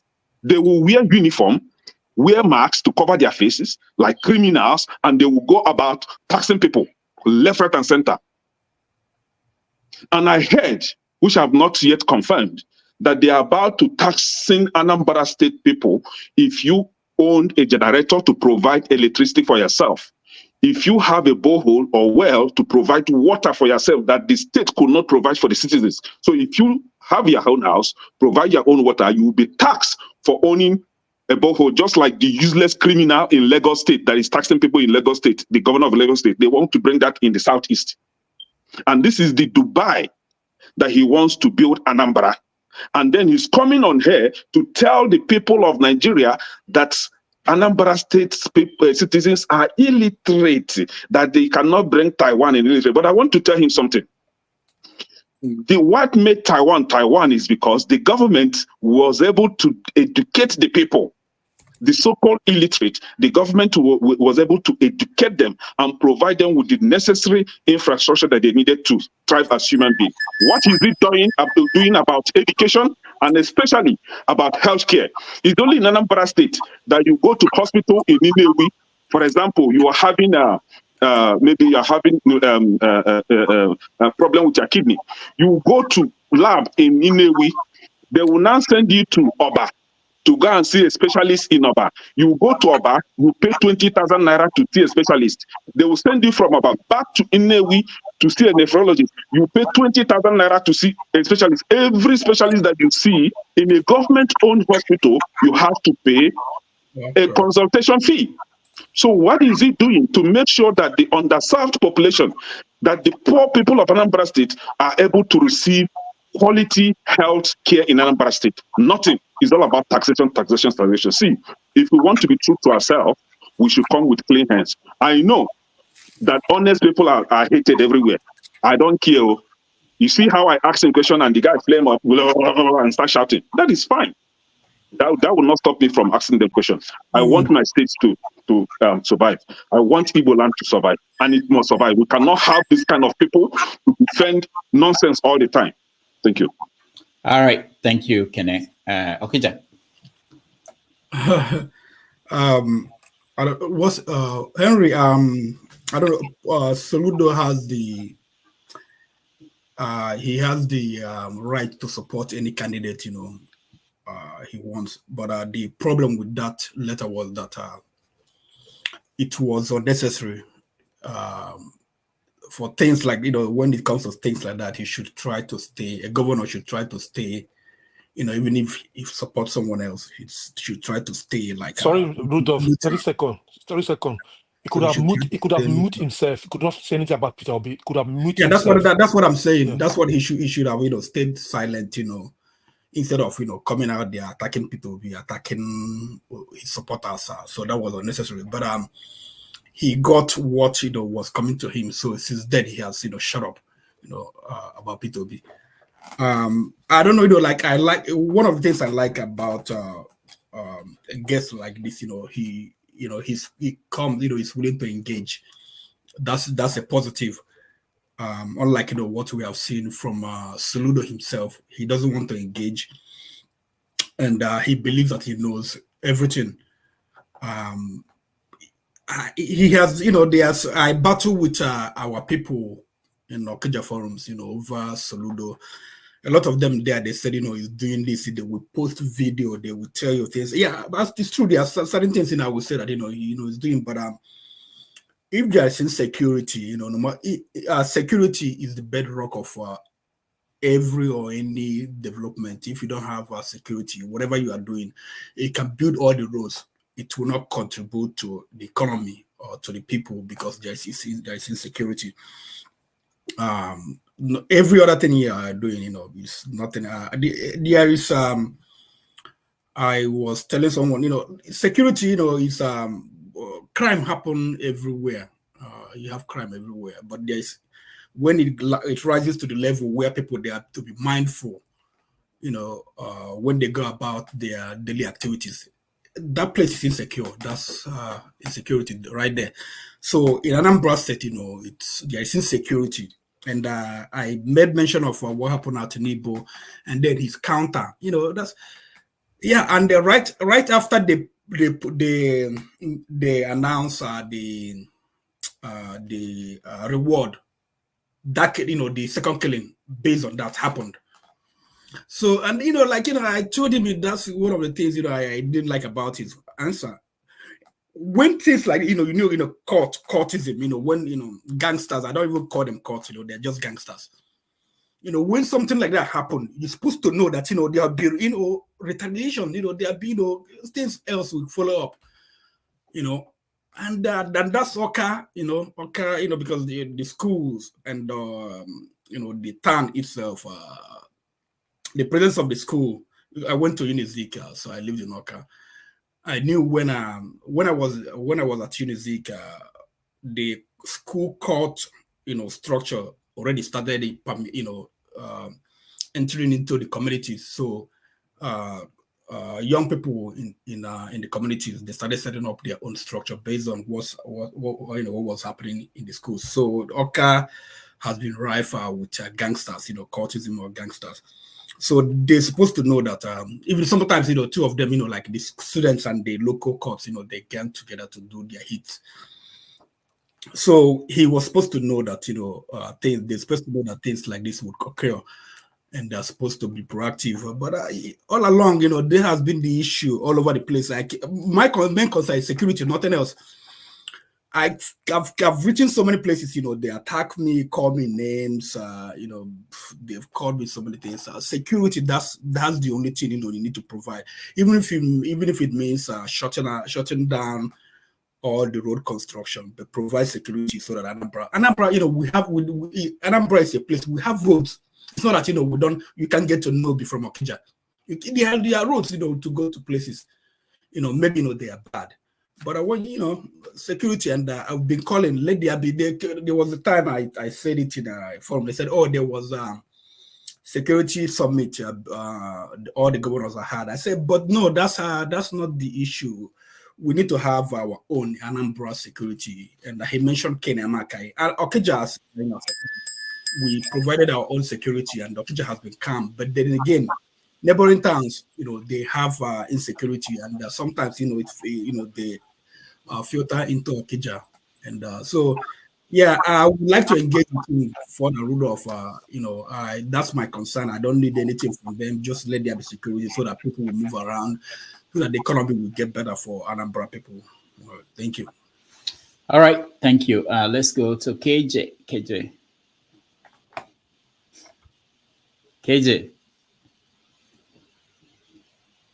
All right, Jonava, you're next. Yes, good afternoon, Dr. Rudy and fellow panelists. I think I watched you guys from the beginning to the end. The interaction was nice. KJ is sleeping, coming from church, I guess. So most of the thing is Anambra stuff. I just watch. It's a local thing, and I wish Anambra people well, and they should have a security so that people can move freely. Only thing is that some of us have invested timeless time here, and we want our guests to come back, or because they come, there's no reason of education. It's a civil discussion. There shouldn't be any I want to have hard questions. Nigeria is a very tough place. So I wish Anambra people well, and I hope my neighbor KJ, who is close to me, more or less my brother, we also wish that all part of Nigeria would need security so people can move freely. That is a major thing. The only person that live in Lagos and is afraid of going around and is still live in Lagos is righteous man. Thank you. All right. Thank you, Janaba. KJ. Okay. Thank you. Thank you so much, Dr. Rudolph, for that interview. I listened extensively. And Kulata, I have something to say because I am indigenous person of the Igbo land, so I'm IPOB. I wear that as a badge.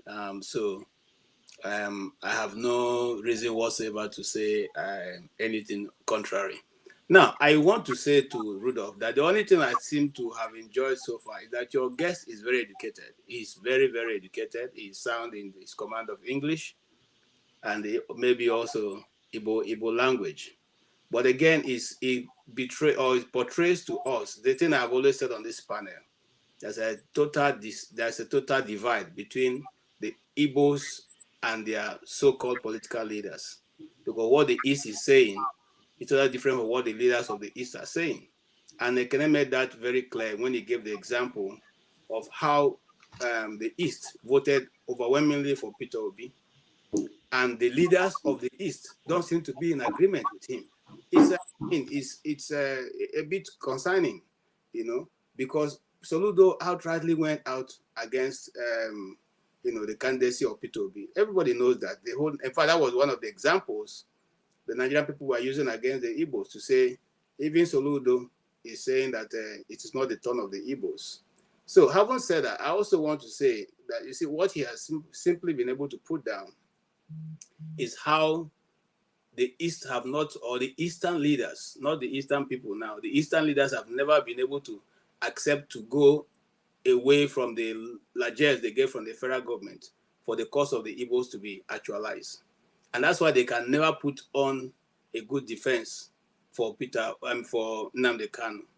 They will not do that. They've not. Look, let's go back. Let's go back a little bit. The Southern Cameroonians, when the Cameroonians here, when they decided to move away from Nigeria, all they did, their legislators stopped coming for meetings in Nigeria, irrespective of what was going to cost them. And eventually, now, but in our own situation, our own legislators or representatives will not even agree. And I can understand the reason why. Some of them are not installed by the people. They're not put in that office. They were put in that office by the establishment. And so they pander to the desires of the establishment, because the establishment have put them there as a stopgap to not allow the normal people who the system would have thrown up as leaders to come up. So you get an Uzodinma and put him in Imo State, and he wants to bring establish a Ruga in Imo State, even though no other place would have given a spare part market free of charge to the Igbos. And I want to put something down here. Every time you go to a city outside of Igbo land and you see a spare part, community or place, those are the worst part of the cities that are given to them to develop. And as soon as those places are developed, they are moved out of it. And I give you, so that nobody comes tomorrow and begin to point hand at me. If you lived in Abuja, I was in Abuja in 1993. Okay, the first place you see was the Area 1 and the market. That is the spare part market, which was booming. It was one of the major part of the town. When that place was a swampy place, very bad. Where the church, Dunamis Church, stand today was just only Dunamis Church and one other church, and then the rest was spare part market. When they finished developing that place, they were chased out of that place and given the now legislative quarters. The now legislative quarters in Abuja was given to the Igbo spare part dealers, and they moved there. And the moment that place became developed, all the water and all the places, they filled the whole place and made it habitable. They were moved again to the place where they are now. Even where they are now, they were moved further down. Okay, so once they develop the land, they take it, divide it for themselves, and move them to the next development area. That is what has gone on. Has any of the Igbo leaders ever once got up to say, no, we won't allow this? No, instead, they want to take our own state money and build rigor in our own community, where we don't even have land. Meanwhile, there are lands every other place. So what am I trying to aim at? I'm trying to say that the Igbo, the East, is yet to find leaders like who can stand out and defend the cause of the Igbo man.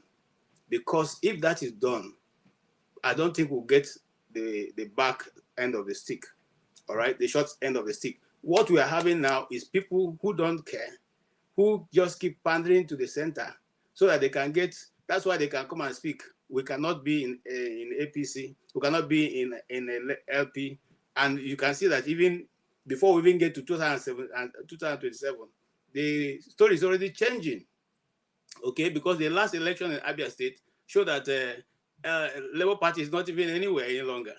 So now, what am I trying to say? I'm trying simply to say that we appreciate his, his intellectual capability to put his point through, but that doesn't necessarily mean that what he's saying is in accordance with what is going on in the East. I rest my case.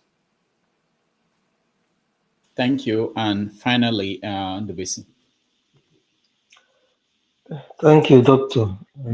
My fellow parents are great, everyone. Well, my main concern is the insecurity in the East. It is becoming horrendous by the day. I know it's not widely spread, but generally everywhere. In Imo State and many parts of Anambra, it's just there. Just like Okija said, Okija and I share boundaries, so to speak. I know some people whose parents passed on. They've not buried them. Some decided to bury them in the city. And imagine an Igbo elder, being buried in the city because of insecurity. And I'm sure these governors, they are all aware of this. They should make every effort necessary to restore peace in the East. And sometimes it appears to me as if maybe there are some external hands in these things. Because all through when Nigeria has been in economic downturn, pain, I know most part of the East that has commercial viability are always booming because there was peace. And many of us returned home every celebration time to come and unwind and be with our kids and kin. That is the only time we have to share moments with them. But now they are the ones living the village. In some places near my area and even in my own place, schools are no longer functioning. Can you believe that? Education that Igbos embrace so much are no longer are available. Those men who are always causing trouble there, some of them have taken away roofs of schools. They burned down houses of some people, and the place is largely deserted, like a ravaged area of war. Many people have taken their kids and kin away from the village. You can only find few elderly ones now at home. And this story, this thing is they are quite aware of it. That's why I asked Dr. Mefor about it. I said they are making every effort. But KJ said, all these people we have as leaders in the Southeast, why can't they be courageous for once and come together and team up and go to the man at the center, since the center controls everything?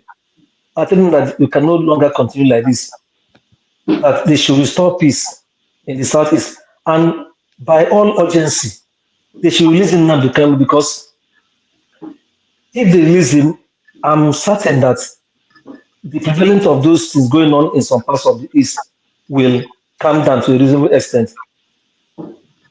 They have continued to delay his trial. Every day they look for one thing or the other to give us an excuse for keeping him there. And they have gone to court.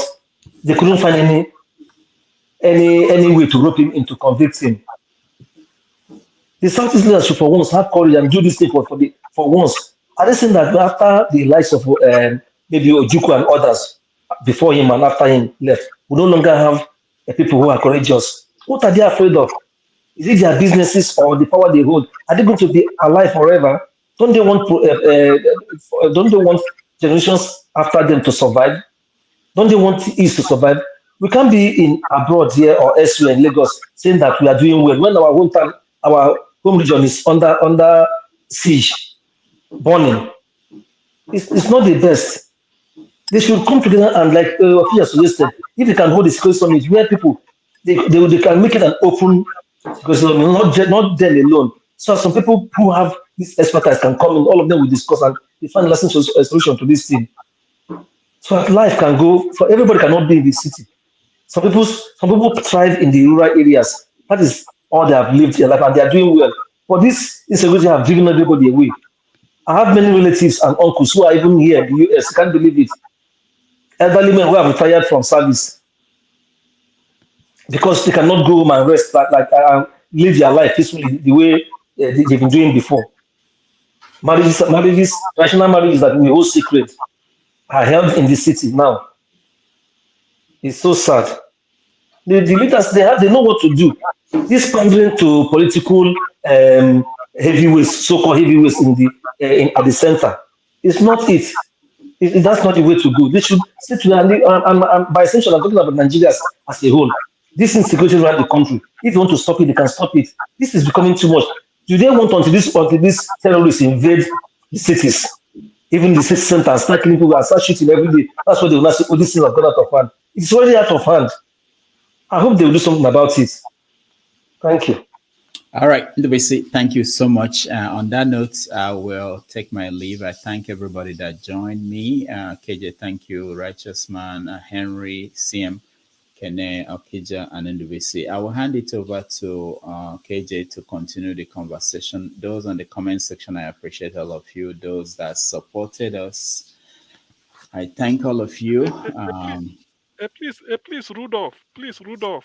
Since the guy committed, he's my in-law, so we have to. I would like his number. You give mine to him. I would like to speak to him about something. It's like he's engaging anyway, and Okay. I understand that since he's an in-law to me.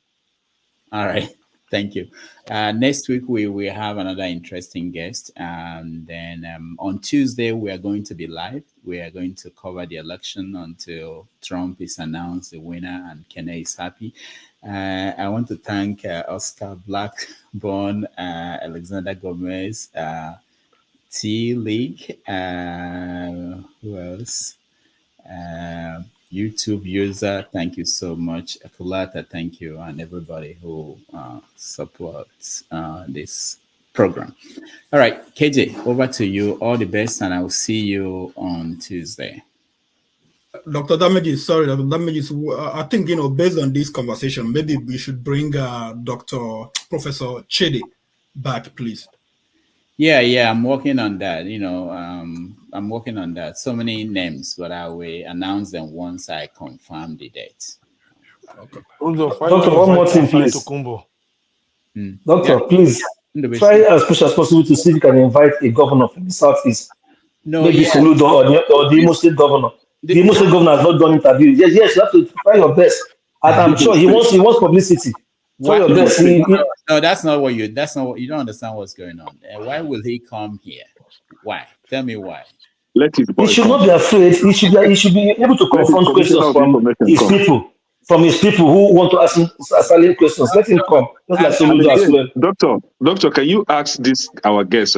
I know he's the Commissioner of Information. You should find some, local Anambra State citizens that can be giving him enough information, because most of the questions that he was being asked, his answer was, I don't know. I have to go and check. And he's the Minister of Information. He should be furnishing us with current information. Not I don't know. Okay, I don't know. what do you expect from him? He should be paying all these graduates that don't have jobs in Anambra State. They should be giving him good information. What we are doing now is, hold on, let me say this. I've been trying to get some governors to come, and it's been difficult. I resisted getting commissioners, but I think maybe they will get more confidence, and then the governors will come. So I'm opening up to commissioners of states. I don't want to mention names of governors I've been trying to get, but we get commissioners, and maybe that will make them know that we don't eat people here. We can have conversations, and that will work out. All right. Yeah, that's a good step. Yeah, thank you guys, and I will see you. KJ, take it up.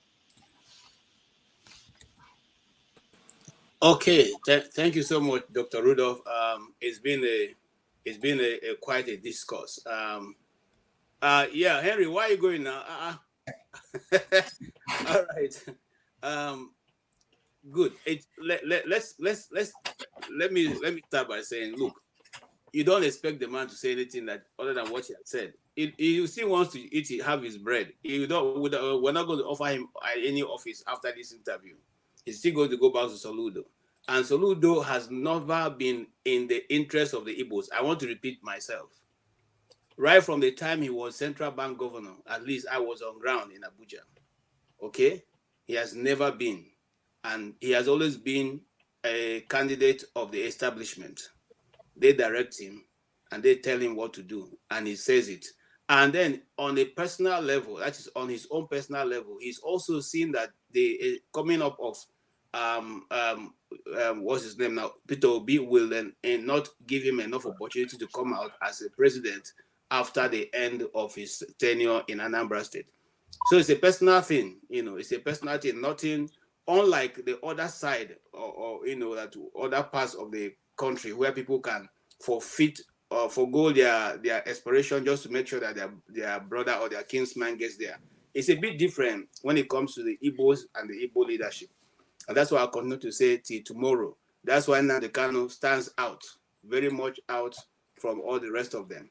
If you notice, you will have seen that even our great Ngozi Okonjo-Iweala, the ones her name was mentioned in a way she didn't want, not even try to verify whether it is true or not, went straight onto the press to give a rebuttal, But we forget that other things, this kind of thing don't happen in other parts of Nigeria.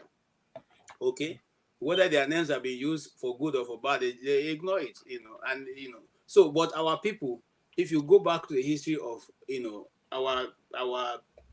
the best of us who happen to be in the center, always try to run away from the aspiration of the people of the East. I don't know what that is, but some way, somehow, God will help us as we go along. All right. Having said that, I will break the so that for purpose of edit, I will break with the music, and then we can come back and start our debate. Now, when we are coming back, and I want us to have a civil discussion at this, as it's nothing. We are going to talk about, we are counting down to the coming election in the US.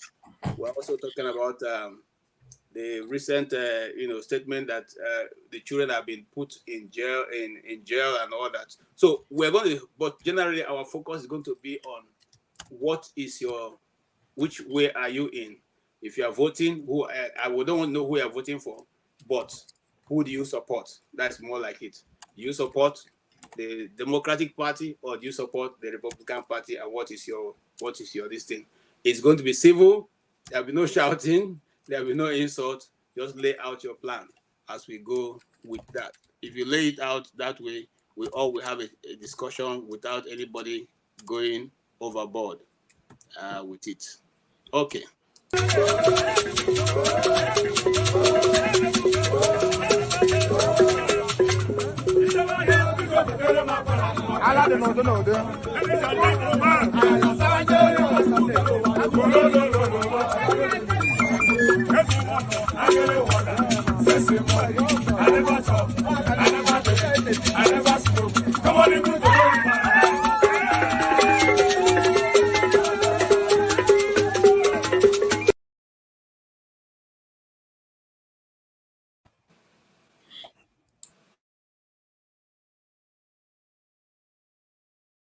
Adam, are we doing well? Very well. Are you sure? We are grateful. We are good to go. Thank you very much. And God.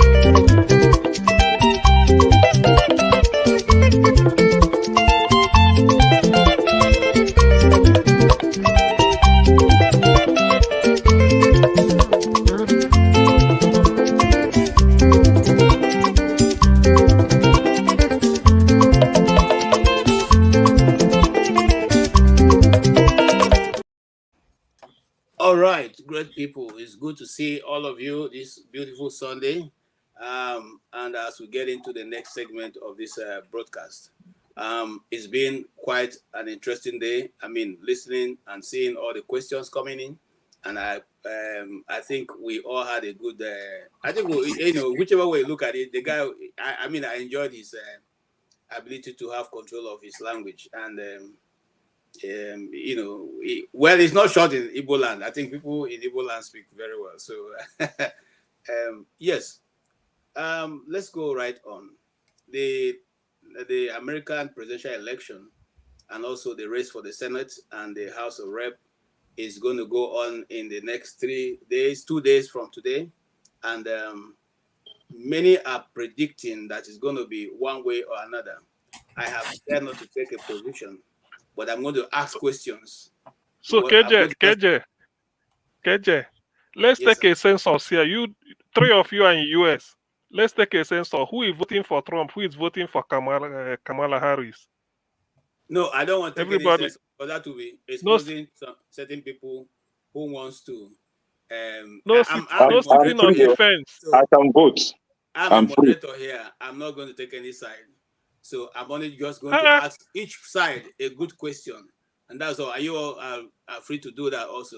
Let me start from Righteous Man. Righteous Man, what's your take on the coming election?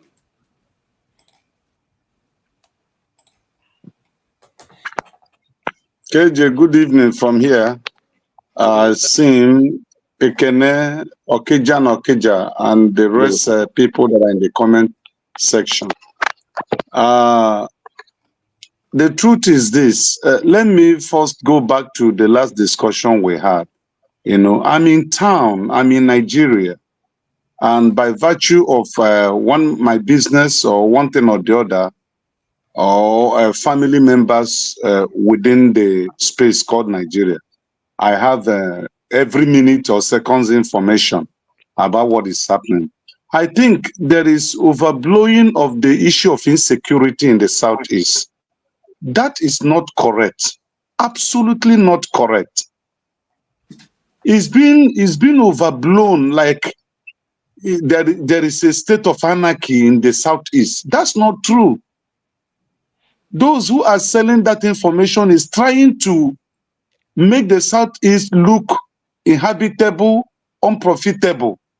There is no place in Nigeria where there is no criminality or insecurity going on. Even in this Lagos state where we are living.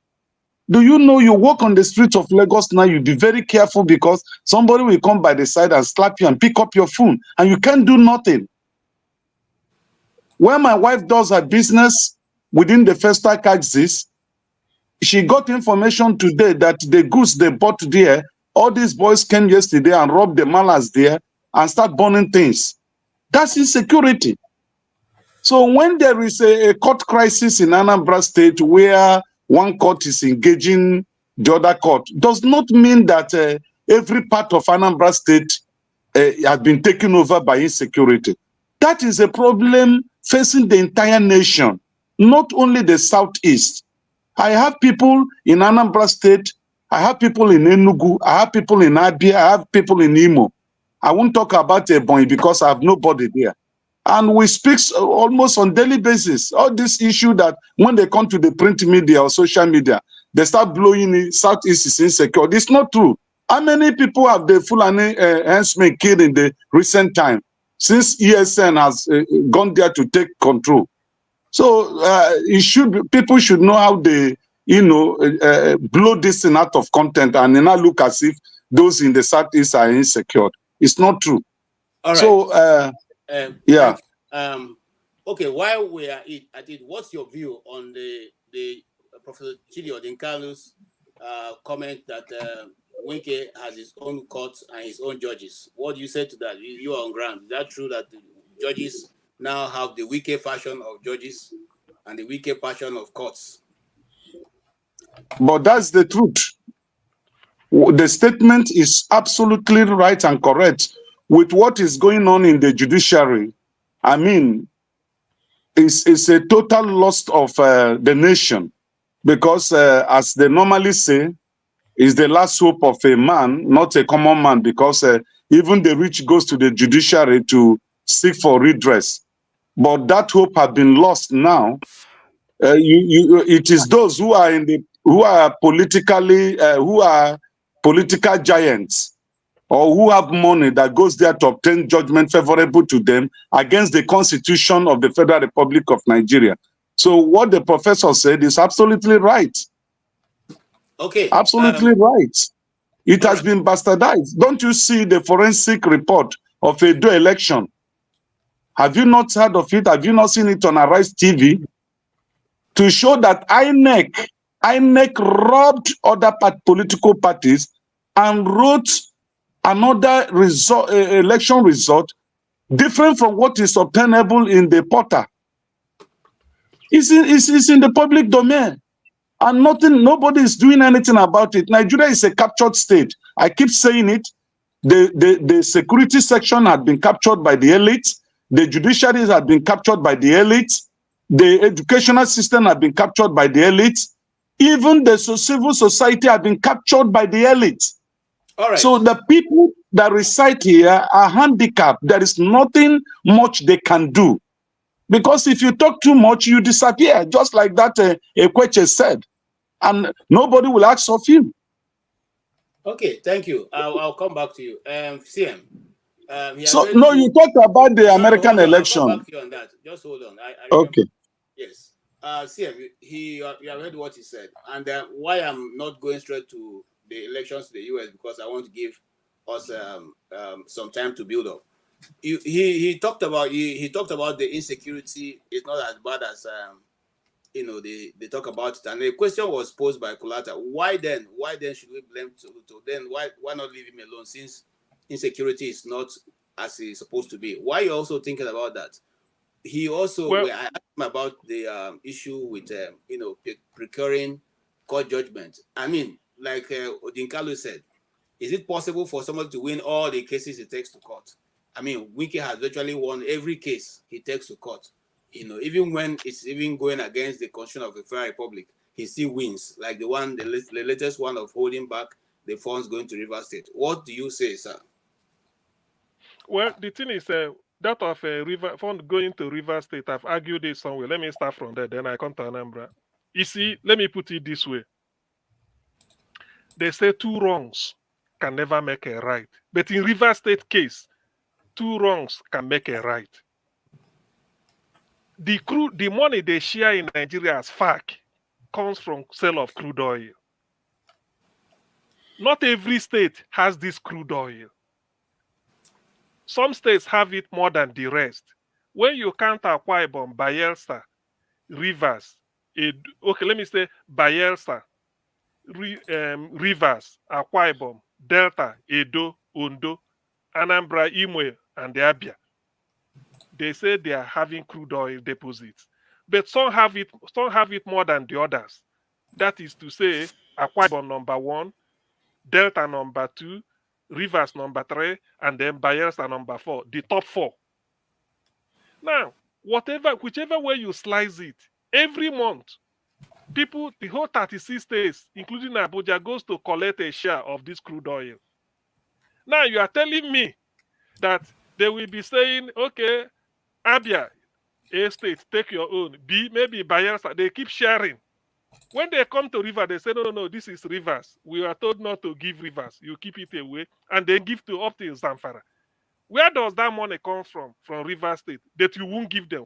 What sort of nonsense law is that? In fact, let me say this. If there is a time I will stop, if there is a time I will support that oil prospecting in River State must stop, it is now. In fact, let them shut down production by any means possible. There is no law on earth.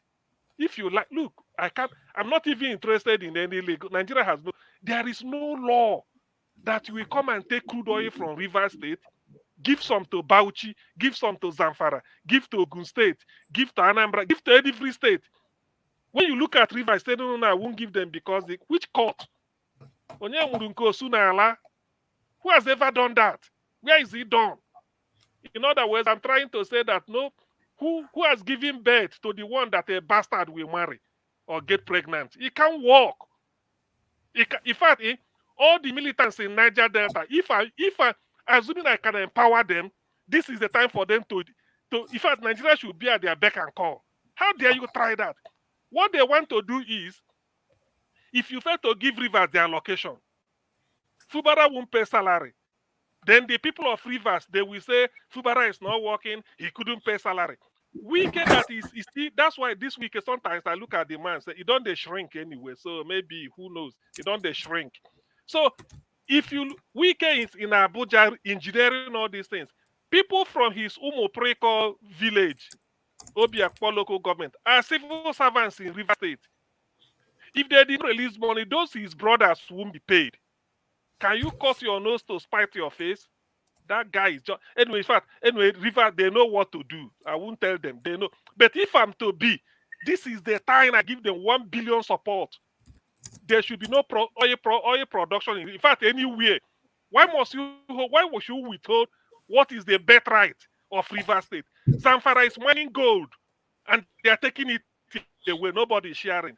You take the one of River State, you give to Zamfara even, and then you don't give to Rivers. How do you explain that?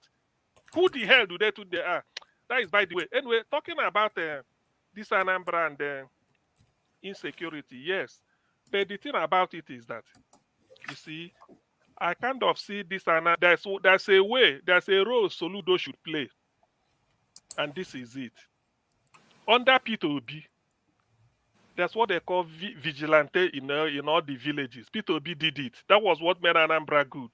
So, but he used the instrument of the law. He went to House of Assembly. They passed a law So Peter Obi used his security vote.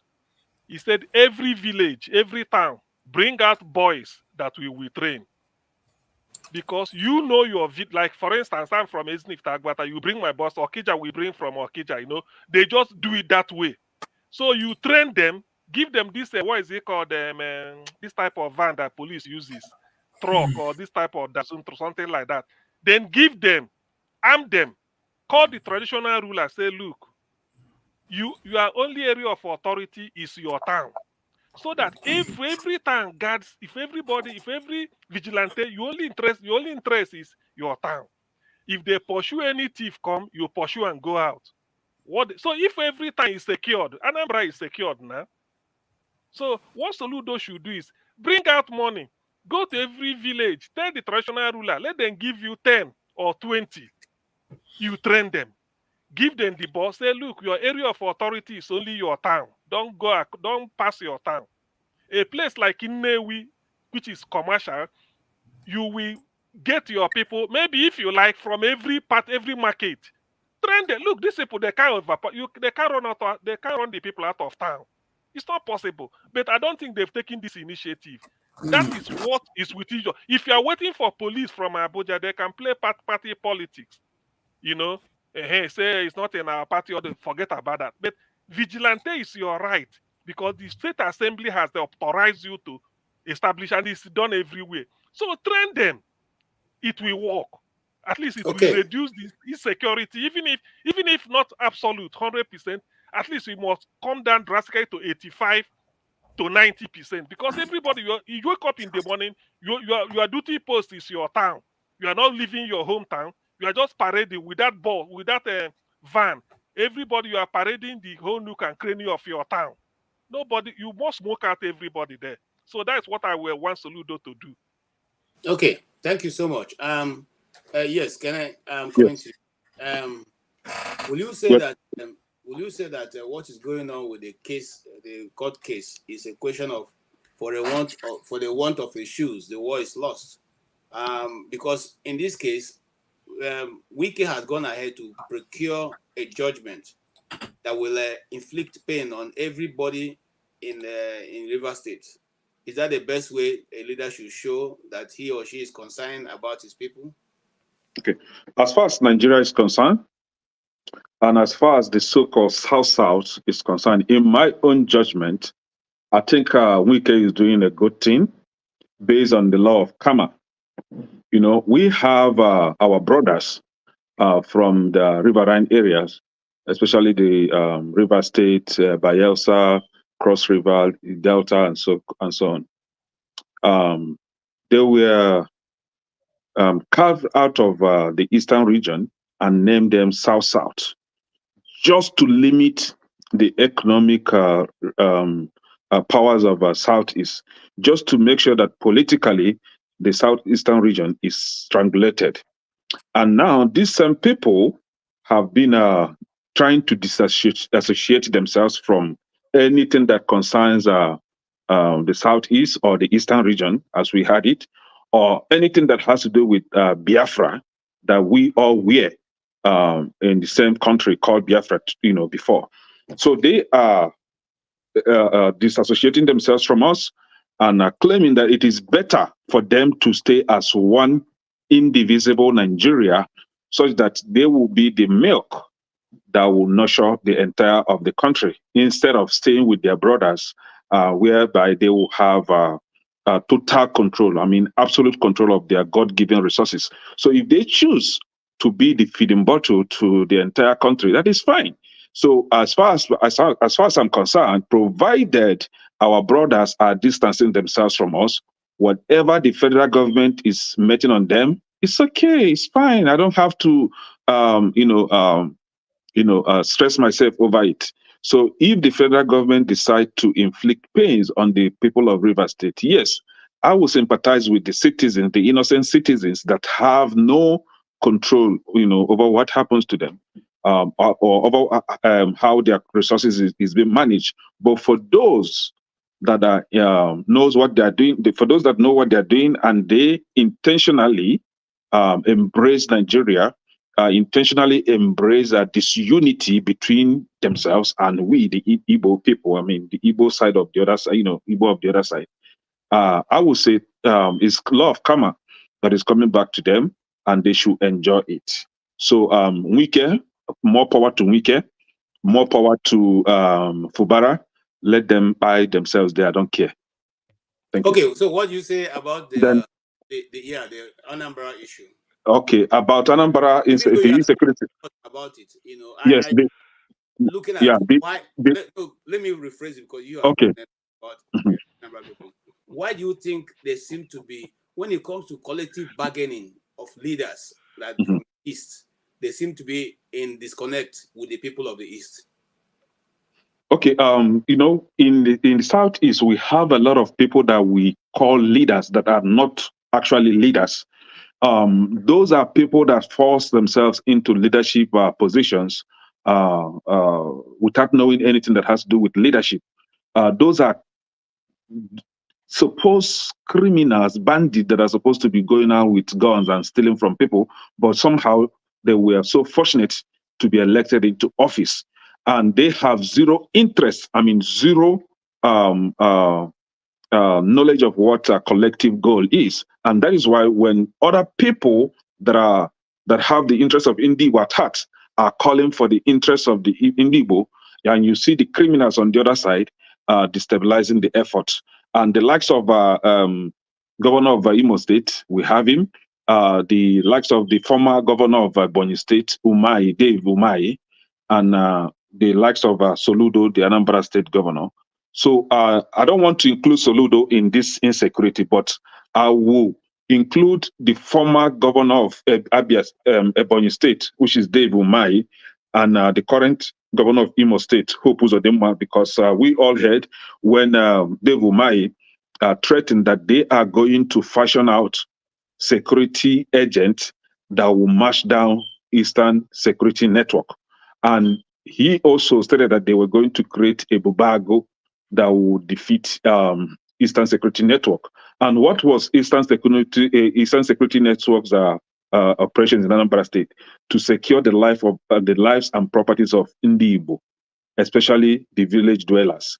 So Dave Umahi formed Eastern Security formed a bubago through the help of Asari Dokubo, and they were everywhere killing, destroying our properties in Southeast. There was a time, I think that was last year, the people of Oba, the local securities, the vigilantes in Oba, had to come out and challenge the Ebubago because the Ebubago was in their villages, rampaging everywhere, arresting their local security agents, like those they called vigilantes. And the people of Oba challenged them and kicked them out from Oba. And they were doing that with the aid of Nigerian police and Nigerian army. Now, you see how the likes of Dave Umahi is sabotaging the security and life and properties of the southeastern region. And we have another person, the Imo State governor, though I've not really heard him, trying to claim of, being the one forming another security that will challenge Eastern security. But we've heard him coming out and on the TV saying that when I think Imo State's governor's lodge or government house was vandalized, so he stated that the vandals weren't actually IPOB members, that they weren't actually ESN, but his political opponents. That means he knows them. And because he knows them, he should be able to tell us who they are or combat them and bring it to an end. But today, what we are seeing in Imo State is where the army, the Nigerian army, the police are busy aiding terrorism and banditry in Imo State. In Abia State, as soon this guy, Oti, assumed office, Oti was able to begin to feed them out. There was this popular market in Abia State that he went and was able to unravel, how the Fulani dwellers there were kidnapping people, even killing some and keeping their corpses there. And this was done through the aid of Nigerian police as well. So when it comes to the Southeast, we have a lot of supposed criminals that are claiming to be leaders. And that is why we have what we have today. Yes, it is okay to say that people are overblowing the insecurity in Southeast, but the fact remains that insecurity is insecurity, regardless of the magnitude, right? There are insecurities everywhere in Nigeria. Yes, I agree with you, but Southeast happens to be one of the safest places, regions in the country. But why are we seeing a sort of a surge in insecurity? It might not be as big in magnitude as we are hearing, but insecurity remains insecurity. I, for one, have been going to Anambra State, and honestly, I've never experienced that, and I pray God I will not experience one. I drive safely. I mean, I can go from Anambra to Imo and Enugu at any point, anytime. I've never encountered this, but these days you hear people posting stuff on videos online and all that. But the truth remains that there is no smoke without fire. There is insecurity everywhere in Nigeria. There is insecurity in Southeast. But I think we, the people of Indibo, should be able to begin to call these people out whenever we see them. And starting from the so-called, what they call them, the village president general. You know how they have president general of village and all that. So they are, I think most of them are the miscreants. That we should start from them first, because they are the ones that know you. They know you come into town. They know your whereabouts. They have their boys on ground that can track you down and kidnap you for ransom. So they should start from them. All right. Thank you so much. Okija. What do you say? I don't want to ask you a further question, but what do you say? I will. What I was looking for before, Connect ended was where Amechi was saying, no matter what you do to the Nigerian people, nothing will happen.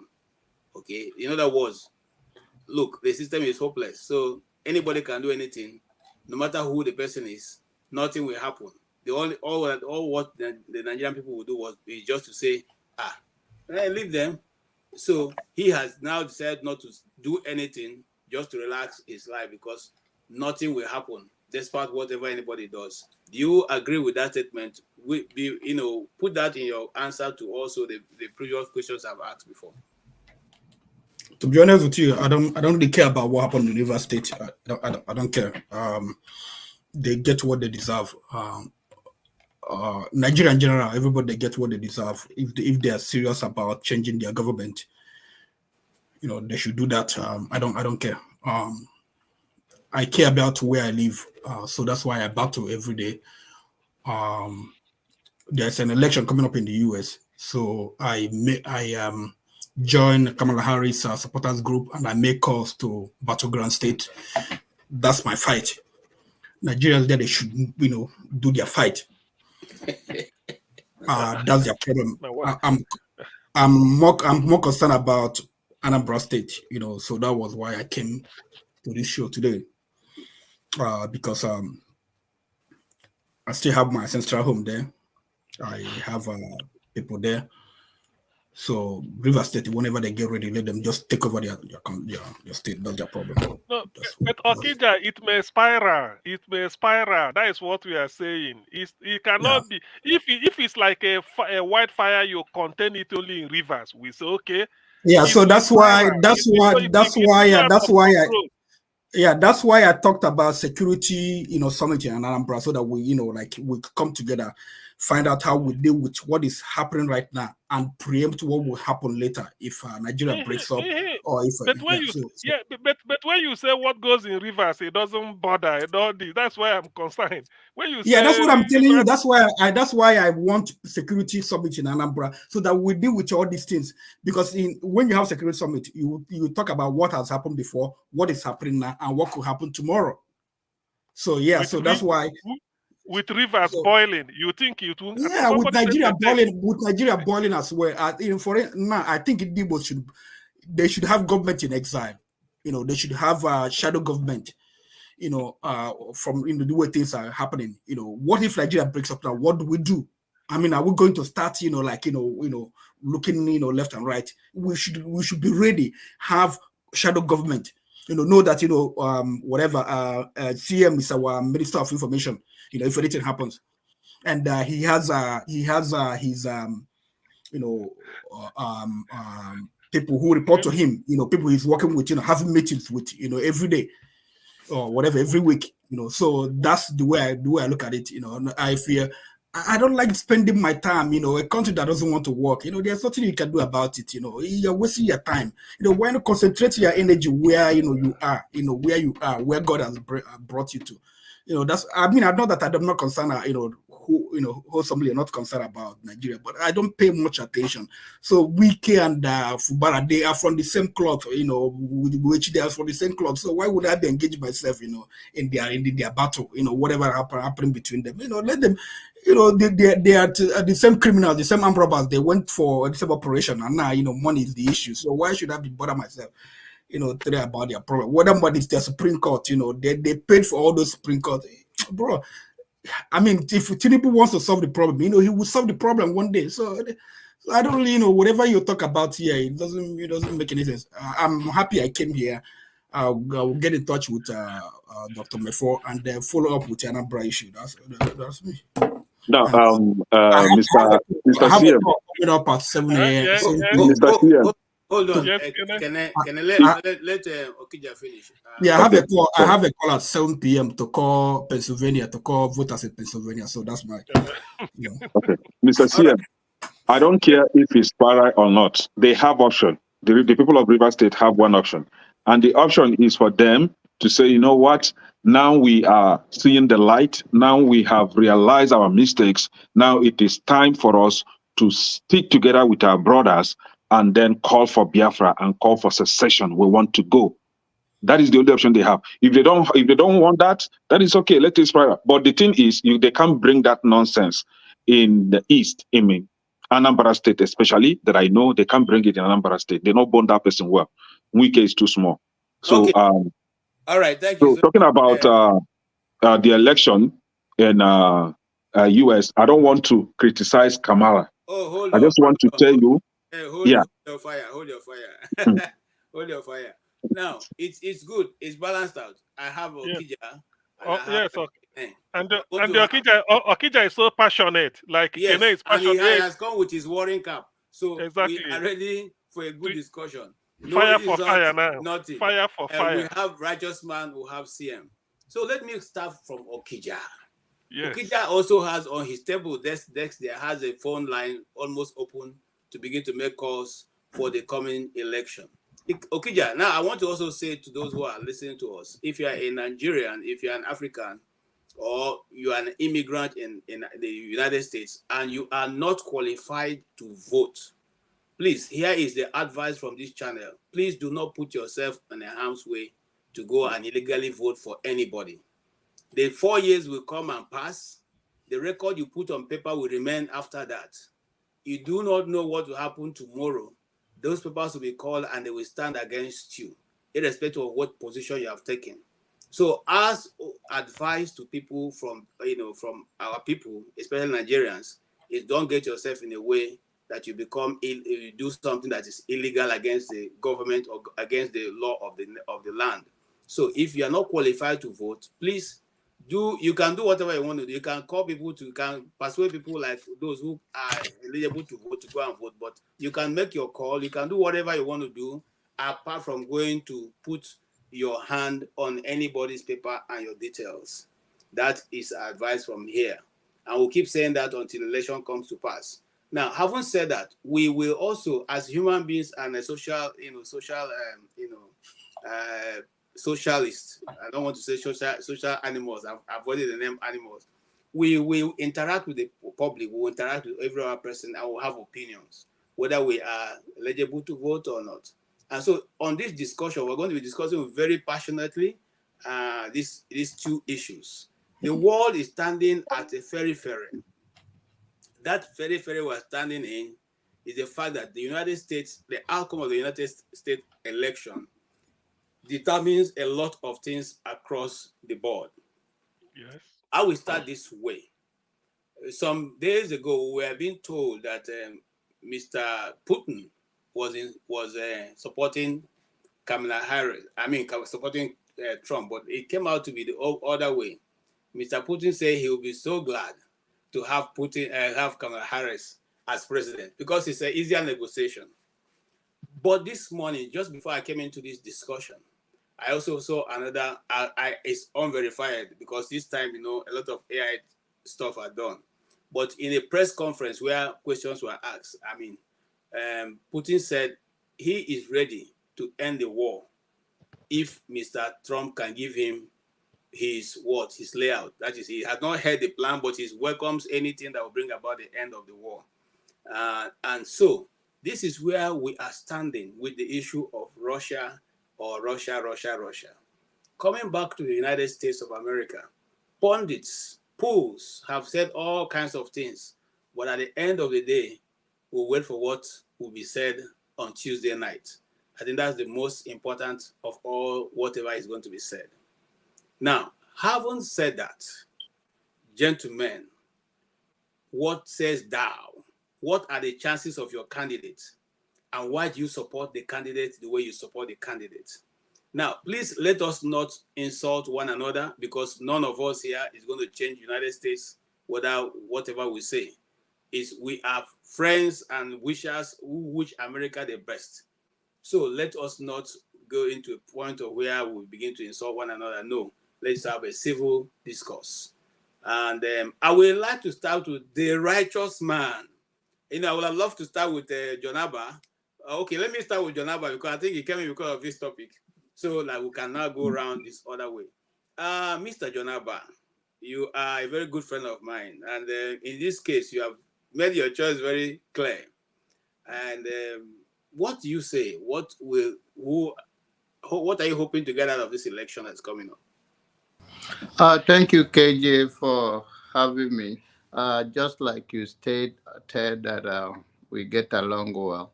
But I think many Nigerians in America and around the world, they are smart people. I've not seen any Nigerian have been caught in an election in any country trying to vote illegally for anybody. So people can be passionate. The system of voting here is very simple. It's not that complicated. Your ID, those that send ballot vote, that they mail it and all of that. So it's attached to your card and it's made simple. If you go to polling units, you don't need to come with even your voting card. If your ID, you present it and they ask you, the system will pull it out, you will vote. So it's very straightforward. So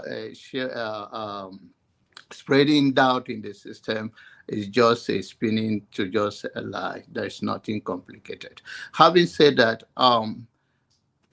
United States of America is bigger than any single individual. It's an institution that no man can just run it down. So I'm confident of who I am, how I work to take care of myself and my family and my loved ones, that meaning that whosoever becomes the president, whether it's announced on Tuesday or take a couple of days before the announcement will be made, it doesn't really bothers me much. And what I know is that it's not about personality with Trump, it's about policy. And anyone that buy into it, they're entitled to it. I've laid out why I will not support Trump. Trump, in the modern history of America, is the only president that caught Nigerian I-30, which means you cannot bring your loved ones, your relatives from Nigeria. So I will not be that evil to see that if I cross a bridge, then I cut it from my brother or my fellow Nigeria based on one person's fear of a black people and those that he chooses to target is Nigeria. Trump also is the one that have a Muslim ban that created chaos around the world that people cannot come in. Trump, in the modern history of America, is the only president that take his people January 6th to go and attack the Senate, the House, because he do not want the outcome of the election. And it is out there. Amazing thing is that the world, everybody have a choice. But when something have evidence, I don't think it is of any wise to doubt what has a proof. And coming to all that is going on from the history of his business, whether it's Atlantic City, the gambling city, to everything, Trump University, Trump Stake, Trump everything, he showed the character of who he is. He always want to cut corner. When the 9/11 happened, he claimed to be a small business owner, and none of his property was damaged. He collected the money. It's a man that has no integrity, in my own judgment, and is not fit for a purpose in the highest office of the land. I can understand that so many people, amazingly, that the poll is still closed. Having this public record, talk the way he talk, I don't see any leader of the world, even the dictator, that talk that way. So, and being American is the country that is a multinational, and all people are here for a better life, and everyone that live here have been part of the system, contributed in one way or the other. So I will not, and so I know my fellow citizens will not be coward enough to think that anybody will come to the poll to scare them off, because that is what they are trying to do. But anything, I'm confident in the system, just like the system that removed him when he's trying to do everything to stay in the office. Personally, like I said, I am confident that whatever comes after November 5th, which is Tuesday, will be fine. Thank you so much, Jonaba. And like I said here, I am just trying as much as possible to ask the necessary questions, both for the Republicans and the Democrats. So I'm a moderator here. I have no view. And so if you see thinking, Mr. Mazi Prince, I have no view right now. I'm moderating. Thank you. Yes, Righteous Man, what do you say? You are living in Nigeria. You must have a different view of whatever is going on in the United States. So what is your take here? Are you with us, Righteous Man? Is Righteous Man there? Okay, let's move on. Can I? Yes. Yes, thank you. Like I stated earlier, I don't want to discuss Kamala Harris because personally, I think she's very inconsequential. This is somebody that claimed that she's black. When she was voted in as a senator, she received a staff of office claiming that she's of Indian heritage. And then current investigation now revealed that her dad is an Indian Irish and her mom is Indian. And we all know there are blacks in colored skin in India. So she is Indian, not black, just like you and I. And then to actually verify my claim, when she was a district attorney in California, all she was busy was to wrongly prosecute and sentence black men, our brothers, just like you and I. There is one Jamal Truelove that has been speaking. He's everywhere on the internet. How she sentenced him to prison, and this innocent guy was later discovered to be innocent. And a lot of them have been speaking up now, and that is why the black men in America are against her. No black man, no reasonable black American who want to vote for her. And then, like I stated earlier, I don't want to discuss her. I just want to make this straight. But I'm here to give reasons why I want to vote for Trump. It's for two reasons. One, because of my respect for God, and then because of me as a human being, how I live my day-to-day life, and how I want to bring up my household, or fix my household. Now, the thing is, when it comes to respect for God, recently when Kamala Harris was campaigning, and her crowd, her fans were now singing, "Jesus is Lord. Jesus is Lord." And the only thing she could tell them is that they don't belong to this campaign, which means her campaign does not respect Jesus. Her campaign does not give a damn what you, a Christian, believe in. So if you're a Christian, you are a believer of Christ. You are a believer of Jesus Christ. So she said that nobody should mention the name Jesus Christ in her campaign ground. So now, it is now left for you as a Christian to see if you vote for a candidate that don't give a damn your religion, that don't respect God, that don't respect Jesus Christ. It's up to you to decide that. Now, we have a candidate, on the other hand, Donald Trump, that have raised his hand and say that no name is above the name Jesus Christ. And he has proclaimed that Jesus is Lord. And because of that, he has bought my support for him. Now, secondly, like I said, one aspect, and the other aspect is because morally, I will not be a party to indiscriminate, I want to stress the syllable, right? Support for abortion. If you truly claim that you respect reproduction, you should respect reproduction in its entirety. If I want to procreate, I will not use CD.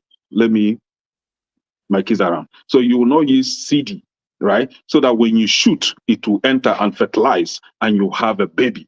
But when you want to be sleeping around indiscriminately, sharing HIV and AIDS around in the society, something is wrong with you.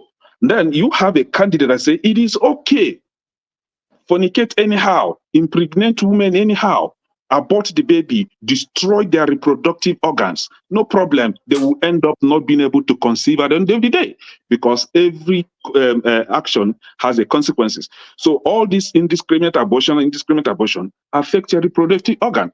And for her to come out and say that she is supporting reproductive rights is a lie. It's a fatal lie. This is a polar opposite. I am supporting Donald Trump because Donald Trump supports reproductive rights. Let's make it very clear. Now, and again, we have a candidate that said that she's going to use a federal might to force you and I to pay for abortion that you were not a party to. Somebody came on this platform yesterday and was telling us that, that all of us are guilty of abortion. No, I am not guilty of abortion. Why I will tell you that I'm not guilty of abortion is that my semen that comes out of me in the CD, in that plastic bag, does not fertilize any egg yet. It's just semen. Fertilization has not taken place. But when the semen and the egg meet and fertilize, a life has been created. If you abort it, you simply murder a life. You take off a life. You ended a life. So we are not the same. So if that is the kind of life you live, good luck with you. If you are my side chick today and I impregnate you, you are not going to remove it. You are going to burn it. In short, I will, matter of fact, marry you and make you a second wife, or even third. Sir. Now, right. This is it. I've not finished. I've not even given my reasons for supporting Trump. Yes. So my reason for supporting Trump is because of his economic policies. We had Trump in the last 4 years. His Tax Cut and Job Act of 2017 brought about increase in job opportunities. The job growth was just overwhelming, right? And that was prior to COVID. You know, everybody was happy. Our black men, especially the black Americans, the immigrants, were having jobs, you know, and everybody was happy. Then my second reason for supporting Trump, another one, is because of his strong stance on immigration. Yes, my brother here, John Abba, said that it is wicked of me to come to America and then say that others will not come. No, it's not true. I came to America in a legal way. So if any other person should come to America, please, it should be in a legal process. And Donald Trump did not target Nigerians. That was a policy meant for everybody, not particularly Nigerians. So do not put it that way. It was meant for everybody. Okay. Now, then you have to his focus on America first is another reason. America first. You cannot take up jobs, push your companies to China, then pay for cheap labor in China, import those commodities, and you are busy ripping people off. He is forcing these companies to bring their companies, to bring them back to America, produce in America, hire people in America, and pay them based on the America Jobs Act. Pay them in America and then sell their commodity in America. Let them stop ripping people off. Okay, can I stop there? Because this is a full discussion. Let's simmer down, everybody. We are on it. We are not going anywhere. Okay, we have 3 hours to hit on this. Okay, I just want to put it straight. I want to say something that is cross all boards. All politicians lie, irrespective of where they are, whether they are politicians in England, in America, in Nigeria, whichever part of the world, they all lie. Okay, some of them, they do what we call hyperbolis. You can, exaggerate certain things you've done. If you wave 3 hands, you say, oh, when I go there, I wave 10 hands. We know you wave hand, but it may not be the number you are saying. So let's put that aside. Now I'm coming to Okija and Okija. You have heard what my dear brother have said. You're also my very dear brother, and I see you came prepared for this, because this cap you wore is making you look like a very serious militant. So let's hear your own take. What is your reporter what Kenneth have said? What is your own reason for supporting this very beautiful lady, in her own right?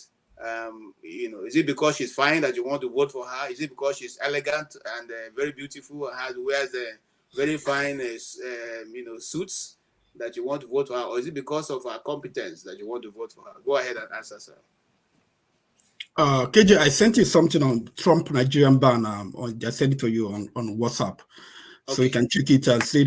Trump banned Nigerians. During the Muslim ban, he banned Nigeria February 2020. He banned Nigerians from bringing from immigrating to the United States. So you could, use visa. You can come with tourist visa, or you could come with a business visa, but immigrant visa you cannot. So like a Nigerian who is here cannot bring his father or mother, or can bring his children born in Nigeria, or bring spouse, from Nigeria.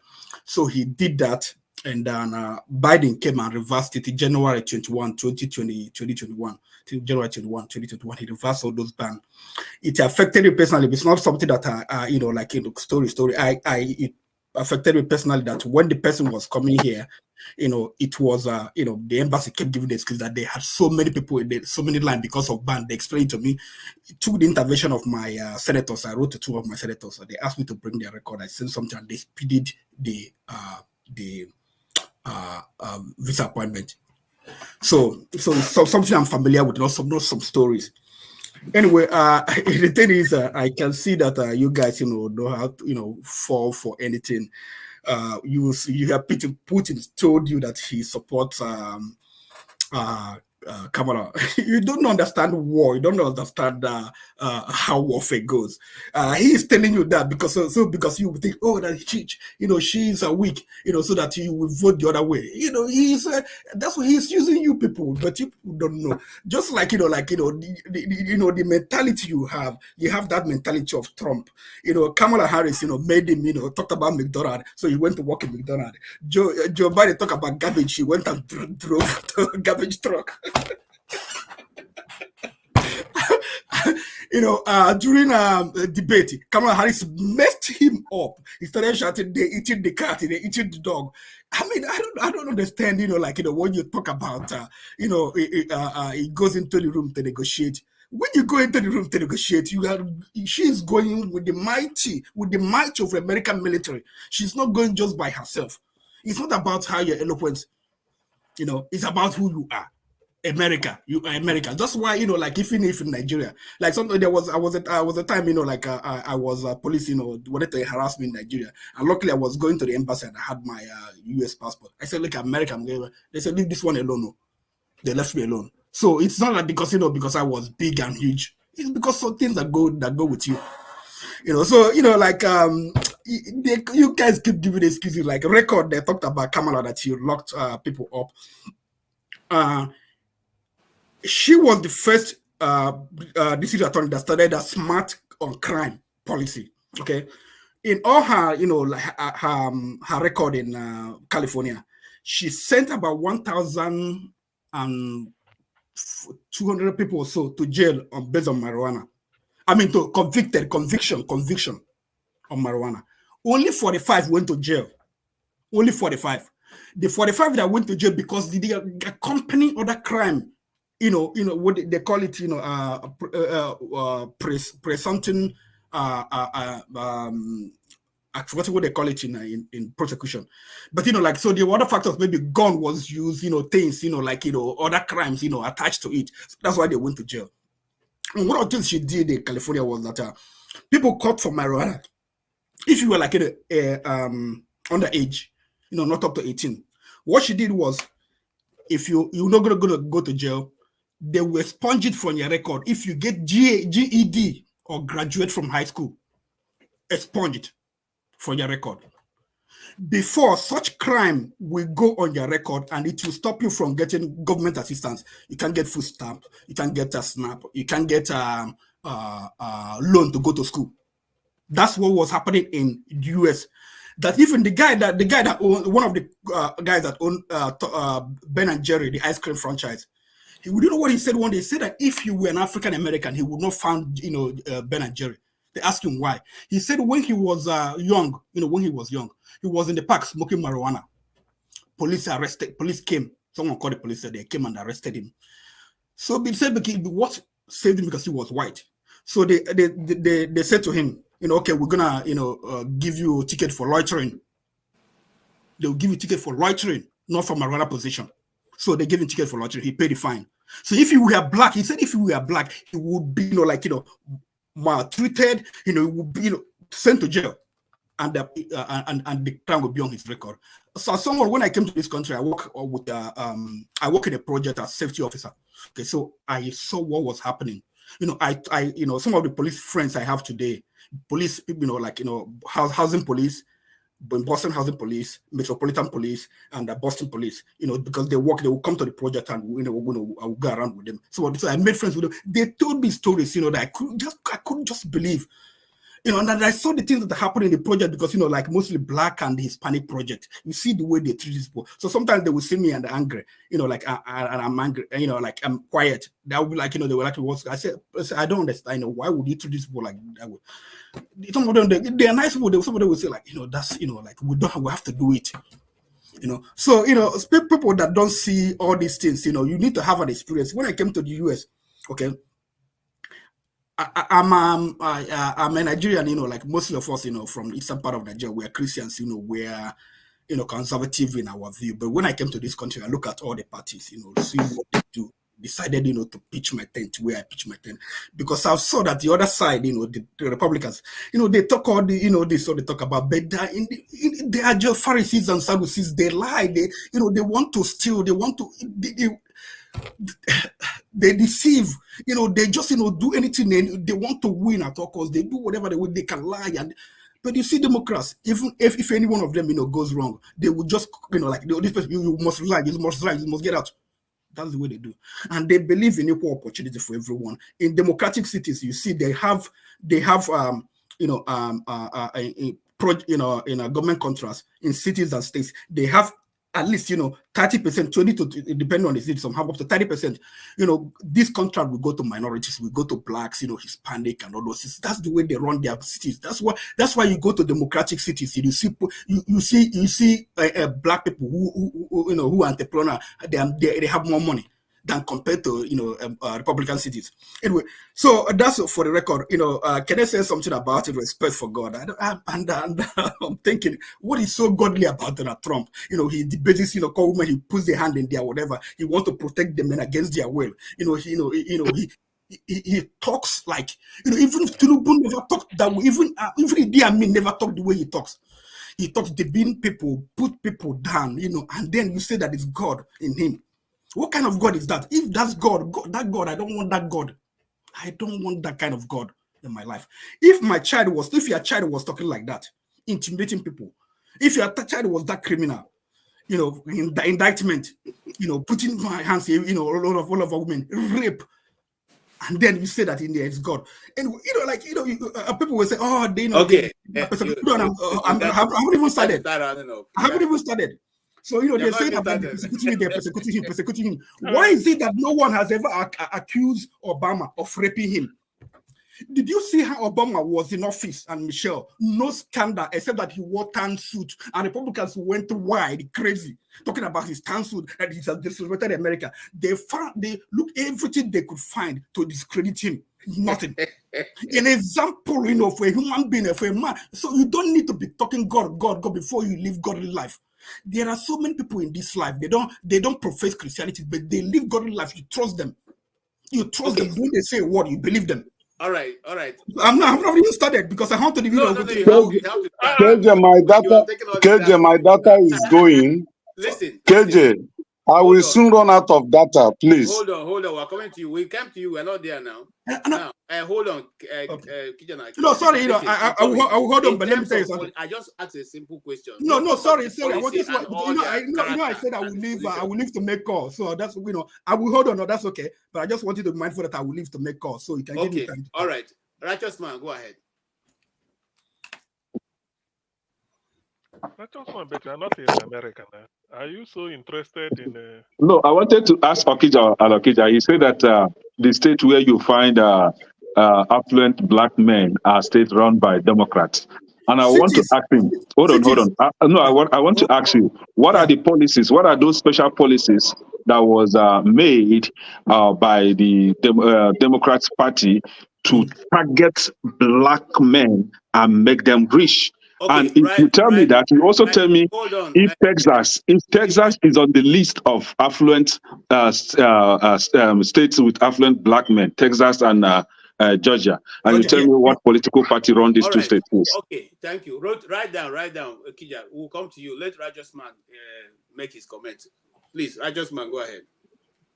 Yeah, Chin, the reason why I am interested, I want to be educated enough this night, That's why I've been waiting, for a time like this. I'm not an American, I have not been there, but I have traveled to other parts of Europe and African continent and some part of Asia. My question is this, and those who live in America should please kindly answer me this without bias. Who were those that fought for the independence of America? Independence of America? Educated. Yes. Who are those? Can anybody name them as much as you can? Can you give me the names of the individuals that resisted the British colonization and fought for their independence? Can you give me their names? Okay. Is that your question, or do you have something more to say so we can move on? I have something much. Is from that the answer you will give me will enable me to make my little contribution. Okay. Who wants to take on that question? Yeah, I think naming them individually will kind of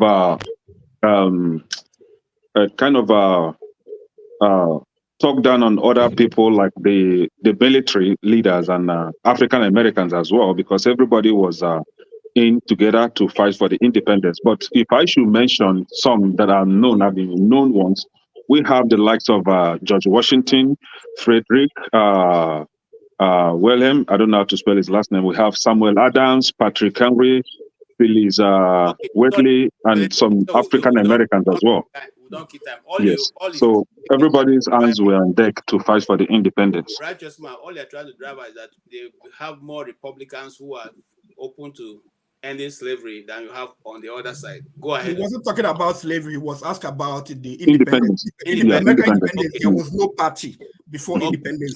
There was no party at all. What started it, like a Boston Tea Party. That's Boston where I live. Yeah, but I think what he wanted to ask was which party? Yeah, what he wanted to ask, he was trying to know the party that fought for the liberation of blacks from slavery. And if that is your question, then my answer would be that it is the Republican Party that fought for the revelation of black people. Ekene, don't put words into my mouth. I never said so. No, that's why I say if that is your question. Say what you want to say. No, that's not my question. Hold on. Okay. It is my turn. It's my turn. Now. You help us if you don't ask questions that people have to respond to. Just speak. Say what you want to say. Go ahead. So, before they got independence, have slavery been eradicated? Go ahead. That question, you just go ahead and speak because it's a question, please. It will help me. No, now.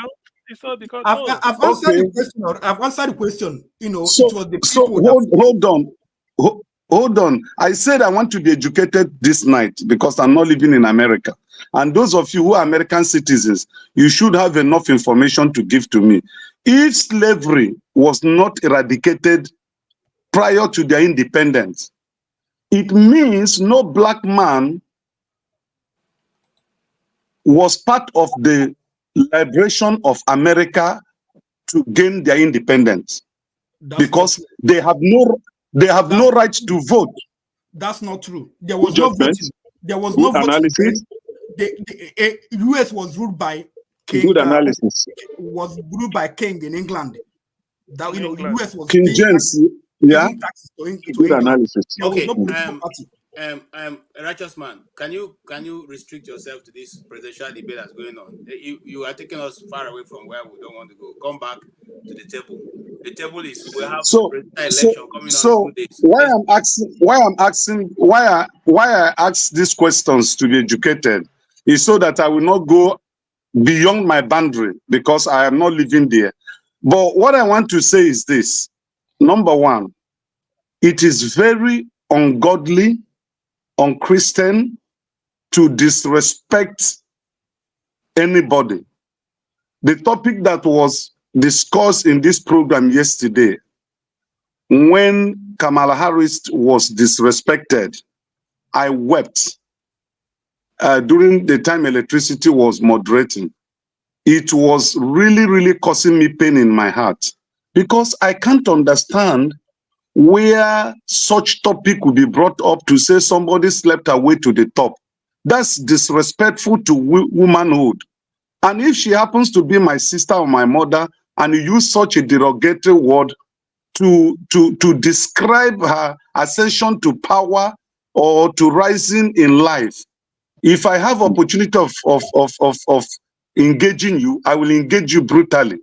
That is disrespectful. Unfortunately, you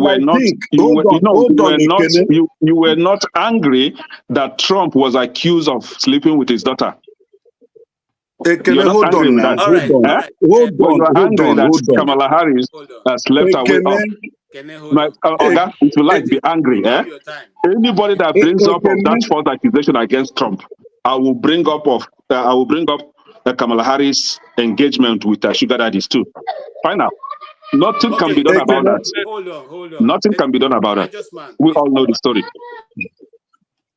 Ekene, what I'm trying to say is this.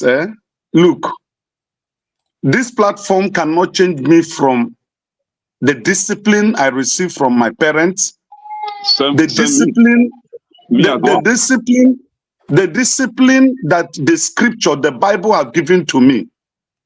There is no way civilization or being part of this platform will make me or change me from that person that I have chosen to be. So I speak out my mind. It doesn't matter who it affects or who it doesn't affect. What I'm saying that the topic we discussed yesterday was disrespectful to women. We are talking about today's topic. Don't talk yesterday. We are talking about I'm coming. the moderator. We are talking. If you want to, yes, it's going to be. If you want to talk us to yesterday, I'm going to go back to yesterday. We are talking about today's topic. Do you understand that? We are talking about today's topic, and that was why we are not going back to yesterday. But if you want to take us back. Hold on, it doesn't concern you. No, stop. Everybody stop. I don't want to do this. Is he talking about yesterday? No, hold on. I don't want to take anybody out. I said this earlier. That was my first this thing. That let us be civil. Let us discuss quietly. None of us here is going to occupy the White House. So let us just be civil. Righteous man, I wanted to say something before Kenneth got in. This is a new discussion. I don't want to go back to yesterday. I wasn't even there when whatever was discussed. I just asked a simple question. We have 2 days to the election. What is your take? Why are you voting for who you are voting for? Forget whatever. And I am moderating these issues. I have seen that most of you want to discuss about their personal life. It's part of the questions are written down. Ask everybody. You have a time to lay out what you feel and what you don't feel. But for now, let's just restrict to the fact that you answer why you think the way you think. Let's not go back to yesterday, please. Go ahead. Yes, KJ. Respectfully, listen. I don't know how to betray others, and I don't know how to tell lies against others in order to have my way. That's me. That's how I've been wired.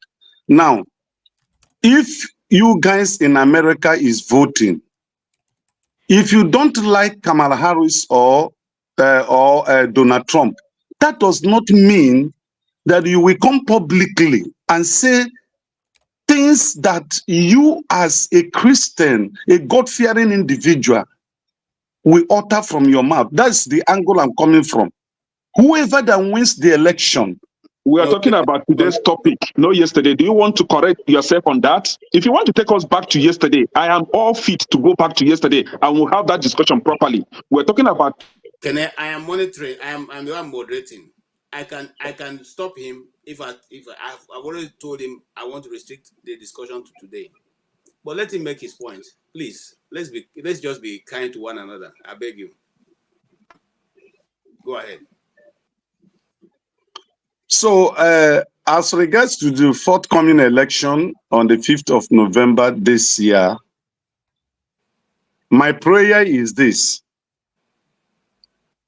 that whoever that the hand of God have designed to win the election will definitely win the election.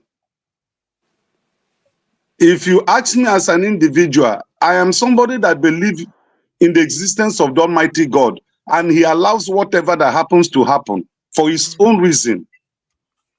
In 2016, nobody ever thought that Donald Trump will win Kamala Harris.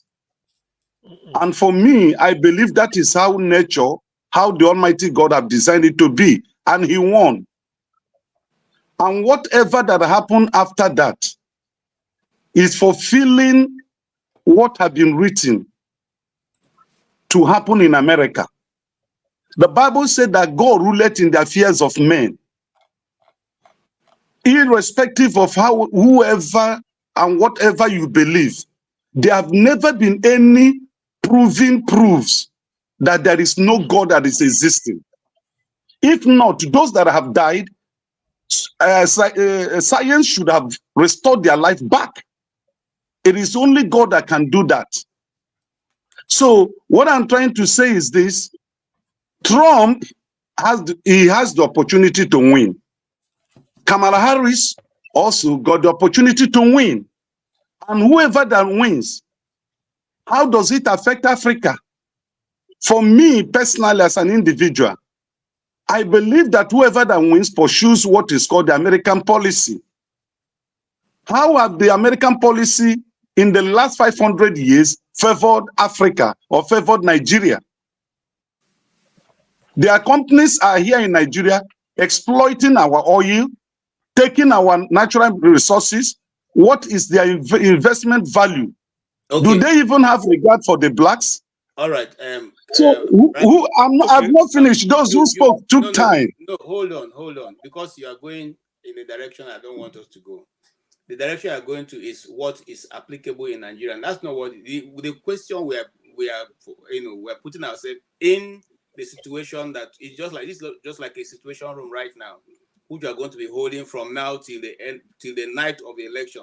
Tomorrow we're going to be here. Next tomorrow we're going to be here. We are asking you, what is your view on what is going on right now in American soil? We have 3 or 4 candidates even running for this election. The one that the most popular to is Donald Trump and Kamala Harris.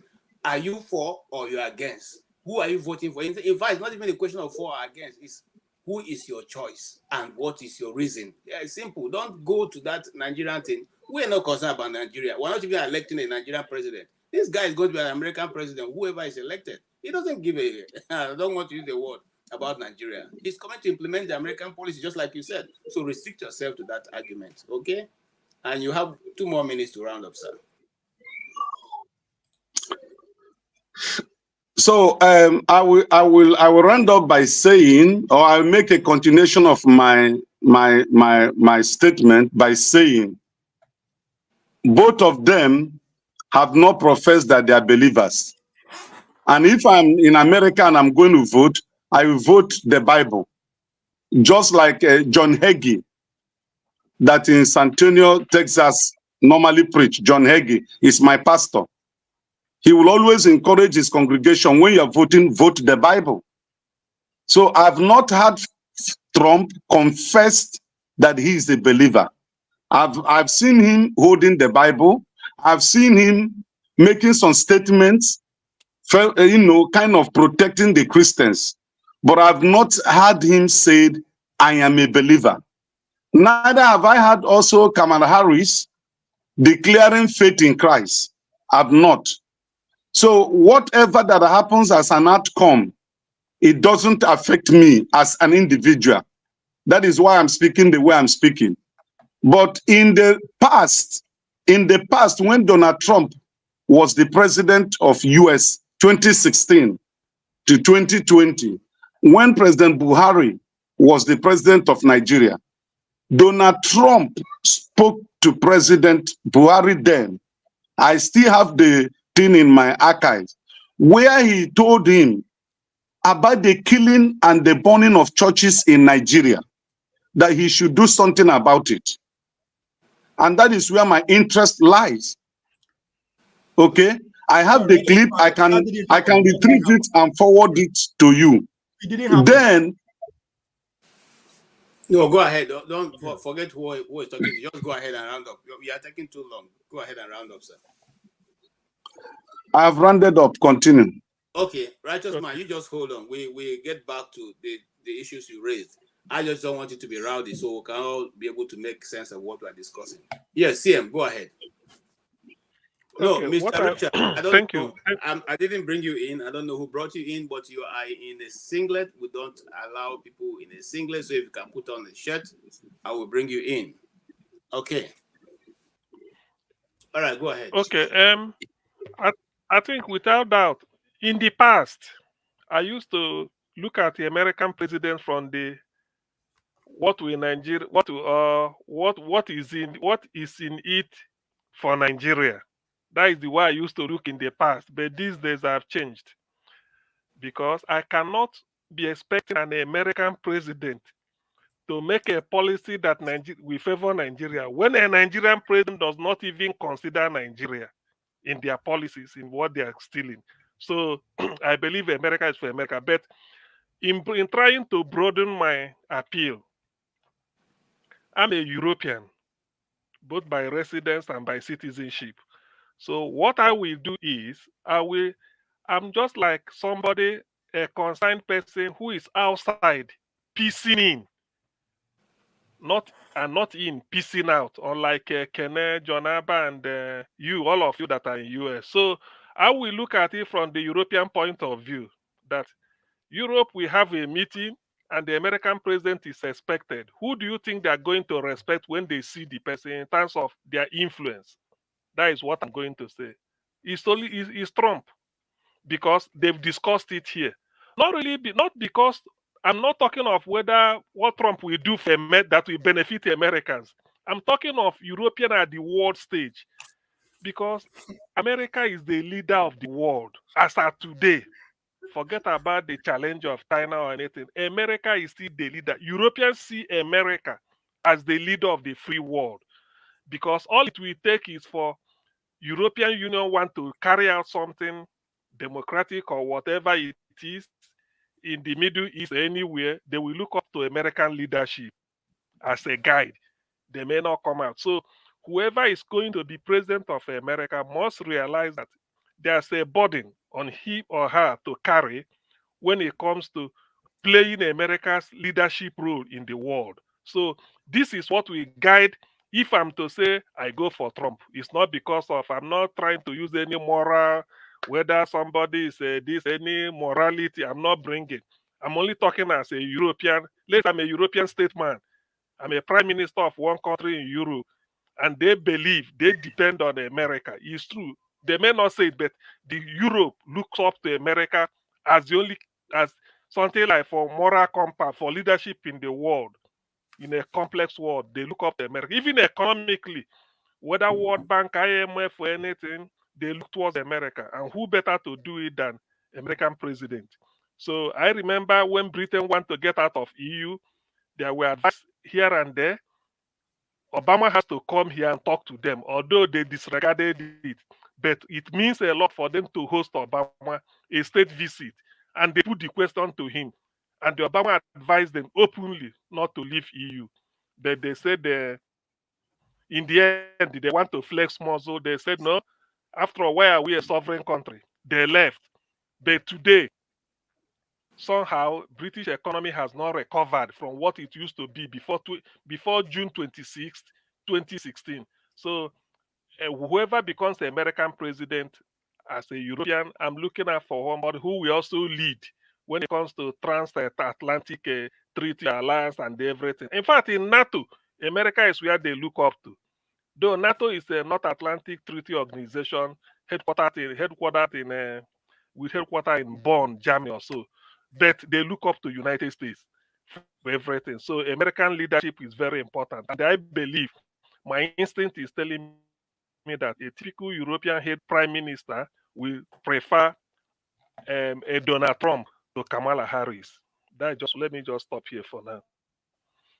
Okay, thank you so much for that very concise answer. Yeah, so what CM is saying is what most of us should say or should think about who are non-Americans. Okay, how will the leadership of the leading nation in the world affect or shape the outcome of the polity in the world? Nobody is interested in who becomes president of America, but we are all interested in what will be the outcome, the fallout of the presidency in America. With that, we'll welcome Mr. Richard, who I think has a lot to say. And yes, sir, what is your initial comment on this issue? Thank you very much, KJ. I greet each and every one of us. Firstly, I want to apologize that I look like this. I was deeply asleep.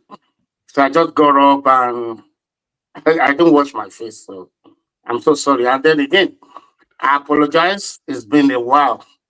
So they changed my schedule at work. So it's really conflicting with the time of the program. So I'm happy to be back. At least for today. I had to call out. I'm not feeling good. So it's a very interesting topic. And I don't want us as immigrants, as Africans, I don't want us to think that it doesn't concern us, because it does. In everything we do, everything. CM struck the nail on the head. America has the most influence on every other country in the world. Look at Nigeria.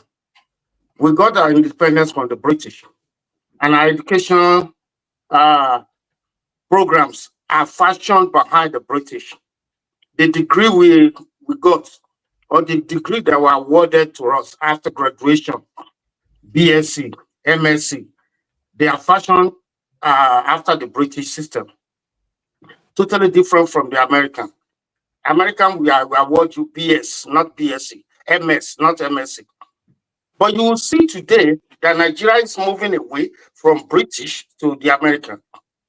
For instance, if you go to medical school in Nigeria, they give you MBBS or MBCHB, which is Bachelor of Medicine and Bachelor of Surgery.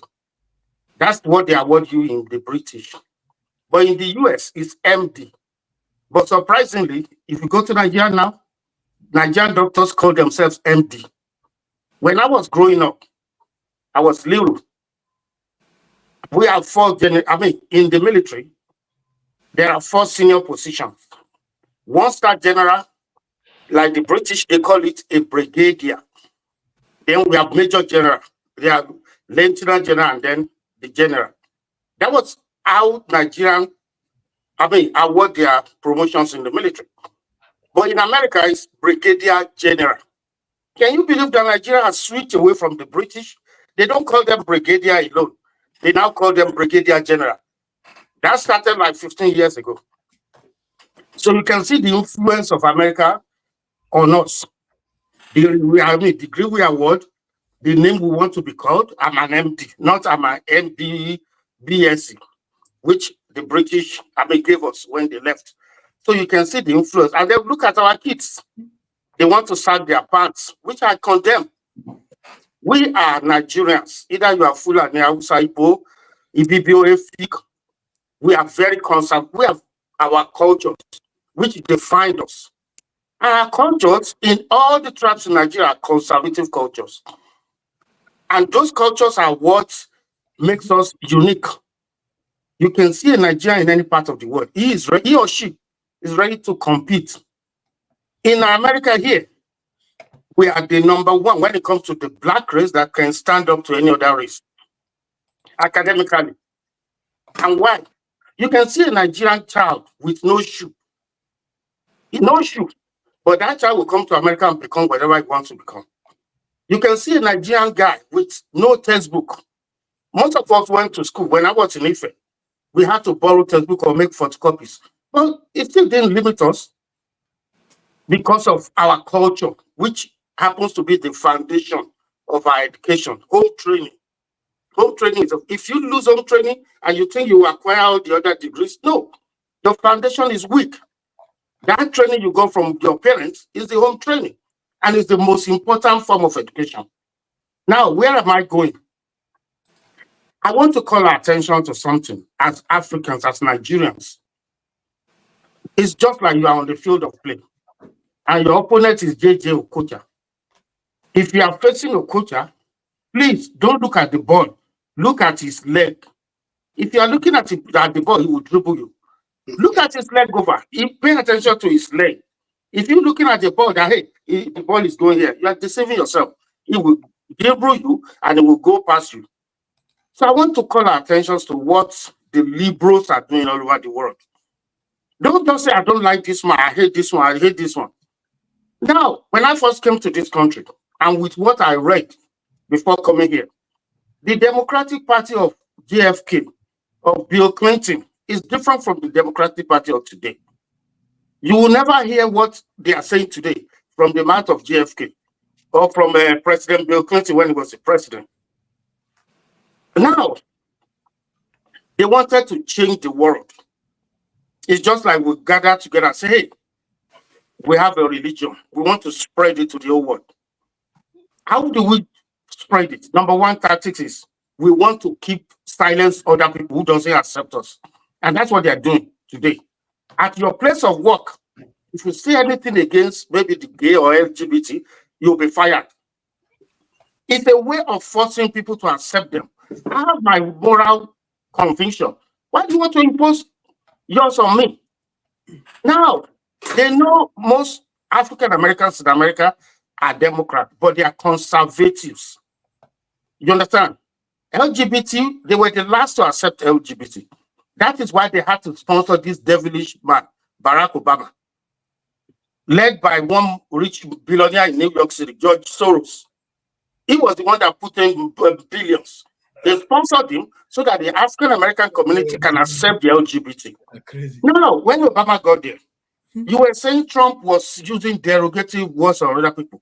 Tell me, if what Obama said to African leaders is not derogatory, that hey, if you guys don't accept LGBT, there will be consequences. How dare you telling heads of sovereign countries that have their own sovereign power that if they don't accept LGBT, there will be consequences? Tell me, let me tell you, if Kamala got there, she's going to repeat the same thing. Hey, we give you, like Egypt, they gave them 10 billion every year. If you don't do this, we'll stop the money, or we won't sell you a military weapon. It's a way of forcing your devilish culture, your beliefs on other people. That if you don't do this, there will be consequences. How dare he, stupid Barack Obama, telling us what to do to change our own culture? But what? Who is he? For goodness sake. Now, I wasted my 14 years, my first 14 years in America in New York City. Let me tell you how this, and I'm so happy that my brothers and sisters, African America, are now claiming that they want to get out of the bondage. They are now saying, and I'm so happy that that's happening during our time. Let me tell you what happened in New York City, 2007. I was still new in America then, and I came with an open mind. Now, majority of the city council in New York City are Democrats, 99% Democrat. And they are largely blacks and Latinos and some white liberals. Now, the blacks, they said, I want you to pay attention to this. They said, hey, our children are always having problems with the police. That each time they suspend them from school, during this maybe 2-week suspension, they will do stupid things and they will be caught and maybe processed, maybe sent to jail. And that will haunt them in the future. So they now said that even if they commit any crime in school and the school suspend them, that they should not serve those suspensions. You understand? In as much as they return to school by themselves. Let me explain what I'm saying. For instance, if KJ or sorry, KJ, will this go on for? We start speaking about almost 50 minutes now, please. Okay, 1 minute more. 1 minute, I will round up. For instance, this is what I'm saying. If CM is my teacher, and he comes to school and I raise my middle finger, and he goes to the principal to report, and the principal calls me to his office and says, you are suspended from school for 2 weeks. And the suspension is to start from tomorrow, Monday. And if I come to school, the law in New York now is that school has no power to chase me out. So how do you think the teachers will be respected? That's the way the Democrats are destroying my black people. To them, before, they think they love them. But look at what we are getting now. In New York, in DC, Washington, DC, the capital of America, only 2%, fact check what I'm saying, only 2% of African Americans in school can read at their grade level.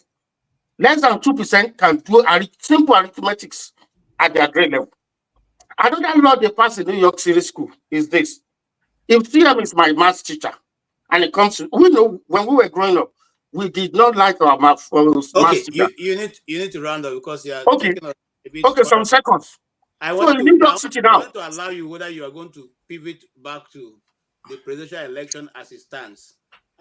Because the question now is, we have 2 days and we are now in a situation room and we are counting down to the 2 days. Who should carry the day and for what reason? Okay, personally, I will tell you, I want Donald Trump. And the reasons are what I'm saying. Number one, I don't agree with the liberal. I don't have no problem with the old Democratic Party, but with the current liberal Democratic Party that takes the power from the parents. And they said the teacher can just tell the kid that, hey, you are a man. Don't you want to be like a woman? Okay. You do something to my child without my knowledge? That is, again, what is going to be a topic we'll discuss here is that you are talking about the policies of both parties. We'll look at the policy of both parties in different terms. But let's move ahead. Thank you so much, Mr. Richard. I appreciate your coming in at this point, and you have made a very valuable contribution also to the panel. Please remain with us. Don't go away. Yes. I will go to Canada and come back to Okija. Or Okija, do you still have time? Why me? No, why? sorry. Yeah, I have to go. I have to go in 4 minutes. I have to go in 5 minutes. Jonaba, let Okija speak, then you can speak. Okay, please. I have to go in 5 minutes. All right, Mr. Okija, go ahead. Sorry, Jonaba, thank you. I've heard that, CM, I have to respond to you. You said they will respond Trump more. That's what the same thing they said about Obama. Just like I said, the United States, the president goes, that's, the power of the United States goes, before and after the president. So the same thing they were telling you when they were campaigning, Obama, he will not be respected because, probably, he's black, but he was respected. He had a good relationship with Angela Merkel, and European Union were benefited from it.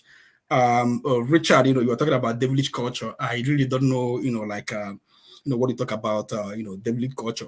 Individually, people support issues. I don't think, there are so many things I disagree with Democratic Party. So many things I disagree, but that's not. I'm not into culture, culture war. That's not my thing. I'm thinking about, people that will help the whole community, in terms of, finances and democracy, peaceful government. For instance, I'm a Christian, and when I argue with people, I tell people that I prefer democracy over Christianity. And that I would like America to be a democratic, plural society, where there is, rule of law and order, where every religion is respected. So they asked me, why do you want that? I said, because, as a Christian, I see beyond where I live. I see, in terms of the gospel of Jesus Christ, that what he wants is for the gospel to be preached to all nations, including India, Japan, China.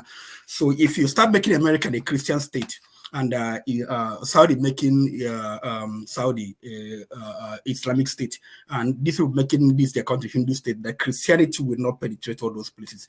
That it's possible. It's good that America will make America, a secular state, so that push other countries to make their countries a secular state, so that gospel can be preached in India and preached in Saudi Arabia. So that's the way I look at it. The Great Commission, not about just because what you see. That's that's the way I look at it. Individually, we can believe so many things, and then but still, it's a country. It's not a church. You can I can disagree with you. But when is economy? Once you give me good economy, I will work with you. Democrats, they've been able since 1989. About 51 million jobs have been created in America. Democrats, they created 50 million out of those 51 million jobs. It's it's a fact. All the policies, it's a fact. You can go and check it. Clinton said it, and it's a fact. You can go fast, check it, go online and check it. So it's not go online and check it. Then again, also, all the policies that have helped people, like food stamp, social security, or healthcare, all those policies, CHIP acts, consumer protection. They've been enacted by democratic, presidents. Every one of them. You cannot mention any policy, enunciated by Republican that helped the community people. The CHIP Act, by the enunciated, helped, like bringing chip manufacturers back into the U.S. Under Trump, U.S. lost so many jobs in manufacturing. Under Biden, they've been coming back. You can go and check it if you want. I can give you, because maybe you are the one in the echo chamber. You don't need all these things. Okay. Economy. I want to ask you one question. Yeah. Do you know that in the last 14 years of American life, just 4 that belong to the Democrats, Republicans, the rest of the 12 is being under the Democrats? I'm talking about from 1989. I'm talking about from 1989, the jobs that have been created from 1989. All right. So Bush was there 8 years. Clinton, Bush first was there as well. So check it, 51 million jobs, 50 created by Democrats.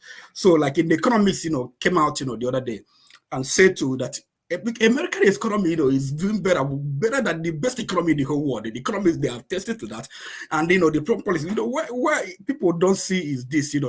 I didn't come here to America to fight, religious war or to fight social. I came here to make to make money and live a peaceful life. People who will provide me a peaceful life are the Democrats. People who put money in my pocket are the Democrats.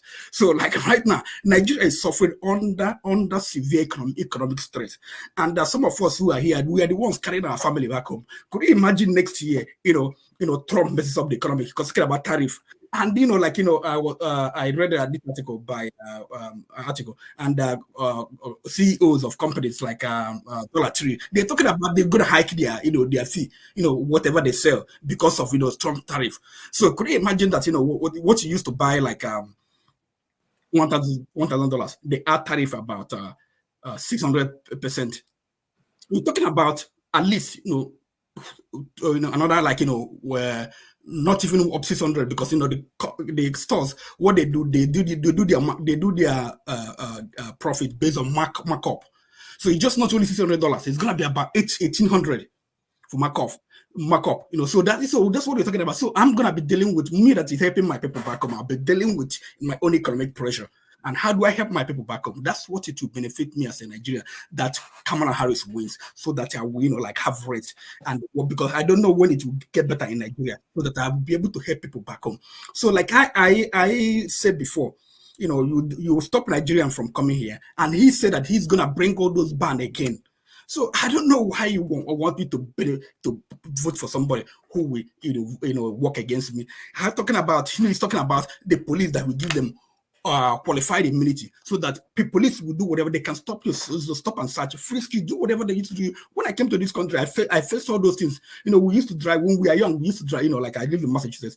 We used to drive to New Hampshire, to go clubbing, and they would come back. Police, they would just stand there looking for us. They would keep stopping us, searching us, bring us out, our pocket, our cars for no reason, just because we are black. They did it in New York. So could you imagine what it will be now when Trump comes in? They'll give them qualified immunity so they can do whatever they want to do to you. So even like in a case of George Floyd, where the police, killed this guy, that qualified immunity, police will say that I feared for my life, and that's it, qualified immunity. He's free. Could you imagine the situation? How many times have you seen black people gone down in the videos? Could you imagine what was happening before videos? And then you want me to bring a president? I am, like me, I'm a black man. You're a Nigerian. So you want me to bring someone that will, put that on me? I don't know what you're talking about, bro. Okay, I'll round up, sir. What's Ekene talking about abortion? Listen, the issue about the human care is quite different. It's not only about, like people got pregnant, they want to abort it. It deals with miscarriage, just like our brother yesterday talked about his own experience. Like, if you have never seen a miscarriage, if you have never sent a woman go to the hospital with a woman, you don't know what you're talking about. So just don't talk about anything abortion. It's about the overall care of a woman. Okay, so many people have died. This woman died in Florida. In Texas. She had a miscarriage. So the baby was still living. So they went to hospital. They couldn't attend to him because they said, there's still a heartbeat. Can you tell us what Trump said about abortion rights? Can you tell us what Trump said about abortion rights? Yeah. I'm talking, please. No, what Trump said about abortion rights. Please, we're talking, please. You have your time, please. Can I don't? Yeah. We have time. So while they were waiting, the 40-year was gone, and she had infection. 3 days later, she died. Just because so this is what some of the things we are talking about. People in Nigeria, I see people from Nigeria, they talk about abortion. This, do you know the level of abortion in Nigeria? Do you know, like, there was a time I went to Nigeria? Just a reporter, just a fast check. That story you told, a popular network has debunked that story. That is not true. Which one? The last one you told about the woman who was. What's her name? I have the video. I will get it across. You see? Yeah, I will send you. It's not only her. I will send you so many videos. It's not only her. I will send you so many videos. Okay. Okay. That's so this very popular story that she told had been debunked, has not been. No, it was not debunked. I will send you the video. I don't know where you're getting your debunking. I mean, I know you know about conspiracy and all those things. So I don't know where you're getting there. No, you see, I'm a reporter. I'm just a moderator here. Bro, you are not a reporter. You are a QAnon, Nigerian QAnon. So I don't know about that. So don't tell me just to be a reporter. What else am I doing? I'm not on your side. I'm not on the other side. I know you personally. That's those who you are. You go into all those rabbit hole, and you come up with all those things that I cannot even imagine. And sometimes I doubt if you were ever a reporter, because you don't even investigate. You don't even investigate. So that's the thing. So anyway, So, so there are so many, what concern me more about economy and how it will work out for me, for being someone who has worked with state and city of Boston, did some project for, for state and city of Boston. I've come to see, how some in the ways government work, and I've seen how the advantage of, being a democratic city or democratic state, I've seen how they, the contracts, they do their contracts, try to help the minorities. I've seen people, take advantage of all those things. So economically, it work out better for me. And again, I have democracy. Democracy will be preserved. I don't need someone who will be a dictator. I don't know someone who he talks. We don't know what he's talking about. The U.S. Intelligence Agency said that Russia, messed with our election. He went to Putin, Helsinki, 2018. He went to Helsinki in 2018 and had a meeting with Helsinki. Putin watched his brain and he came out, to the meeting, and he was saying that, oh, I believe Putin. But the intelligence community, even Lindsey Graham, he's telling him that no, that Russia messed with our election. Couldn't believe it. So anyway, you say you will be going in 4 minutes. 10 minutes already. I don't have problem with the Republicans. Okay, I don't have problem with the Republicans. Okay, but I have problem with Mitch Romney. I like Mitch Romney was my governor. Okay, Romney was my governor. Even though I didn't vote for him, but I had peace. So I want to go to sleep. Okay. 4 years, next 4 years, I go to sleep. I don't know. I don't need to worry. I don't need to be checking my phone. What is the president saying again? Peace of the mind is paramount to me. So under camera, I will have peace. I don't have to even check the news in 1 week, 2 weeks. I don't care because nothing is going on. But for Trump, every day I'll be checking my news. Every day I'll be fighting with coworker or whatever or somebody. We don't want that anymore. We spent it for 4 years. 4 years. But you are in a Republican. You are in a democratic state now. No, but the presidency, he talks. See, if you tell yourself the truth, 4 years under him, it was one thing or the other. Okay, 4 years under Obama, do we hear anything? 4 years under Biden, do we hear anything? But it was my time they gave you. I'll join you guys back maybe around. I'll join you guys maybe around. Okay, Jack, it was my time. So let me come in here. I come in peace. No, hold on. Hold on, please. Let Jonaba go. You come to him. Thank you so much. He's going twice though before me. Jonaba, how was church today? I thought Okija is a shrine that I'll go and be worshiping when I go to Nigeria, but now he's talking about Jesus too much. Now I'm confused. All right. Thank you for so this. Go ahead. I'll be listening in the background. I will join you guys back later. Thank you.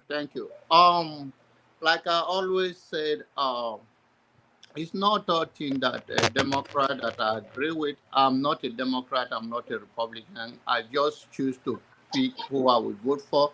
In this election, I already voted, and I voted for Kamala Harris. And I understand politics very well. I understand how he play out between the leader of Democrat in many Democrat cities, whether mayor or councilman and all of that. They are not all the best, but Nigerians say among the evil, then they go for lesser evil. So that is my view. The issue of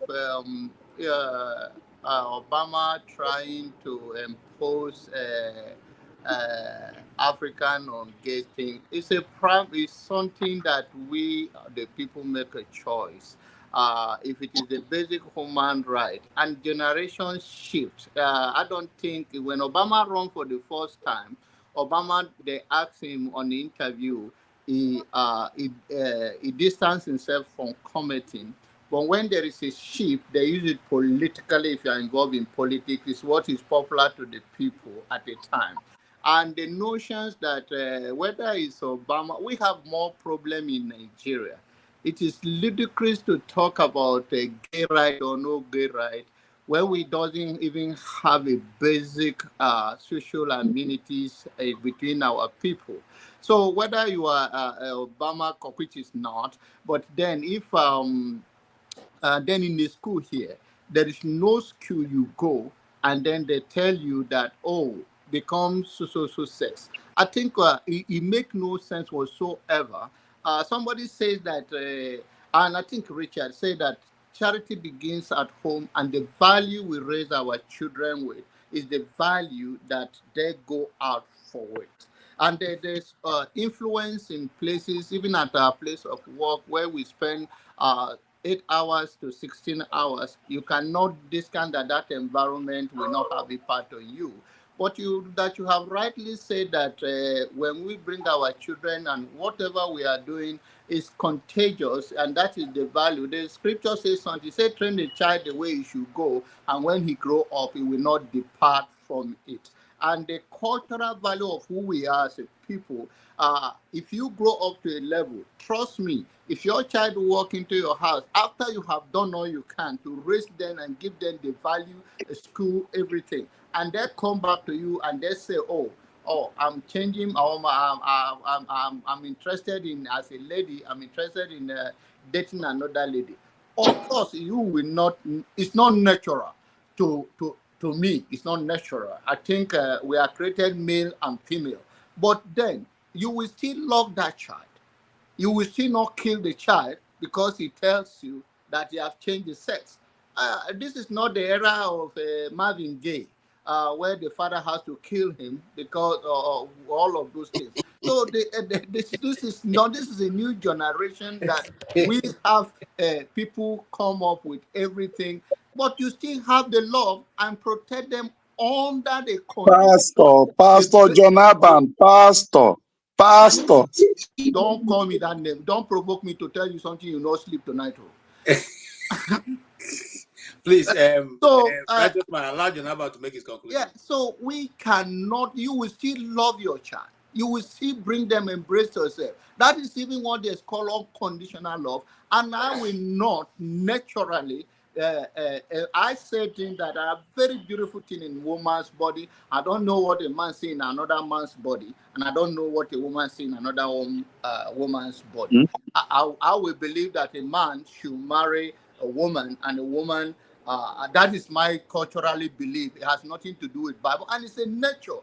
So to me, all those things, Democrat promote this, it has to have a weak home, and if you do not respect people's view of life, then nobody say forcing you to become gay, they say let there be a right under a human right that if that is the life you choose, you can go to the hospital and you will not be discriminated against. You can live your life and get a help. That is the basic of all of this. It has nothing to do with anybody forcing somebody to change sex. If you dig into it, it's about basic human rights. So that is all about it. KJ, please excuse. Wait, excuse. Mr. John Abba, I'm not talking about that. You can take the whole time. Mr. John Abba, please, what do you drink? I will send you a big bottle of wine. I'm going to take your contact. I need that, please. I will send you a big bottle of wine. Thank you. While you are trying so to send as him I ran off, because I will also send me coffee so I can have a cup of coffee while we're having a discussion. You can't only send to him and then not send to us. Look at we are 4, we are 6 now. I will round up. Everybody. I will let you go so that I will be going to have a visitor. I will rejoin you guys. And it's now between Kene and Richard, who they have a similar view. So it is going to be very boring. So I think you guys should not continue. No problem. With it because no problem. And right. I will be No, John, wait a little bit, then before you leave, because it will be boring. Yeah. Hold on. I will not feel bad that they are sending a bottle of wine to you because I don't drink wine. So I will not feel bad with that. But this is it. Which one do you drink? You drink water. Righteous holy wager. Look at him, holy wager. And for you guys know, I'm hosting Rudolph next year, so I will invite all of you. Come and have a good time. Even some of us that I do not agree with you doesn't mean so. Try to send us address so because I will come. I will come. It's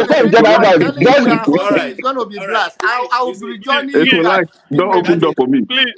So the thing is, somebody here. KJ, Somebody here was KJ, saying something about KJ, August CM, please. I want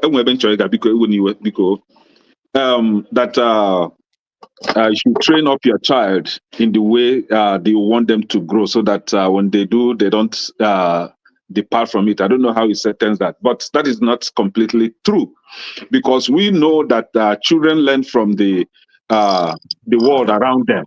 You know, the society influence your child's development, attitude, and behavior. So if your child go to school and all they teach them is about man humping on man or woman humping on woman, and they should change their body, or they should enhance their body organ to change to the opposite. Castration. Yes, to change to the opposite sex, and you, the parent, you have no right to say no. You don't do this to my child. Matter of fact, the school system can go on your child's record, remove the he that defines a boy to she, and you, the parents, you have no right to argue that. And if you dare, you'll be arrested. And this is something that a born Nigerian that drink his mother's milk will support. Now, other than, tell us, I want these Democrats to tell us, other than abortion right and gay right that these Democrats are pushing, what other agenda do they have for the people of America? Nothing. Nothing else. Okay. Nothing. Because if somebody is claiming about job creation, that is a lie. During Trump, right? And you can go on Wall Street Journal to fact check me. During Trump reduced unemployment from 4.7% to 3.5% prior to the COVID. COVID affects everywhere, nationally, globally. Every country was affected.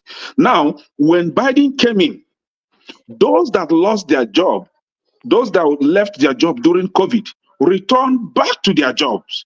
And this is the job that Biden is claiming to have provided for the people of America. Are we that dumb? Now, you are talking about that Trump wants to restrict people from abortion. And that was why I asked Okija to tell us what is Trump's opinion over abortion. This is what, and people tend to hide the truth to push a false narrative. Trump says that he has no right to stop people from doing what they are doing. However, he wants the state to determine how they want to run this affair. So let the people themselves vote if they want abortion or not.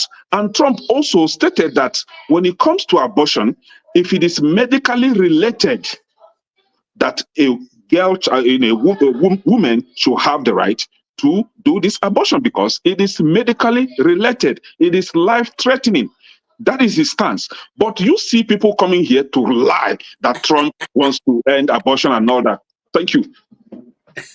Thank you. Okay. All right. Thank you. Trump wants to end abortion. See, hold on. When Trump was the president, through his 4 years administration, there was nothing like war globally. He was able to make peace. He happens to be the first president that went to North Korea and have a chat with the president. Matter of fact, Trump deployed the Abraham Accord in the Middle East and was able to make peace in the Middle East. But what are we having today in this Democrat government? War everywhere, doling out billions of dollars in the name of fighting war that has not benefited this country. And those are the excesses that Trump wants to cut. Trump says that you cannot be doling out money over wars that has no benefit to this country. Does your own stock stop? KJ, this is why I don't want to come. Because you keep talking and talking. Can you put this enemy of the truth? So Trump says that you cannot be doling out money when the people, American people, need this money most. Okita came here to tell us that that you find affluent black men in a Democrat-run state. It is not true. It is in the same Democrat-run state that you find the highest level of homelessness. California happens to be number 1, and New York number 2. This is where you find black men literally on the street without home, without food, nothing for them. And the government of the day is giving them drug to further kill themselves, to further ruin their life. Why will he be giving them drug kits to continue to get themselves addicted to drug and destroy their life instead of taking them out from the street. All you are offering them is drug. See, we are not. Some of us are not honest to themselves, but it's okay. Remember that wins, See, remember that wins, If Trump wins, fine. If Kamala Harris wins, that's fine. But what I wish our people that voted for Kamala Harris, me, I voted for Trump with pride. For what I wish for those that are supporting Kamala Harris is, if she wins, God forbid, your children will turn to gay and lesbians and homosexuals. They will turn to whatever this government support. Your children will turn to it. Your children will be aborting their babies indiscriminately because that is what you vote for. That is what you pray for. And so shall it be. Okay, thank you. Please 10 seconds. Let me say because I want to leave. Mazi Prince, you know now, you just promise those where you go send something. Me, CM, I would have promised you, but you had you said UK when they left Brexit was on Trump's regime, not Obama. So let's back check that. Okay? No. It's Obama. I said not Trump. It's Obama. No. They left during Trump. They left during Trump. But that's by the case. But that's by the way, though. That's by the way. We will talk about it later. Okay, CM, can you make your point? CM, make your point. CM, make your point. Okay, anyway, I'm not making. I'm not. What is important to me is you collected address. Those you will send something. Me, now they ask now. Me, what of? We will talk about that now. We will talk about that. All right. We will talk about it. Let's go on. Okay. So my own thing is this. You know, Kene, you are my brother, but you talk and talk. You keep repeating yourself. Whether Trump wins or Kamala wins, it doesn't take anything away from me. Yes, I'm a proud Democrat. Yes, I have voted. And my household, we voted for Kamala Harris, period. I am not going to come here and say things that I know that I didn't see Trump do. Or I did not see, that I know that he didn't do. I'm not going to come here and talk about Trump sleeping with the daughter because I know he never did that. But he said if the daughter was not his daughter, that he would have loved to kind of date her. That is a fact. It's not lies or any other thing.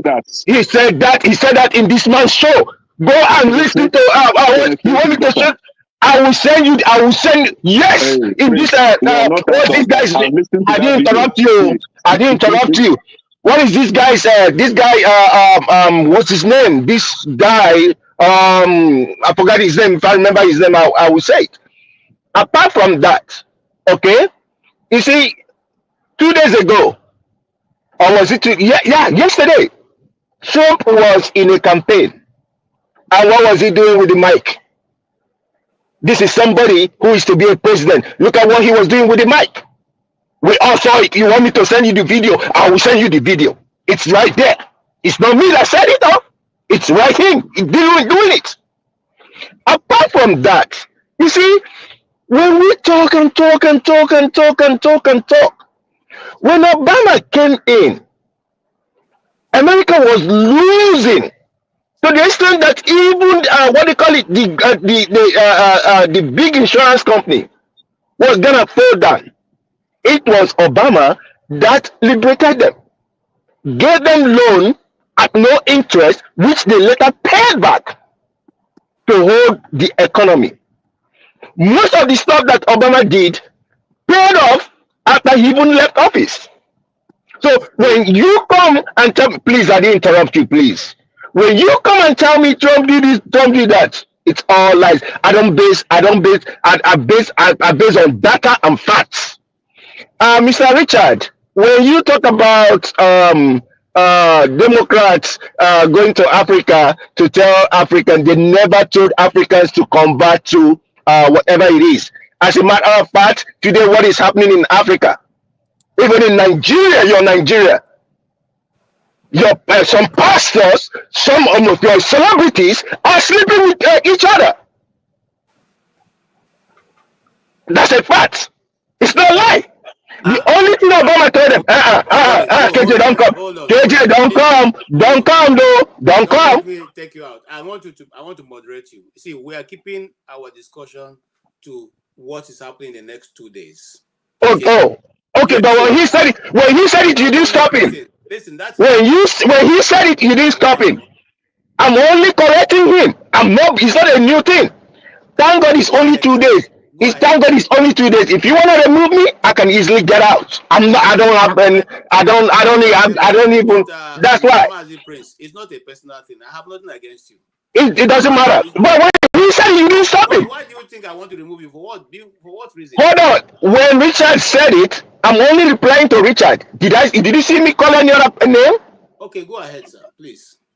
Okay, so the narrative that you people call yourself, to the extent that you call your own person devil, Satan, this is because of the narrative they put in your head, and then you call them. Some people say, "Oh, Obama did this. Obama killed what's his name? Gaddafi. He did this and did all that." What America does is this: no matter who is in that seat, they are not even the one that decides. We have a set of senators in which even a gay person is involved. Lindsey Graham is the most, the ranking person in that intelligence that decides if America can go to war or not. So I don't get it. I don't get it. Please, let's not have a headache over nothing. It's only 2 days. Can we just be patient? Can we be patient, please? Whoever wins, we will come here and we'll celebrate the person. That's all I'm asking for. So if you have the time, we're still going to be here tomorrow and next tomorrow. Next tomorrow is going to be a 24-hour broadcast. To be so that's what I'm saying. And Kene, you talking about California having a lot of black people on the street. That is false. That is lies. Can we Google it? KJ, Google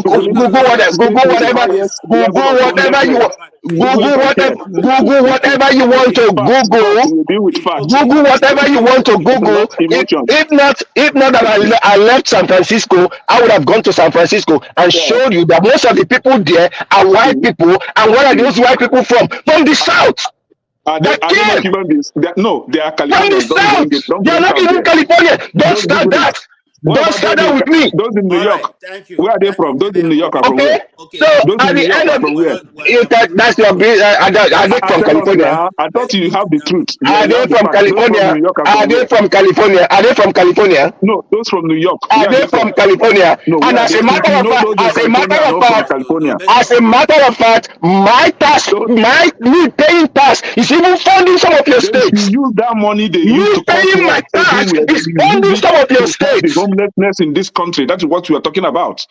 The money that they are using to cause war everywhere. So at the end of the day, are you talking about that is you talking about those homeless people in California are not from California. Can I make my point?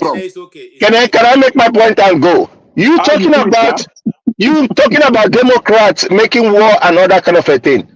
What do you call it? The Ukrainians started digging trenches during Trump. As a matter of fact, Trump even gave them javelins. This is somebody that will say, "Oh, he doesn't like war," but he gave them javelins. And what is javelins?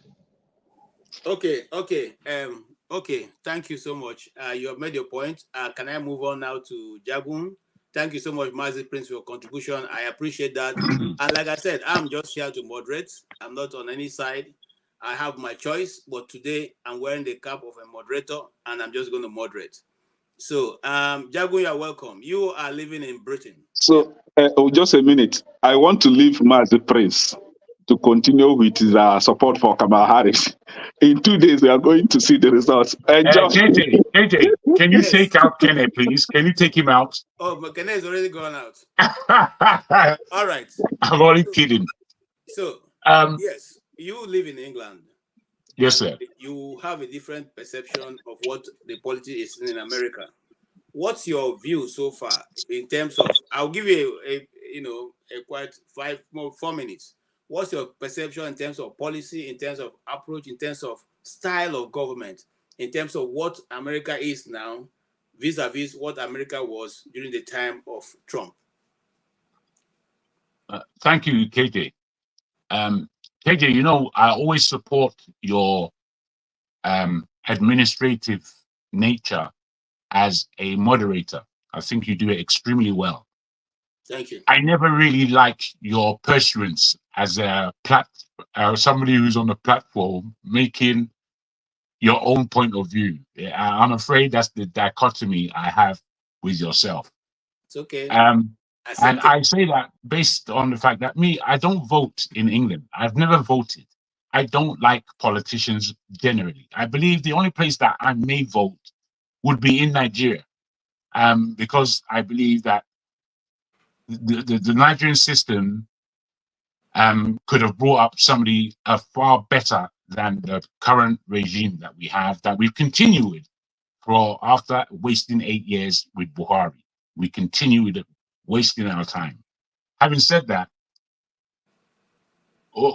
where Kamala Harris and Trump are concerned, I care for neither of them, to be frank. Having said that, on an international scale, I don't want Kamala Harris there.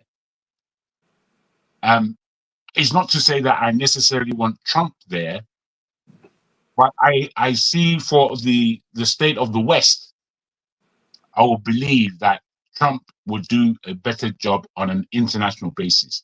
What he may do on a national basis for the Americans, I don't know. I have no real appreciation for how the Americans generally feel. I mean, listening to those who are in America on the platform, some are looking at Trump, some are looking at Kamala Harris, because they basically do not want Trump there. So I have to take those considerations on board in the way I'm looking at the political race so far. But where we have a big issue in the Middle East, and we have a big issue in Ukraine and Russia, I can't see anyone other than Trump being able to galvanize international respect to quell these issues. I think Trump would tear up the paper in quick time on the war with Ukraine. I think he would leave Zelensky by himself, and Russia would basically do what it needs to do, to the point that he and Putin would discuss what may be fair to do.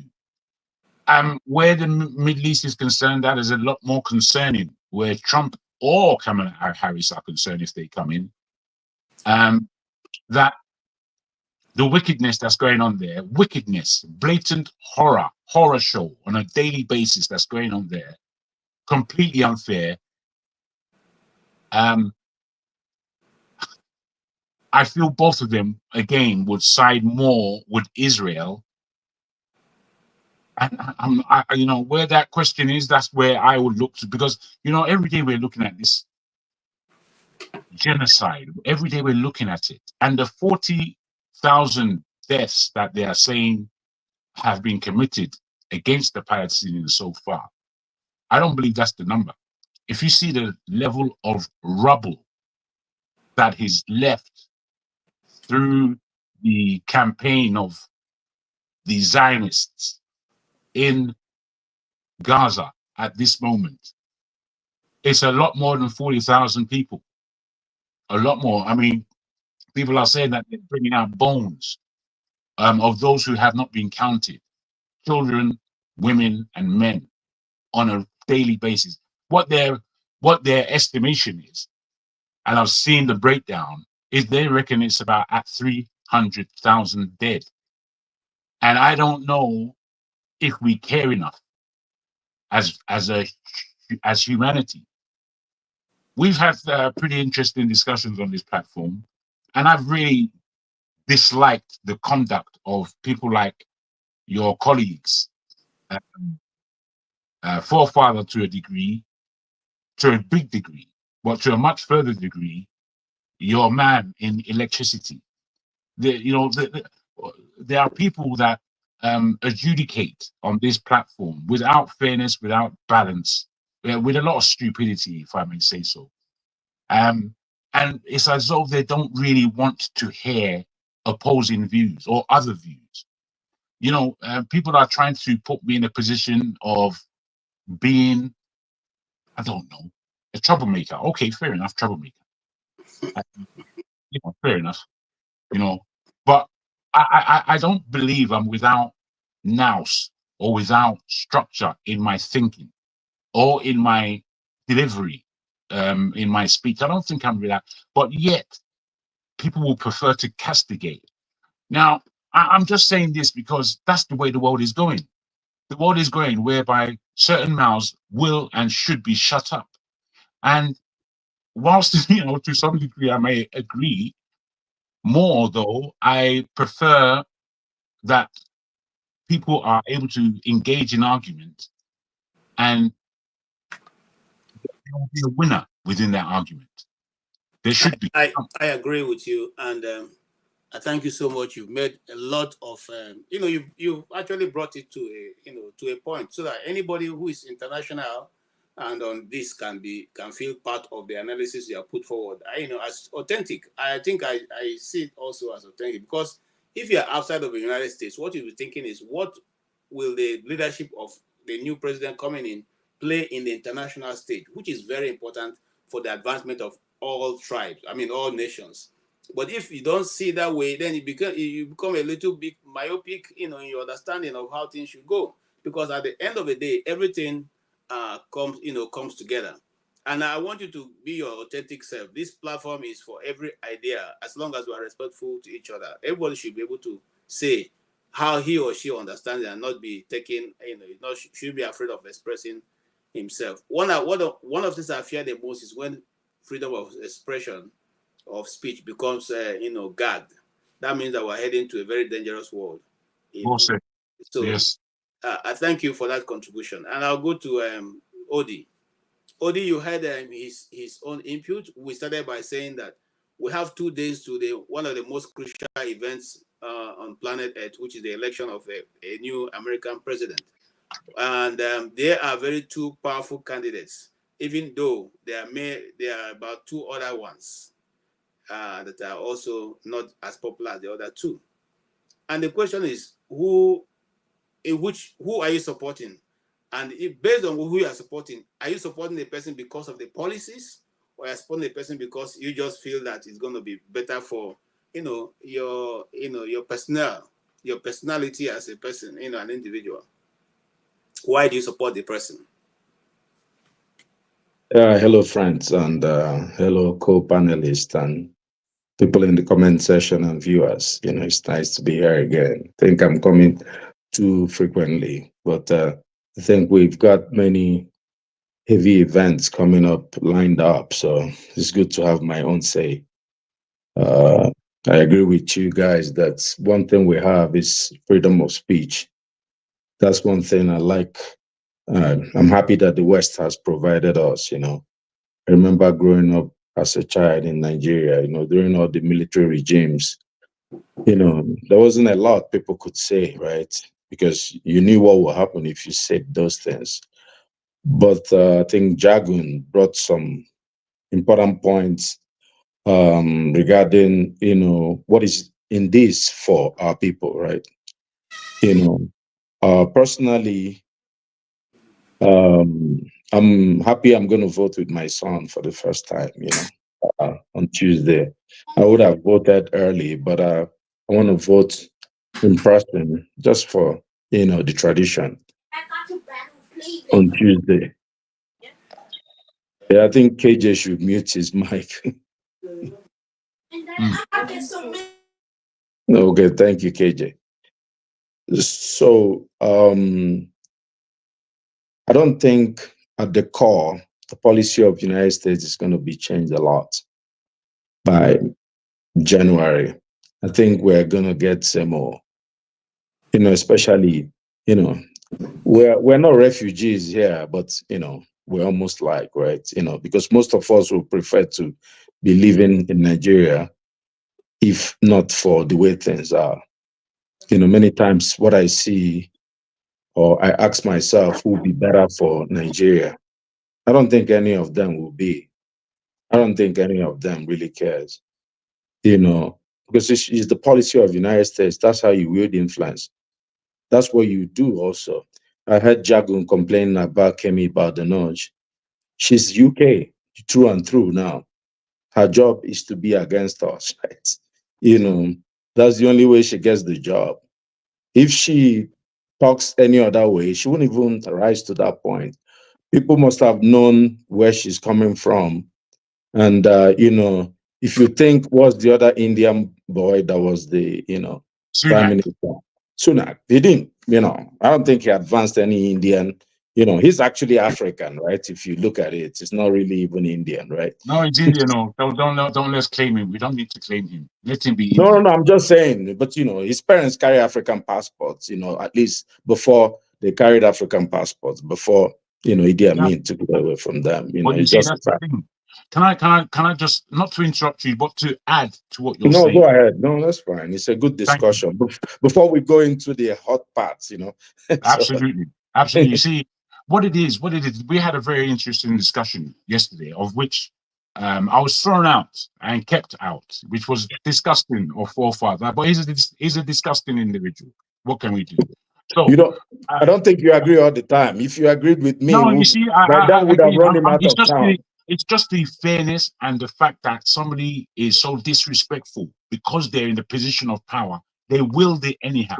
It's disgusting. Well, thank you. But you got to say it more often, though, because many times when you talk, he puts you, he's this like, loving over you, and he's trying to massage you, and then he gets away with it all the time, again and again. I'm happy that someone like you has observed that, because I don't get a lot of fair, balanced commentary coming to my station. So I thank you for that, Odi.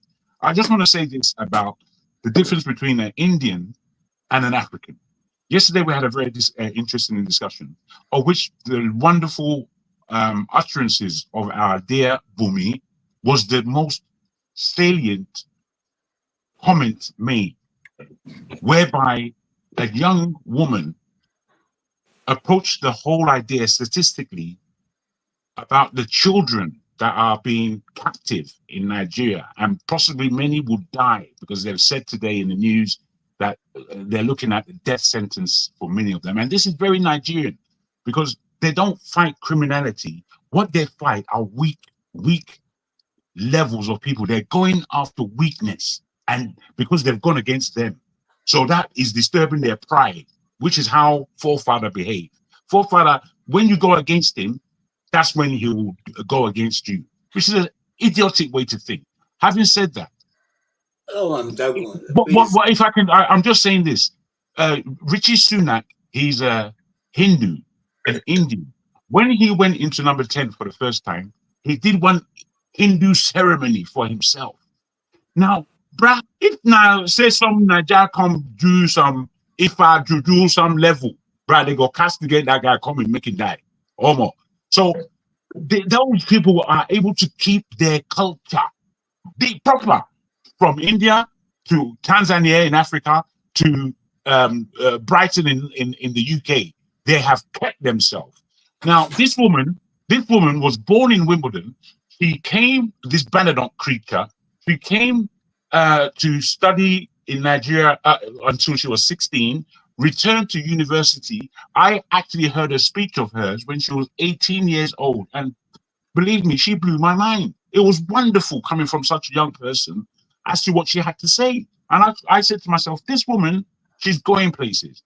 The next minute now, she's in Parliament looking at, coming from the conservative standpoint. And she's a conservative. Most black politicians are in the Labour Party. What she did now is to castigate all the black politicians on the Labour Party side. Now, I didn't disagree with her because I agree with a lot of her points. Having said that, when I stood back and looked at it, it was as though she was a guard dog for the Conservatives against our people. So, as you rightly said, my brother, The Blackstone, can you mute yourself, please? Yeah, as you said, my brother, she is in the position where she can only be against Nigeria. Hello, I am sleeping. I said good night. So please, my OD, my brother, I just wanted to add that. Please can continue. Yeah, I'm sleeping. Please, can you mute this guy? No, Odi, I don't want to say anything. I'm not contributing to the topic. No. Yeah, let me finish my point. Just 30 seconds. I'm not contributing. Can you mute the Blackstone? He's on the phone.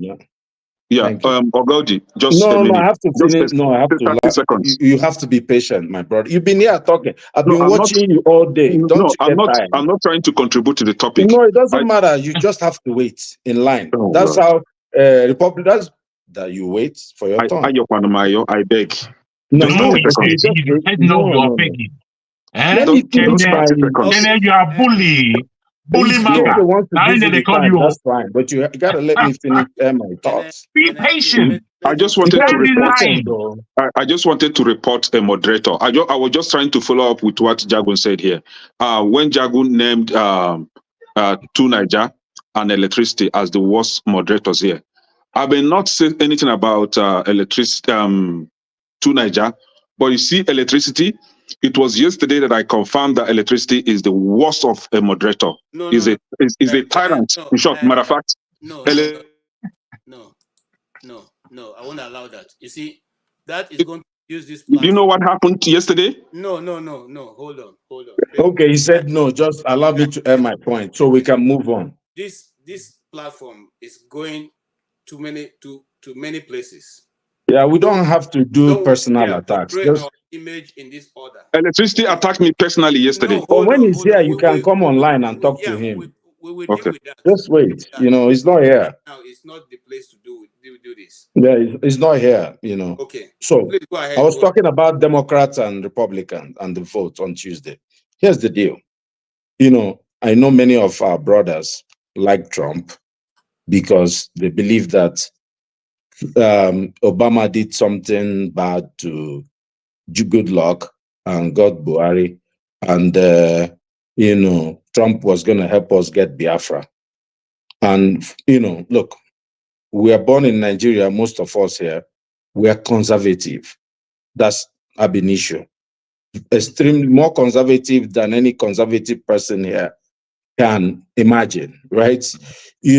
So when people talk about United States is the capitalist country, I was like, no, if you want to see capitalism, try Lagos.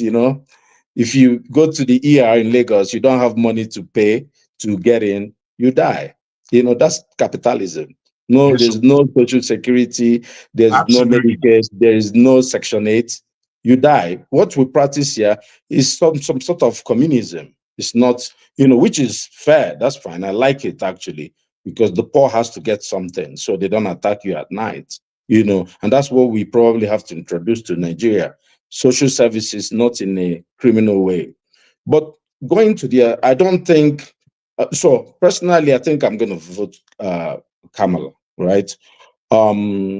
My reasons are, I don't care if Trump wins. Probably will favor me. I really don't care. If anything, one thing, and many times I'm able to control my emotions and vote what I think makes sense, and I'll give you my reasons. I like Trump in his as a person. The problem with Trump is the idea that he pushes, the narrative. I was here during Bush, Obama, and all this. When Trump came in, I had to leave my church. I go to an all-white, kind of all Caucasian church. It was a mess. It was like I was like a junior human being. We were all fine when Trump came. Look, you go to Bible study, I went to Bible study one day, and we were just there chilling, and people went on a rant. You know, what I was hearing, these immigrants will have to push them out. They can't come in. We were discussing, if you know the Bible, we're discussing Acts of the Apostle. And we are talking about, he said, immigrants were pouring in. Someone from Acts of the Apostle started making equivalency to Mexico. Immigrant. I said, do you guys realize I'm one of those immigrants? Yeah. So you don't forget, like I'm coming from there somewhere else. You could see everybody was shocked. Of course, I left the church, because when you come to church, like it will be 90% church and 10% discussion about Trump and what he's going to do. And no, it wasn't like that. There's a division between states and religion. Let's focus on what is important. And you could see people that you help now felt they were superior to you. Like, look, if you don't think there's tribalism in the Western country, it's not as much, then you're lost, my brother. You see, if an average Fulani person in Nigeria, when I say this, maybe Jonaba will disagree, but believes during the military, believes they were better than every other person. And this is what happened when these things, you allow them to permeate. For me, look, I'll tell you something, and I apologize, Jonaba. There is, the idea, because we are in everything we align. You talk about whether it's gay, abortion. Nobody has, even Nigeria, the law is if you're gay, they want to jail you. So we have more advanced laws than everything that the conservatives may propose here. And if you think that the conservatives are not aligned with let's say the Republicans are not aligned with the Democrats in the issue of abortion, then you're not paying attention to what's going on here. There may be some division in abortion, not about choice of sex. The West has moved on from that already. Okay. Go and look at the vote. Thank you so much. Thank you. Let me just round up. Let me round up on some. That'll be great. So here's the issue. If you look at many of our folks believe they want to punish, the Democrats. Like I mentioned the other day, it's like someone saying they want to punish the Democrats and elect Trump. So about Gaza. When Trump says explicitly, if you elect me, I'm going to remove the handcuffs from Bibi. And then you said you think you're punishing Trump as an Palestinian American to go and vote for. Well, you're punishing Kamala to vote for Trump. It's the same United States policy. Nothing is going to change. They're going to support Israel, which I'm not really. It doesn't change anything for me or the price of Gary in Nigeria. The question for me is, who's going to help us?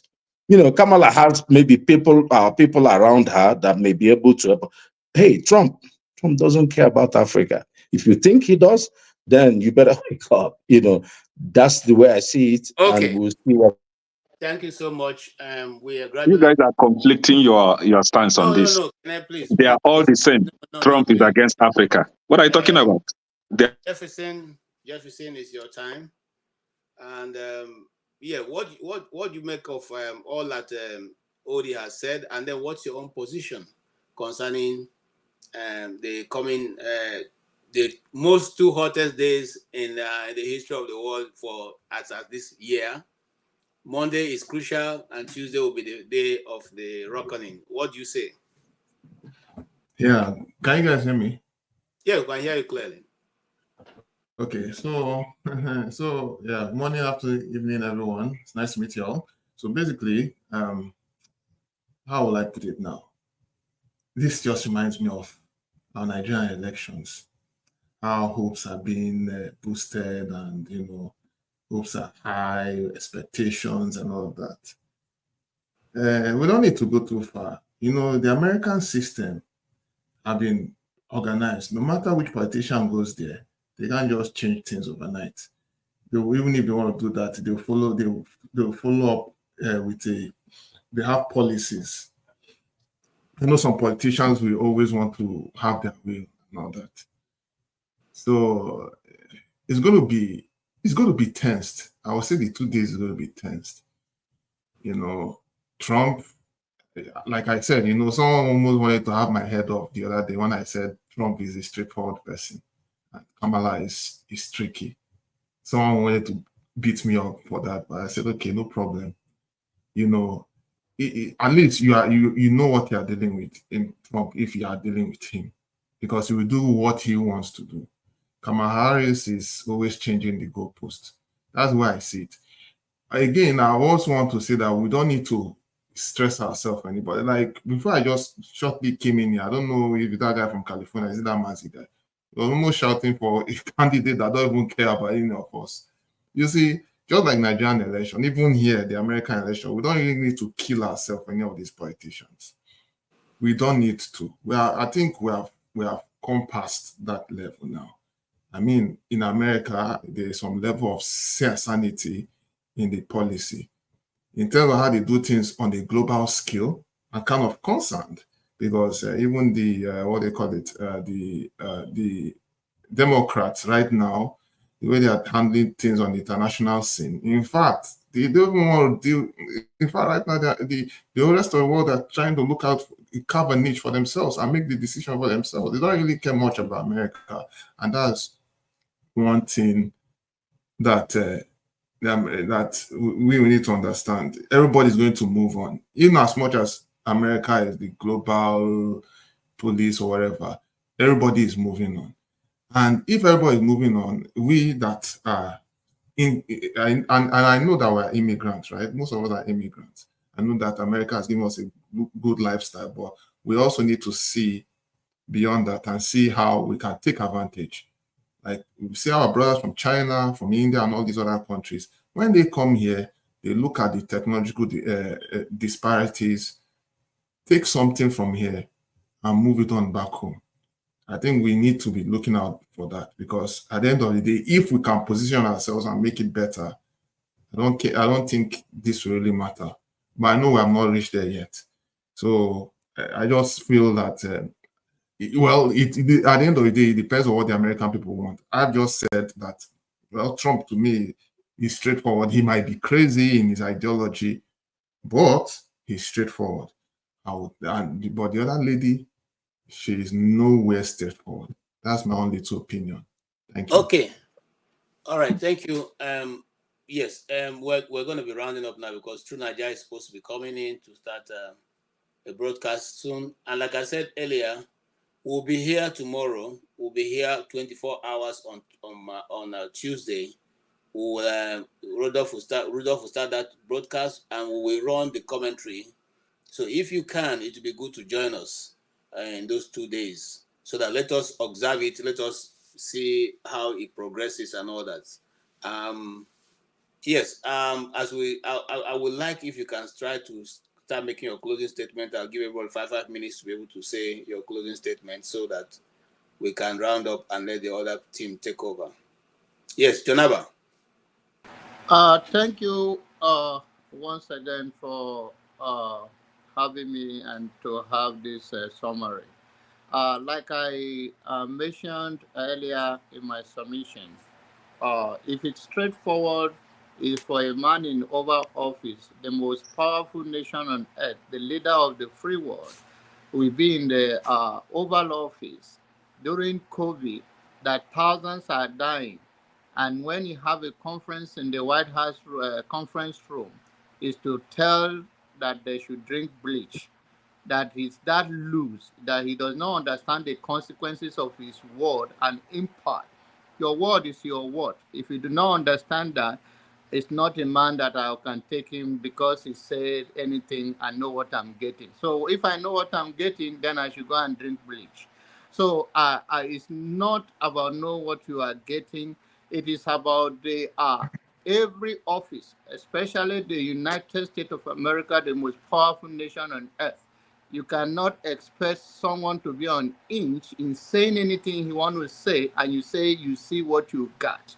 And what you got is for somebody in a rally in United States of America telling the people attending the rally that protest that they should kick them out. Not only that, like I mentioned again, that is the only the president in the White House that suspended I-30, which means your relative in Nigeria cannot come here, and he targeted Nigeria, and he have his reason for targeting Nigeria. The world cannot deny it. The charisma of Nigeria cannot be stopped by a petty parent like a tyrant like Donald Trump. Donald Trump, we are all immigrants, including Donald Trump. The only people that are not immigrants in America are the Red Indians and all the Indians that we all met here. Fortunately, they met them here before us. So American is a land whereby everyone from all over the world come and make a better life. For a man to stay in the White House and have such a mindset, targeting other people that doesn't look like him, what did he do? He asked Norway to come for free because he want to make America more white again. What did he do? What did he call Mandela? Mandela is well celebrated around the world. Even those that disagree with him when he passed away, they went there to say goodbye to him. Extraordinary human being, a white man, a black man that lived as a legend. What did he say to the other people? They say they should go there and wipe out his legacy. So Trump is on inch. He has no respect for black people, and those that believe he say what he said and he's just saying what you got. That is your opinion. I don't have a problem with it, but I believe. Sorry, Jonah, but with due respect, sorry, I don't mean to interrupt, but with due respect, even the lady that claims that she has respect for black people. I'm not. Can I finish? You can say that. It's going to get to you. You make your case. When it gets your own time, you make your own. You make your case.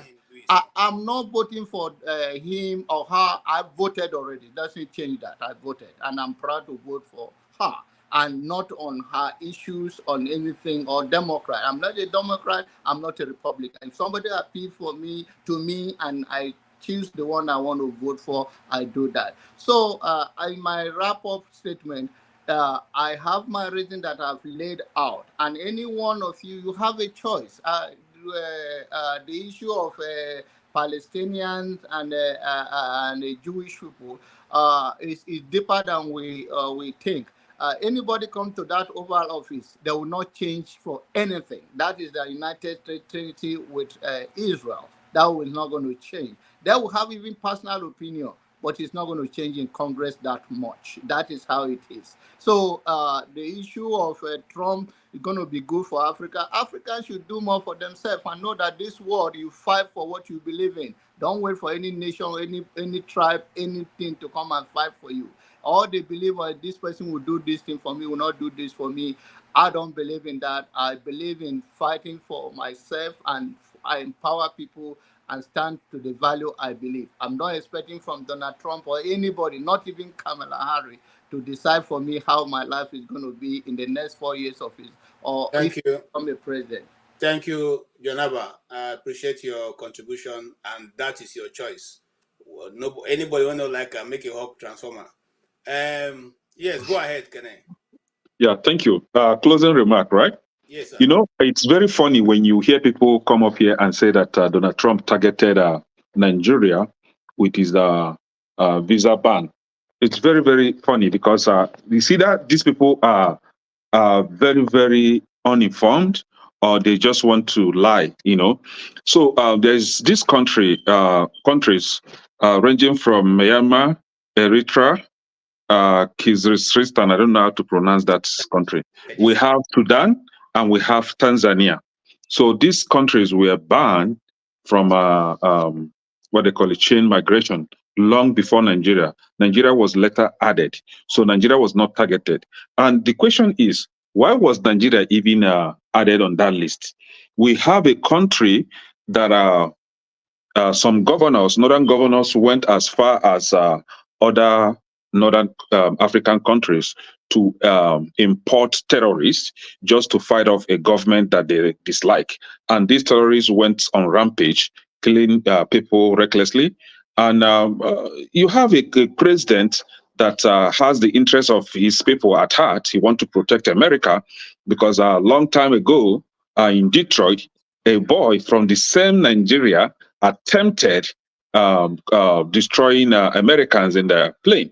So luckily he was caught. So now you have a president that wants to protect you because you live in America by saying that, no, you shouldn't be allowing these terrorists come into this country recklessly. And that was why he added Nigeria on that list. Initially, Nigeria was not on the list. So if you want to be truthful, you say it the way it is. But like I said, I voted for Trump, and I'm very proud voting for Trump. I wish I can vote more than once because, but it's illegal to vote more than once, so I can only have one vote. We all have one vote here. Then in 2 days, president will emerge. If Kamala wins, God forbid, we all will enjoy whatever Kamala stands for. You know, we all going to enjoy it, and nobody should come here and cry, because if you come here to cry, I will ridicule you, I will mock you very, very well, and nobody is going to stop me. Well, what about alternative? No, hold on. Yeah. What about the opposite way? Hold on now. I'm still talking. So if Trump wins, that is fine. We are going to enjoy it. If Trump ruins the country, come here and ridicule me, mock me anyhow, I will accept it. Are you sure? What we all pray for is for the good of this country. Our country back home is being ruined by bad leadership, and what I stand for is good leadership, so that this country would not be ruined just the way they ruin Nigeria. But if you guys want both sides to be ruined, I don't know where else we're going to run to if things get that bad in this country. Like I said, I've voted. In 2 days, the result will be out. I don't care who wins. I don't care who lost. The problem is that's not true. All know you care. See, hold on now. Hold on. We have, if you want to go there, we have Democrat supporters that will come and tell you, oh, they are all bad. Oh, they are the same. Trump and Kamala Harris, they are all the same. Democrat and Republicans are all the same. If they are the same, why can't you respect my opinion or my decision for voting for Trump? Why can't you have rest? Why can't you be happy that you voted for your candidate and allow me to vote for my candidate? Why does it hurt you when I say that I vote for Trump? Why do you feel pained and you go to the level of insulting me for me voting for Trump? Why do you curse me for voting for Trump? Why can't you enjoy your Kamala? Let me enjoy my Trump. Let's have peace. We are not fighting. That's your own behavior. That's how you behave. Trump is not my father. Trump is not my uncle. I can only say the reasons why I support Trump. But whenever I say that, I get insulted. I get bullied. It's a typical of Democrats. Please, you guys should be more civilized to respect opinions, differing opinions. We must not all believe in, the same thing. We have different way of thinking. Actually, our brain is not the same, so we think differently. All right. Thank you. Your submission. I appreciate your contribution, and that is his choice. And the last time I checked, he still has the right to have his choice, and that's why election is by vote. You vote your choice. Yes, let's go over to I will do forefather last. Let's go on to Jagun. You can go to the man who hasn't spoken, and then I'll follow him, if you don't mind. Okay. All right. Odi, do you want to speak now? No, Odi. This our man with glasses here. I can't see it. I can see him. Oh, okay. Yes. All right. Odi, you want to speak? No, let me go if you're not going to him. Okay. Thank you. I know why I'm keeping the both of them at work. Okay. Fair enough.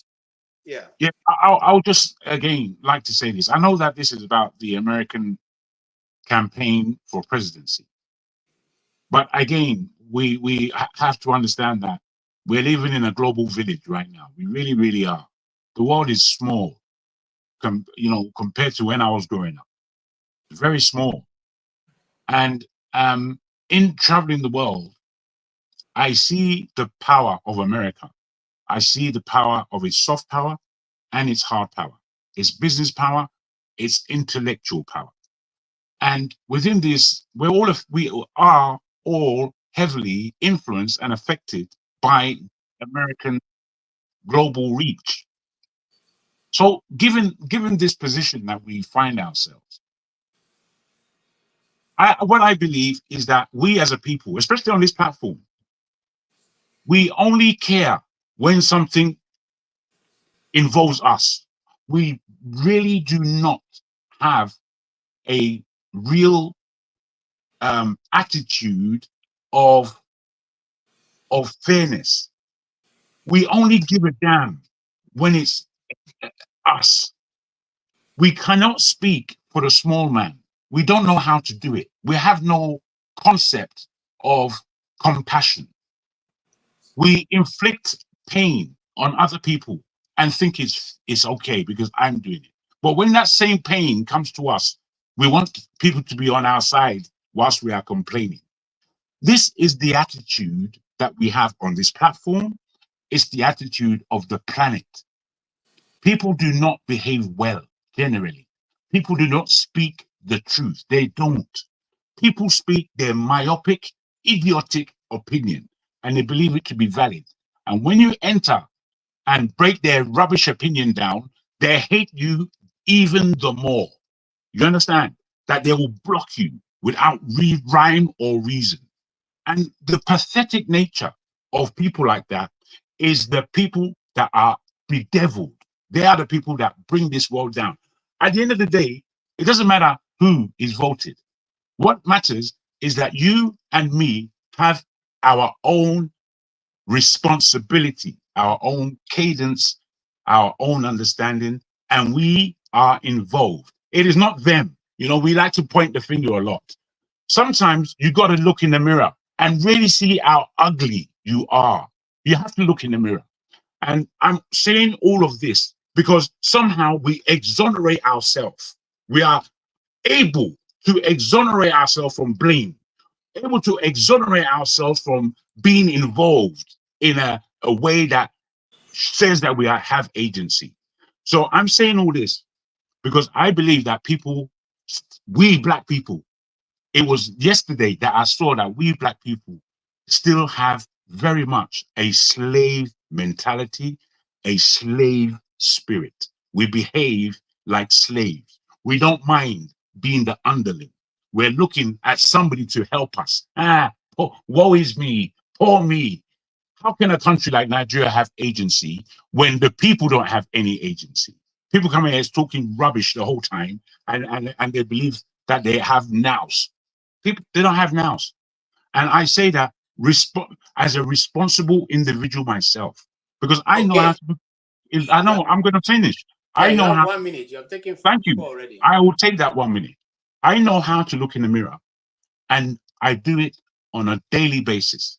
I know how to check myself. I don't need forefather to be my dad. I'm twice as old as he is, but he believes he could be somebody's dad.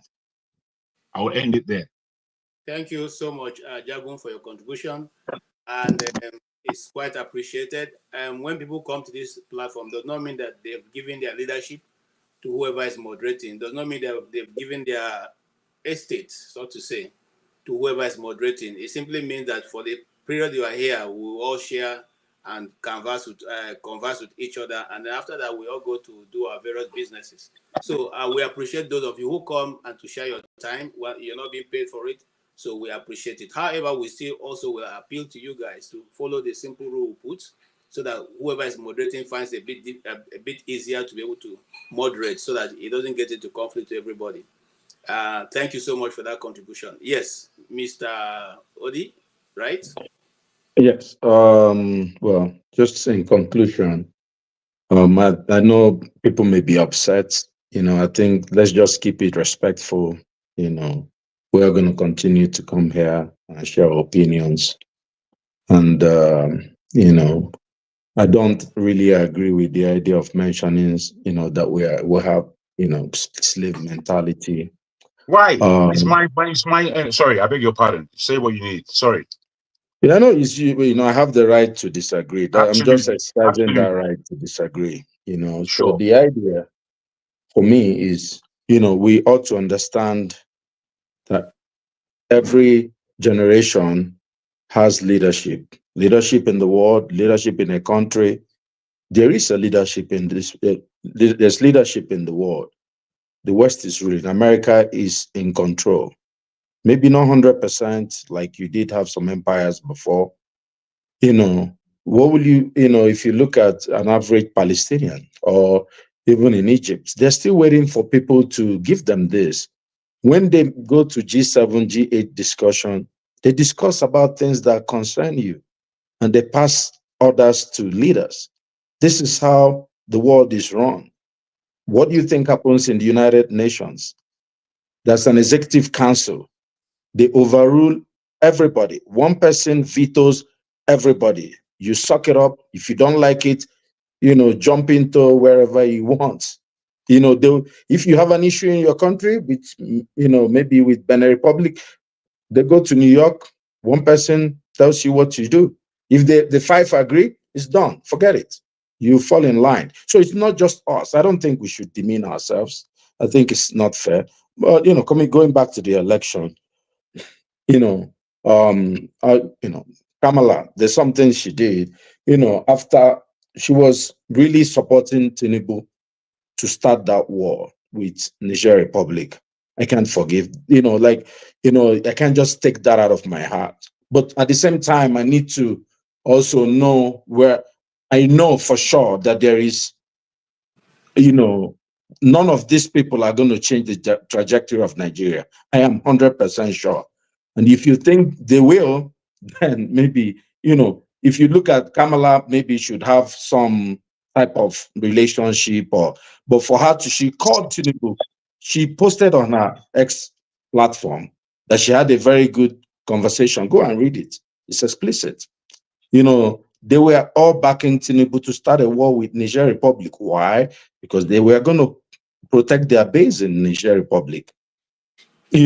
So when it gets to that point, my brother, look, I thank God that I'm American and I'm on this side. I bless God, but I'll tell you something. One day, all we can do is to keep speaking up. Don't think they don't hear us. They don't hear our point of view, our disagreement about their foreign policy. They do. But at a point, we all have to vote as a bloc also for us to decide, to get concessions. If you go to Canada, the Sikhs get concessions, because they vote as a bloc. So maybe at a point, instead of fighting each other, then we'll have to, let's say, it doesn't matter whether it's Republican or Democrat, let's just choose one side and make our demands and tell them, well, you're going to hold this guy's foot to fire. If we vote you, we just come in and say we have 5 million, we have 3 million votes as Nigerian Americans. If you vote for you, you make sure that those guys conduct free and fair election, because don't think they don't look up to them. If not for Obama, good luck would have been there and PDP would have been ruling. But he said no. So we can make those demands, but we need to get our acts together. We need to, instead of fighting each other, think about what will help our people and Africa, at some point. That's my submission. Thank you so much, Mr. Odi. You always make a good point. So whatever it is, let us choose. However, choose with sense. All right. Niger is a scam. You gave good evening, everyone. Jagu, why are you laughing? Niger is a scam. You know that. No, I didn't read the last. What's his name? I couldn't see. Yes, absolutely. I couldn't see the scam. Don't say nothing. I couldn't see the scam part. But when I see Niger, but I didn't know when KJ read it out now. I begin now. Absolutely. Nigeria is a scam. Everybody knows that. So no doubt about that. So today, you are going to be talking about the final days of the preparation for the election. So what's your own view vis-a-vis what you heard ODC and every other person here? Yeah, Mr. KJ, I will say a little bit about Anambra State, okay? Then I Okay, dive great. into... Okay. It's your final point. You have 5 minutes, sir. All right, thank you so much. So, about Anambra State, I lived in Onitsha, before I came to United States. I know what is going on in Onitsha, right? But I saw a video sometime last week about an Igbo guy who went to his village with his friend who is a Yoruba guy. I think they went for a kind of business or something. On their way back, they were crossing across Opiweka to board a bus going back to Lagos. So these Agboros, Soludo Agboros, caught them. They said they should have taken the overhead walkway. For that reason, these guys took all their money, even their transportation money. This guy have to call somebody to send him transport money. I don't know if anybody saw that video. So, I mean, forcefully, not that, there was a kind of negotiation. No, forcefully. And the Yoruba guy said, I will never come to Southeast again. So, I mean, these are the things, people see in Onitsha. And Onitsha is a kind of place that when you come there, especially Opiweka, as we are walking, they know you are a stranger. That's how it is. We know how we walk in Onitsha to prove that we are not strangers. And these things are not good. Everybody has a right to go anywhere they want to go to, transact their business, So Soludo, I thought like a professor being a governor of the state should have made sure that all these things wouldn't happen. I watched another video on Afia TV. They were interviewing this guy. This guy said that all these tolls and revenues being collected in Anambra State was sold off to the highest bidder. Somebody priced 300 million naira every month, but he's gonna collect all these tolls and revenues electronically. There will be no Agboro. And somebody told him, if you don't have money, shut up. So they had to sell it to somebody, the highest bidder. And the highest bidder is doing the job right now, causing chaos and criminality in Anambra State. We're supposed to have gone past all these things, I'm from Imo State, I'm Igbo, but it's shameful when things like this happen and our people try to cover it up. It's shameful, So another thing is about the election. I hear people talk about Trump in a bad way. Trump don't like immigrants. That is a lie. That is a big lie. I came to the United States when Trump was the president. People were telling me Trump wouldn't let you come in and all that. My ex-wife was telling me, relax, Trump has no hand in immigration laws. The immigration laws are already there, right? All Trump was saying is, if you are coming to the United States, come through the right process, which anybody can even do something and say the same thing. We Nigerians, there was a time we were all crying that people from Niger Republic, Chad, were coming to Nigeria.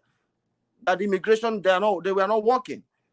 Now, when it comes to Trump, everybody's tentacle is rising up, So I love Trump, right? Because all this rubbish of gay rights, women, transgender, all this bullshit, this is not natural. It is not how God made it to be. I like to say it the way it is.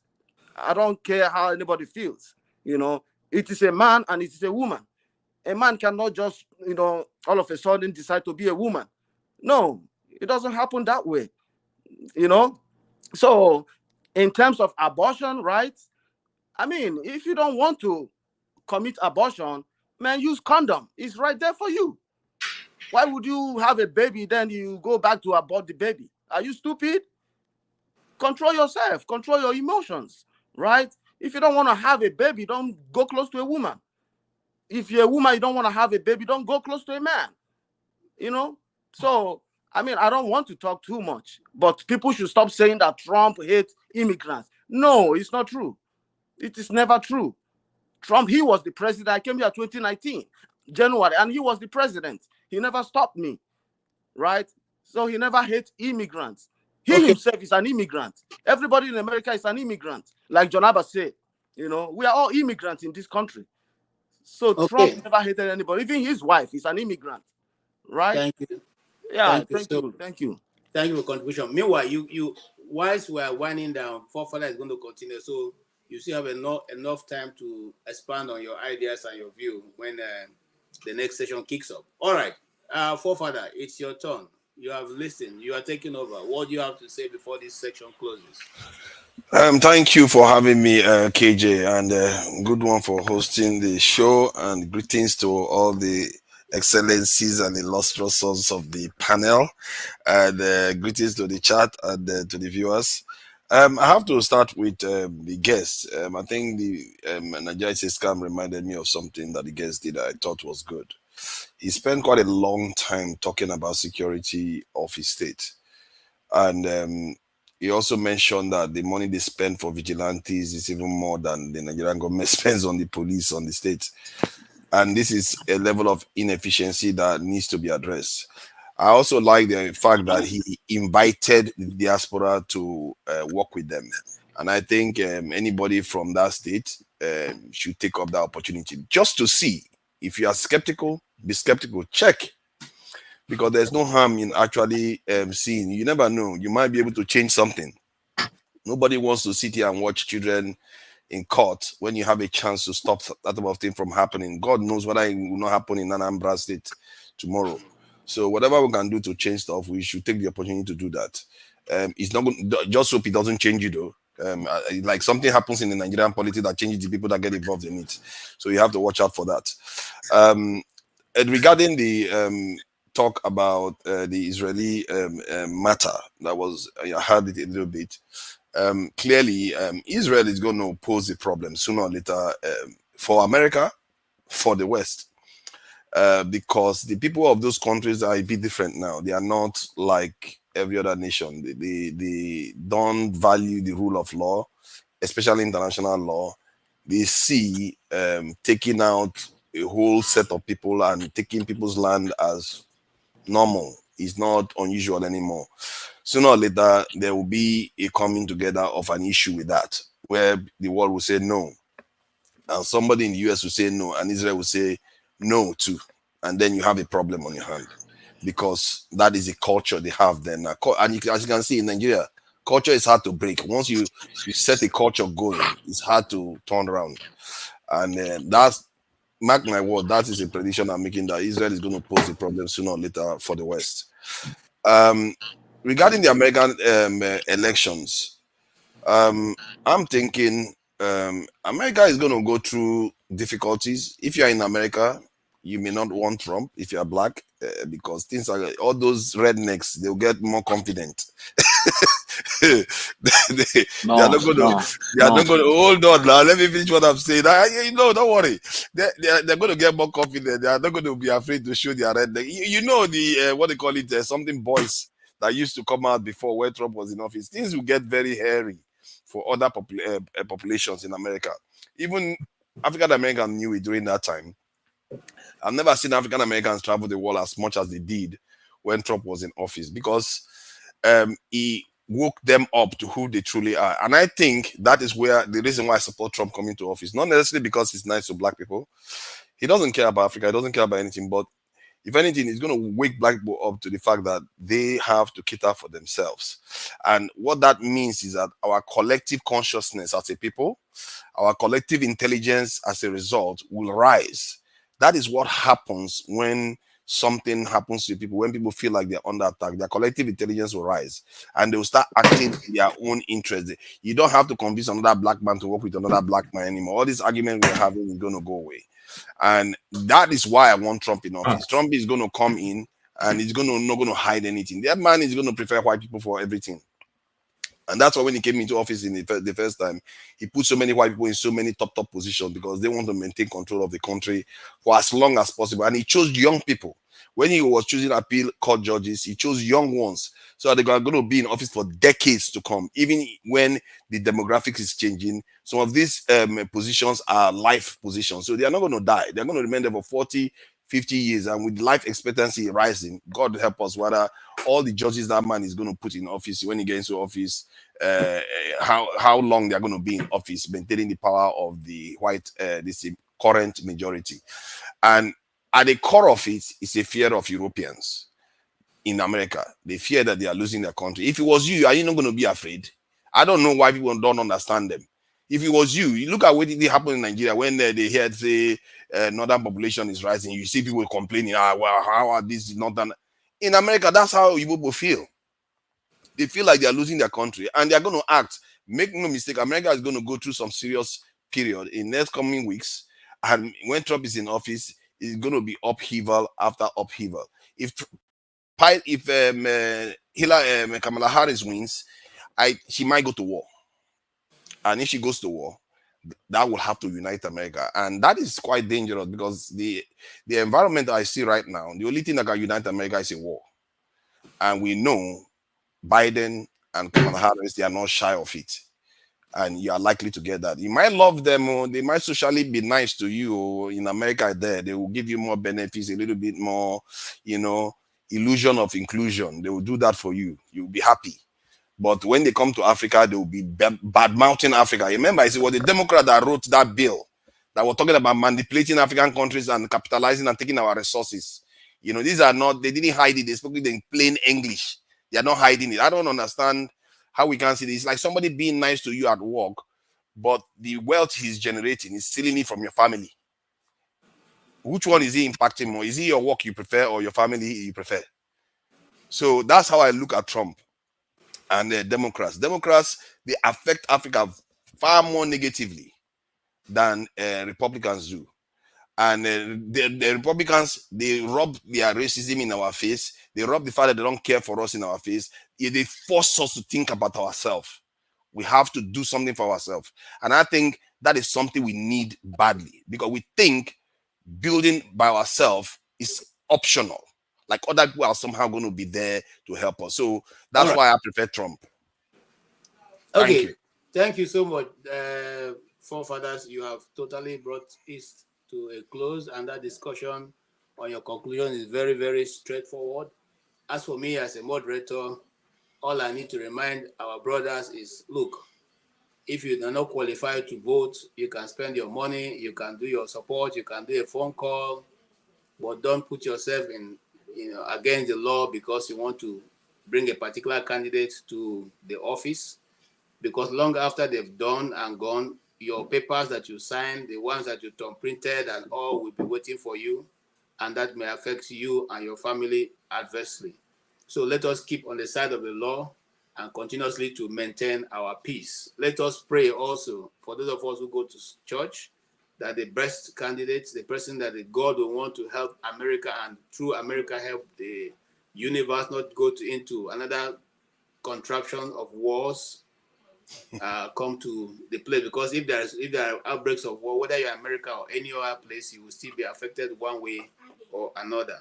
Before I round up, I have a breaking news here. There's a heavy shooting under the River State, on the way at the River State Government House, as pro-government army people attempt to take over the government house of River State. Governor Fibora have declared a curfew, 24 hours curfew, and have the army and the police and all the security agencies to go back to the barracks. Why he has asked his own security forces in River State to take over guarding him, because of he's afraid for his life. So right now as it is, the military have declared that the military personnel seen patrolling in the streets of River State will be shot on site until Foboras issues any further orders. Okay. Additionally, Wike's residents have been reportedly set on fire amidst the chaos. All right, that is coming from Rivers State. And you remember we mentioned the issue of rivers here, and what Professor Nnamdi Kanu said concerning how Wike is able to get judgment in all his court cases. He says it's not natural that you win all your court cases. He's able to have a court, he's able to have a judge, he's able to have the orders that he needs. It's not natural, it cannot be natural. But, these things happen in Nigeria. So when we talk about Nigeria vis-a-vis where we are, we begin to wonder whether we even have a local standing to talk about America, whether it's bad or good. Some things we hear can never happen here, no matter how powerful the individual is. But that is it. That is where we're coming from. And as we go on, I want to just also say, look, let us hope for the best. I wanted to go into discussing the difference in the two candidates, but since we have tomorrow and next tomorrow, we'll talk about each one. So thank you so much for being there, people on the comment section, those who like us, those who don't like us, we welcome all of your comments. Those who think we are wasting our time, it's also good as your thoughts, and it's welcomed. We will continue to be here. This is a talking shop. We are not politicians. We do not have any purpose, have any other drive apart from talking about ideas and putting it out there. So if you come and you're thinking we're going to form, metamorphose into a political party, we are not going to do that. Dr. Zambedi's platform is a talking shop. So when you are coming, put on your thinking cap, put on your idea cap, come and let's talk. And at the end of the day, we'll all be better for it. On that note, I hand you over to Forefather and I say thank you very much for being with us. God bless you. Well done, KJ. Well done. Thank you, sir. Well done, KJ. All right. All rules that has been before now is now abrogated. You see, we are all very nice.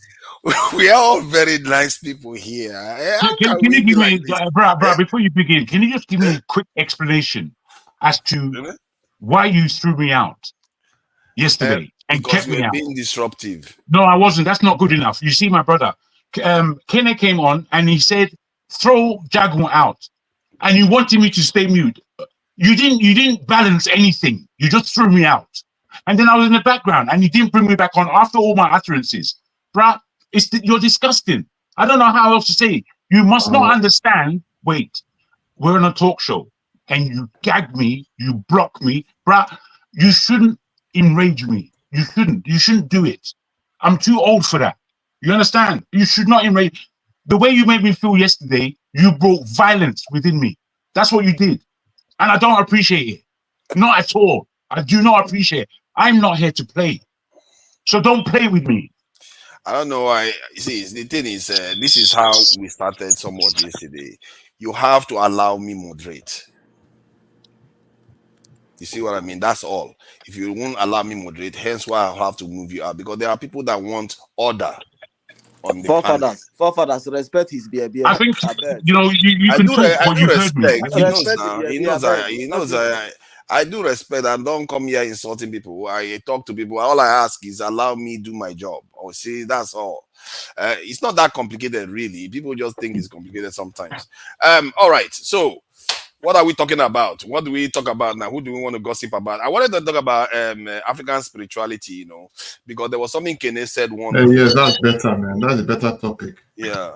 Who is that? Oh, yeah, Jefferson. Yeah. Because African spirituality, we're having this conversation then. Because African spirituality in our minds tend to involve Babalawo, an element of human sacrifice, some very, very horrible looking altar that contains blood, chicken, and all kinds of weird stuff that we would, kind of squirm at it now. But Kene said something to me that I found fascinating. He said, that is not African spirituality. That is just a different form where people practice some extreme version of, let's say, medicine. Like, it's a kind of diabolical kind of medicine type that is associated with African spirituality, but that there are other things in African spirituality that we don't talk about. That is the real part of the religion in terms of, when you talk about Chi or Eledumare and this thing, there are various rules that follow the spirituality itself, just like Christianity, just like every other religion, that we have lost somehow. It's often now associated with all the sacrifices, all the kind of stuff we like to see. We see it in movies too. Nollywood is not helping. Nollywood doesn't portray African spirituality. At all. They are not portraying African spirituality as a religion in any way. They portray it almost like some kind of charms-based religion that is all about, I want to kill my neighbor's wife, or something like that, where they use it to do something. So I don't know what you think about it, because I want to learn more, because I don't know much about it myself.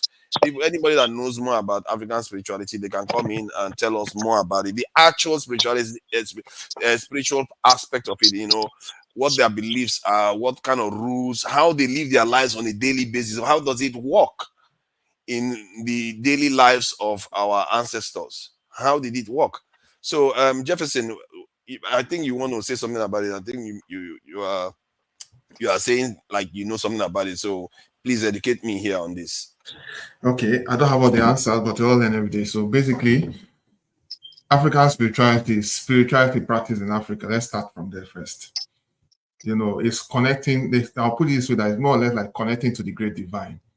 You see, before Weibo came in, you know, we had a way of connecting to the spiritual.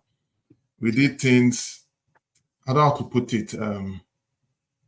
We communicated with our ancestors, and it was more or less like our spirituality was more or less like we used it to do what they call it, to have well, you use our spirituality to solve our problem in terms of healthcare, infrastructure, and all of that. So that was what we were practicing. All those things that you see in Egypt, that is being done in Sudan and all that, those are the result of African spirituality.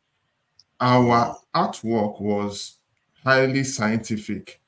And in fact, even right now, even currently, even scientists in Egypt and all that, they still kind of marvel how we went to that point. We were at that point because before then, we were connected to the great divine and we were able to, we were not corrupted, see? We weren't corrupted.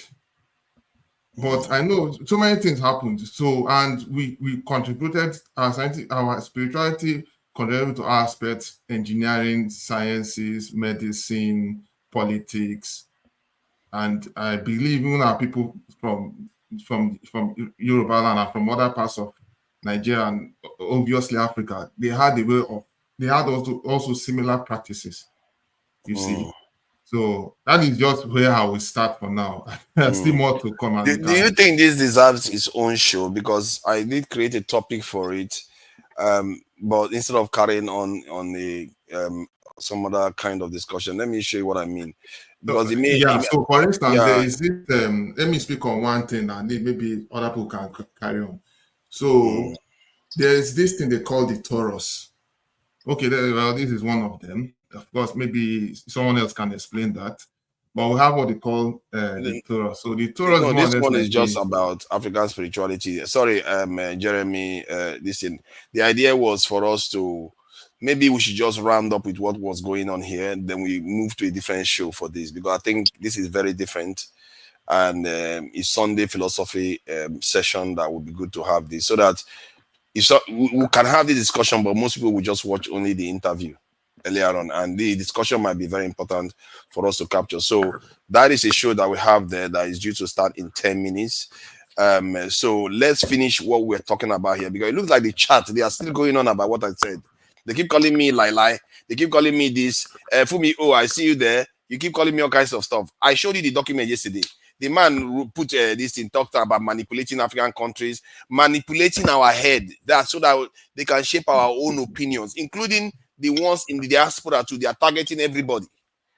So this is not me making it up. It's so comprehensive. It's not even. It's almost like Orwellian, really. What the document the person shared. You want me to share it again so you see it. So I'm not making it up. So we are going to go to the other side in 10 minutes. We'll end this one.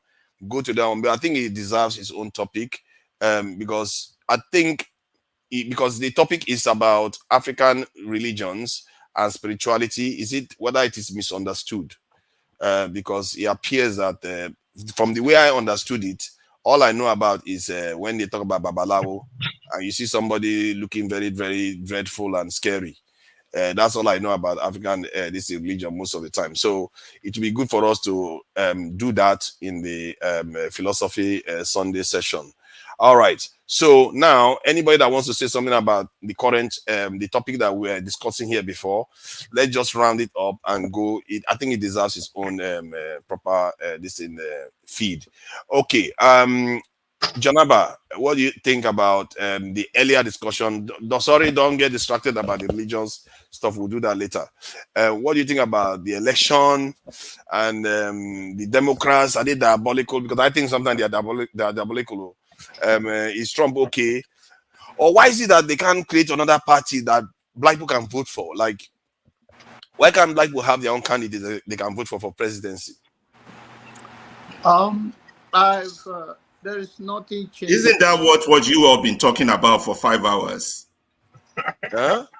I've not been talking about it all. There's nothing changed in terms of the politics of America, wherever you create another party or not.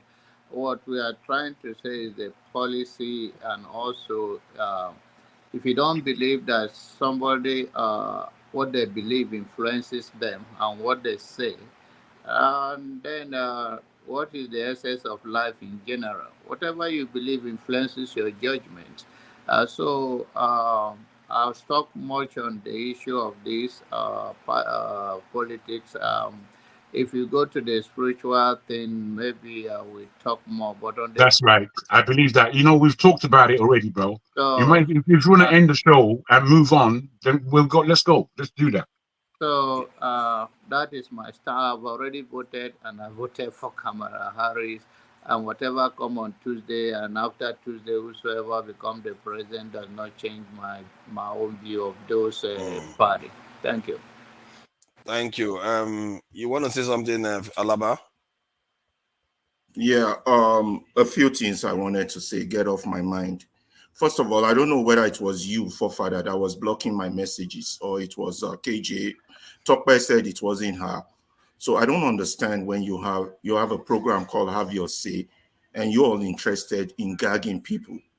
That's just wrong. Oh, no, I never blocked messages. We could differ on opinions. I never blocked messages.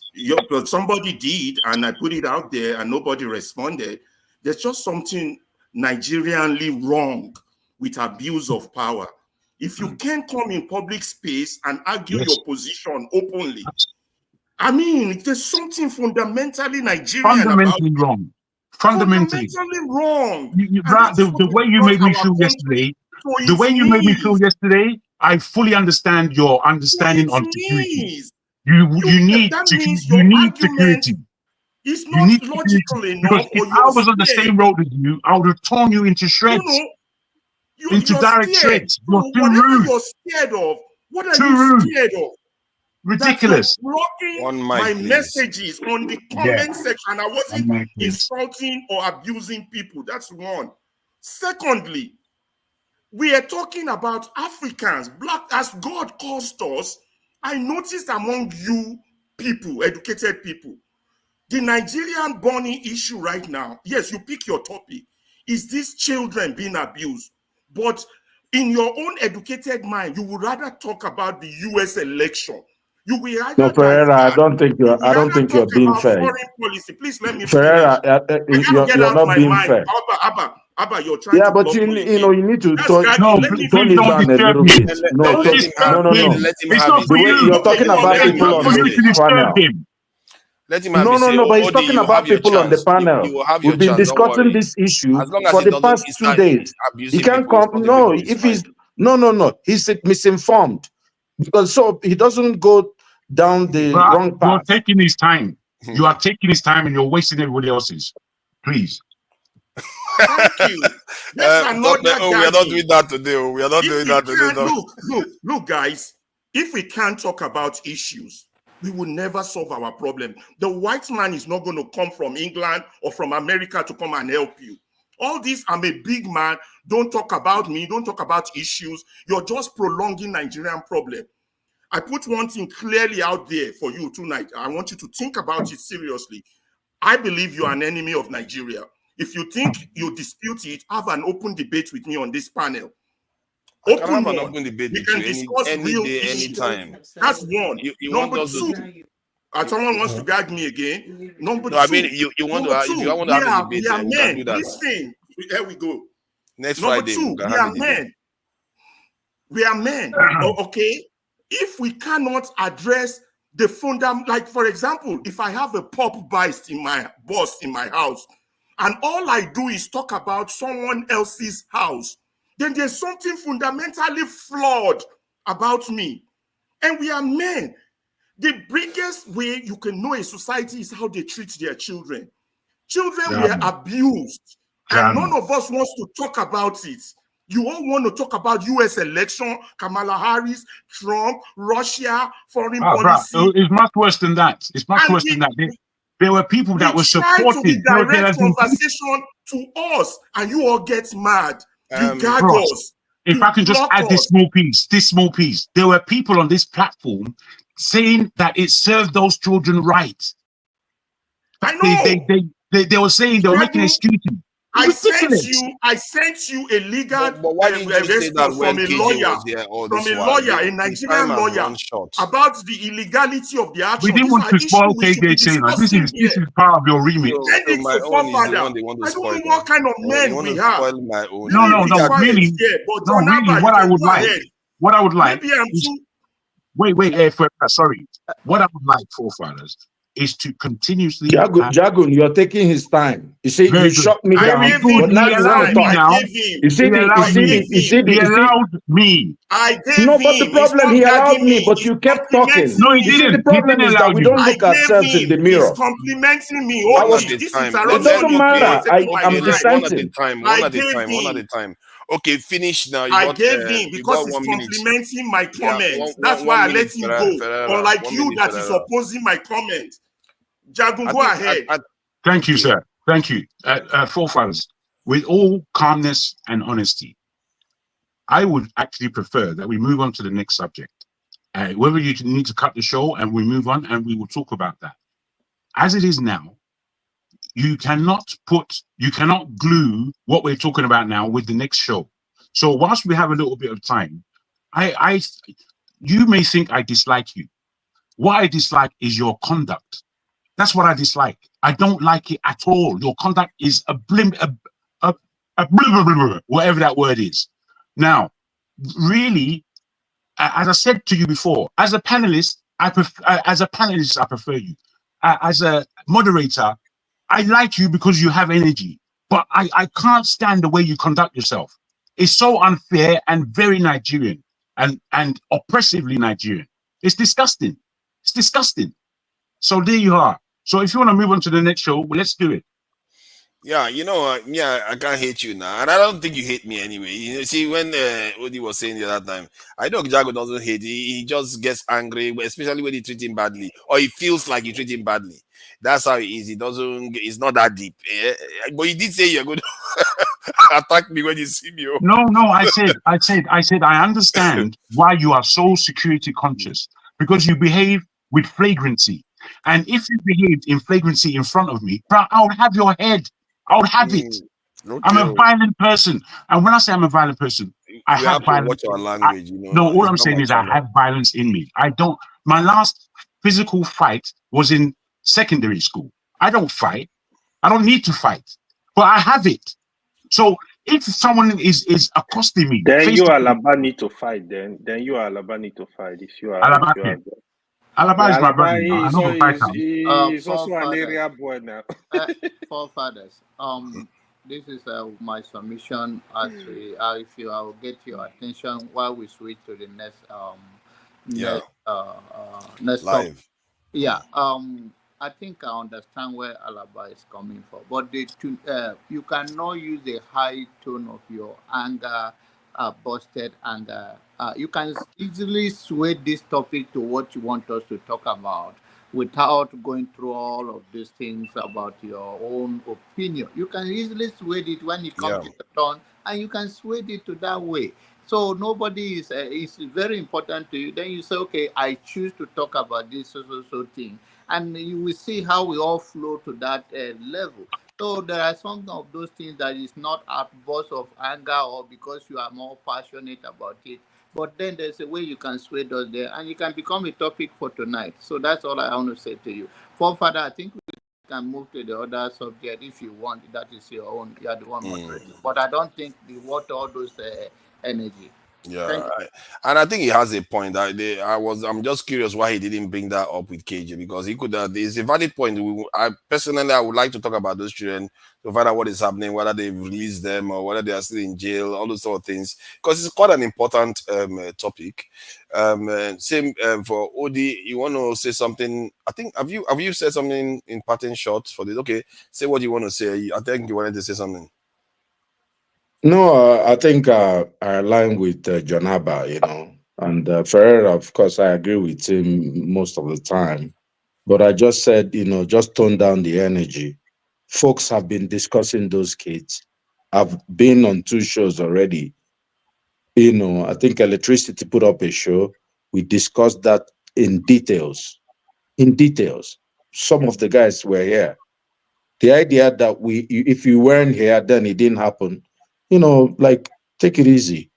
Yeah, it's good to continue to discuss it. Sometime when the Gaza issue was being discussed, I said it's not our war, but all that I was overruled. People discussed it, and it's majority carries the vote. We got to be democratic. It mustn't be just the way we want it. So look, I'm happy to go and discuss about those kids because it's a heartbreaking thing. But everybody should just look. We're not fighting here. We're brothers.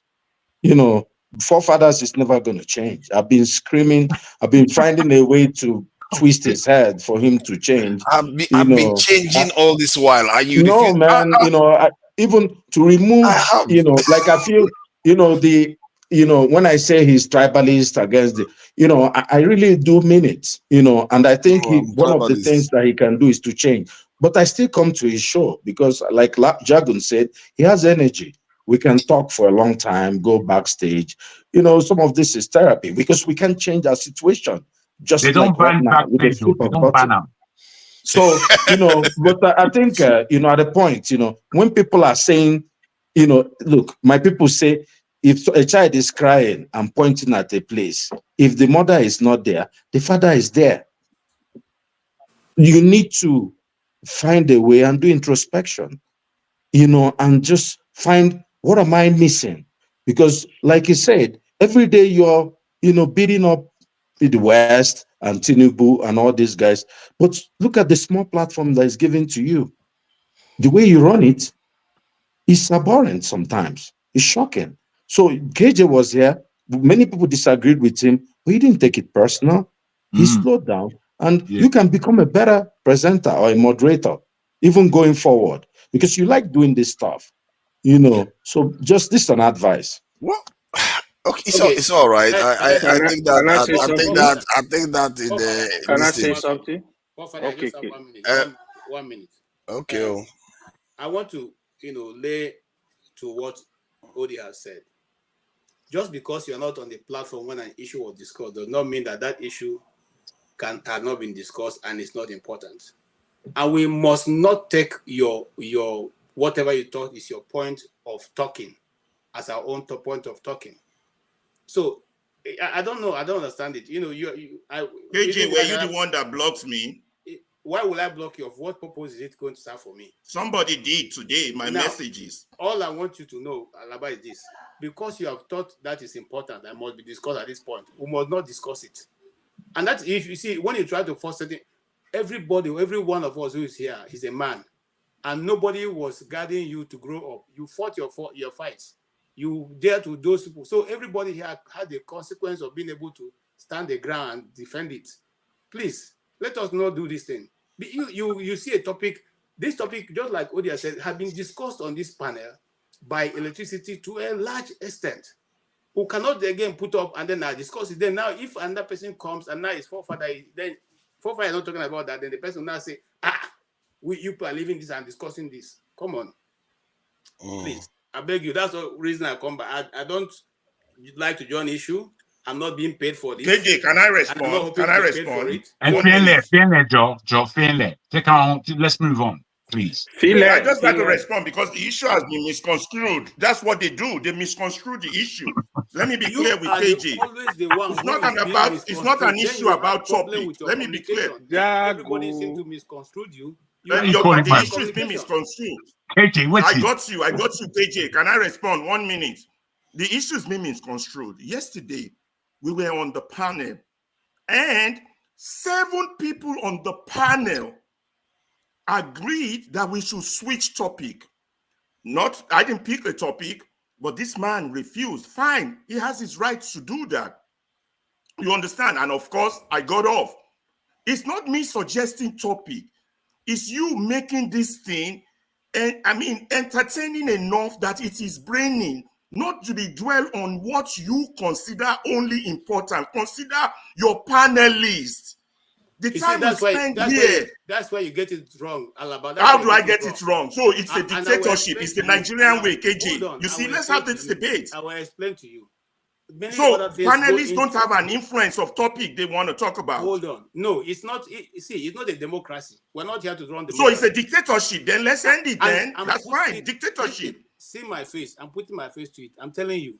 When a program, now Forefathers run the program, he has his own idea of what he wants to do. We know after we spent 2 hours on his topic. Hold on. But let's move on from this. What's going on with this? If it comes on now, like, just move on. I want to change it. Come on, guys. If he gives you opportunity, it's a different thing. But if he comes, he already have what he wants to discuss. Why can't you just give How that? Can we help Forefathers move this thing on if we don't already?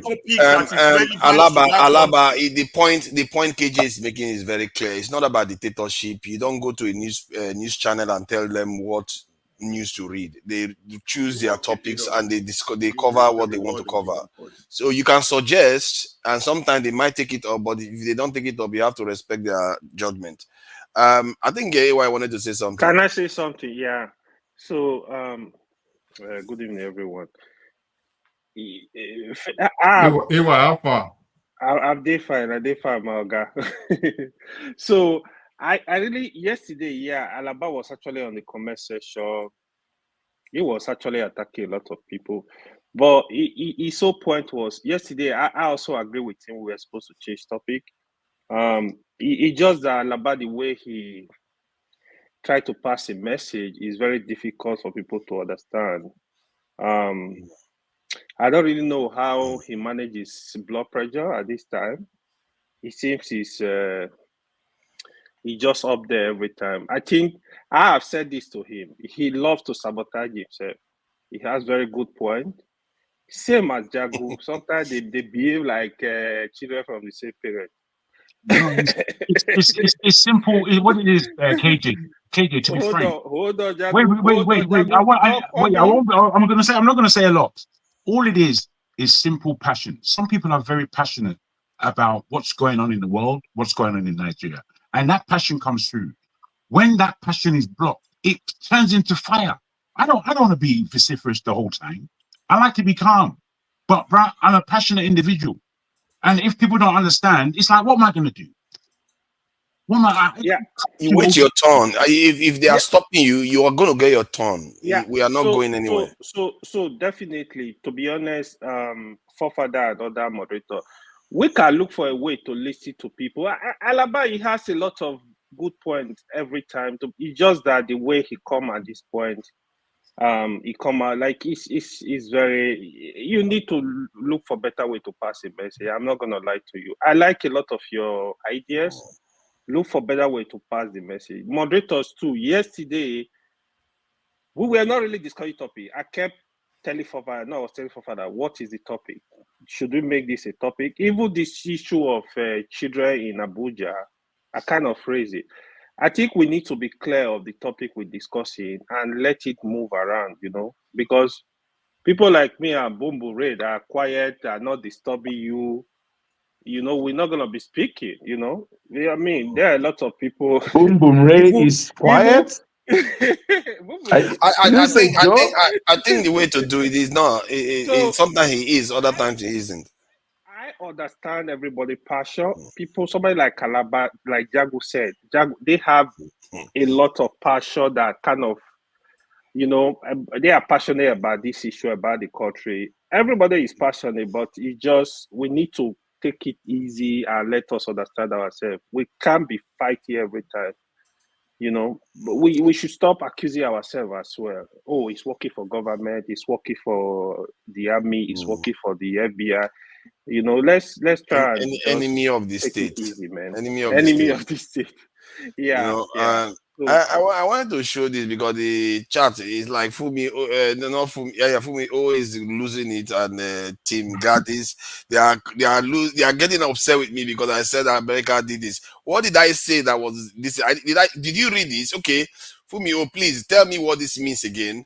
Manipulate African governments, their policies, as well as public opinions and voting preferences of African populations and diaspora groups, including those in the United States. Then it says, and invest in, engage, otherwise control strategic sectors in Africa, such as mining and other forms of natural resource extraction and exploitation, military basing, and other security cooperation agreements, and information and communication technology.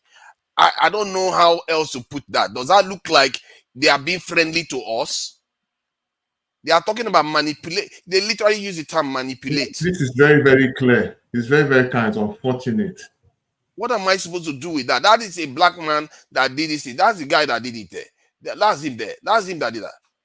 He's the one that brought the bill forward. In the name of fighting terrorism in Africa, you don't want us to make our own choice. You don't want to allow, you want to manipulate us. If you're in a relationship and somebody's manipulating you, would you like it? Are you not going to call that person a sociopath or a narcissist? It's not good behavior. That is not a relationship. That is some kind of we know what we call it. We are going to resist it on all fronts. I don't know, man. I'm just calling it as I see it. And, I know in America, they talk nice. Democrats talk very nice. They say they're going to do this for you. But all this is they've been saying for decades now. What has it amounted to? Don't you see that it's sometimes something is off there? Something is not right. That's all I'm going to say on that one. All right. So anybody wants to say something? I speak the truth. I have to acknowledge you. Now it's boom, boom. It's coming out boom, boom. So trouble. Thank okay. You. Listen. welcome. What are we on now? Are you going to the spiritual thing, or what is your topic for tonight? Allow boom boom now. Allow him. Let me just say something real quick. Just 1 second. Why am I blocked in the comments? Wow. I don't know who blocked you. I didn't block you. I think I do. But I'm not gonna throw no names out there because I was having I was having a nice conversation with Kenny, and then I think I do. Like the last time I asked Electricity too, and I'm not saying he's the one that did it this time, but the last time he said, "Oh, it wasn't me." Ask Dr. Damages, but I think I do because my comments was going fine, and then all of a sudden it just shut off. And you know what I mean? But it is what it is. But I'm here to harass you today. Okay, so I'll share the link. I'll share the link. No, we're talking about spirituality. It's going to be all calm and nice conversation. There's no controversy, spiritual stuff, is there? We're going to keep it nice. All right, so I'm going to share the link in the private chat. Bro, can I ask you, because it's 7 hours 33 right now, can you not play the break music and come back and let's just continue so that you know where to edit?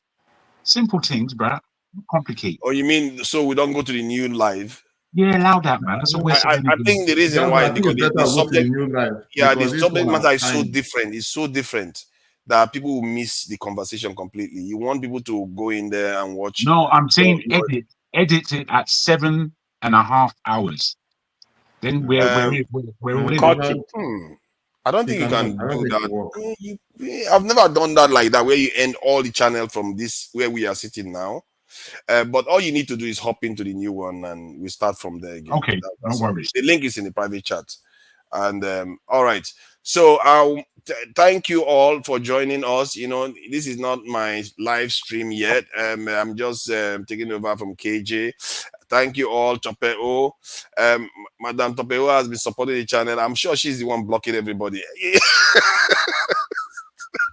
I'm not sure. Don't say Topeo because she's not in charge. She's got the hammer too. Team Gaddis, I see you there. I don't know why. If I read the first, this is not going to make any difference. It's still about Russian, but they are still looking to manipulate us. Fumio, I see you there. Okay, Flora, I see you there. Thank you all for joining us. Let me just thank the people that have donated. Tilig, thank you for the £2. Oh my, £2 is a lot of money. It's worth $20. It's clearly that is accurate calculation there. Oscar Blackbone, thank you for the $5. Alexander Gomez, Alexander Gomez, thank you for the donation. I appreciate you. YouTube user, $10 American dollars, the fiat currency that never fails. Oscar Blackbone again, Kulata, $2. The dollars are ruling, man. Dollars everywhere. Kulata again. Oscar Blackbone, $2 again. Nana Bash, $2. $5. Dollars are winning. No wonder they are ruling the world. Right. So I'm going to close this one out, and then we'll go on to talk more, soft matters.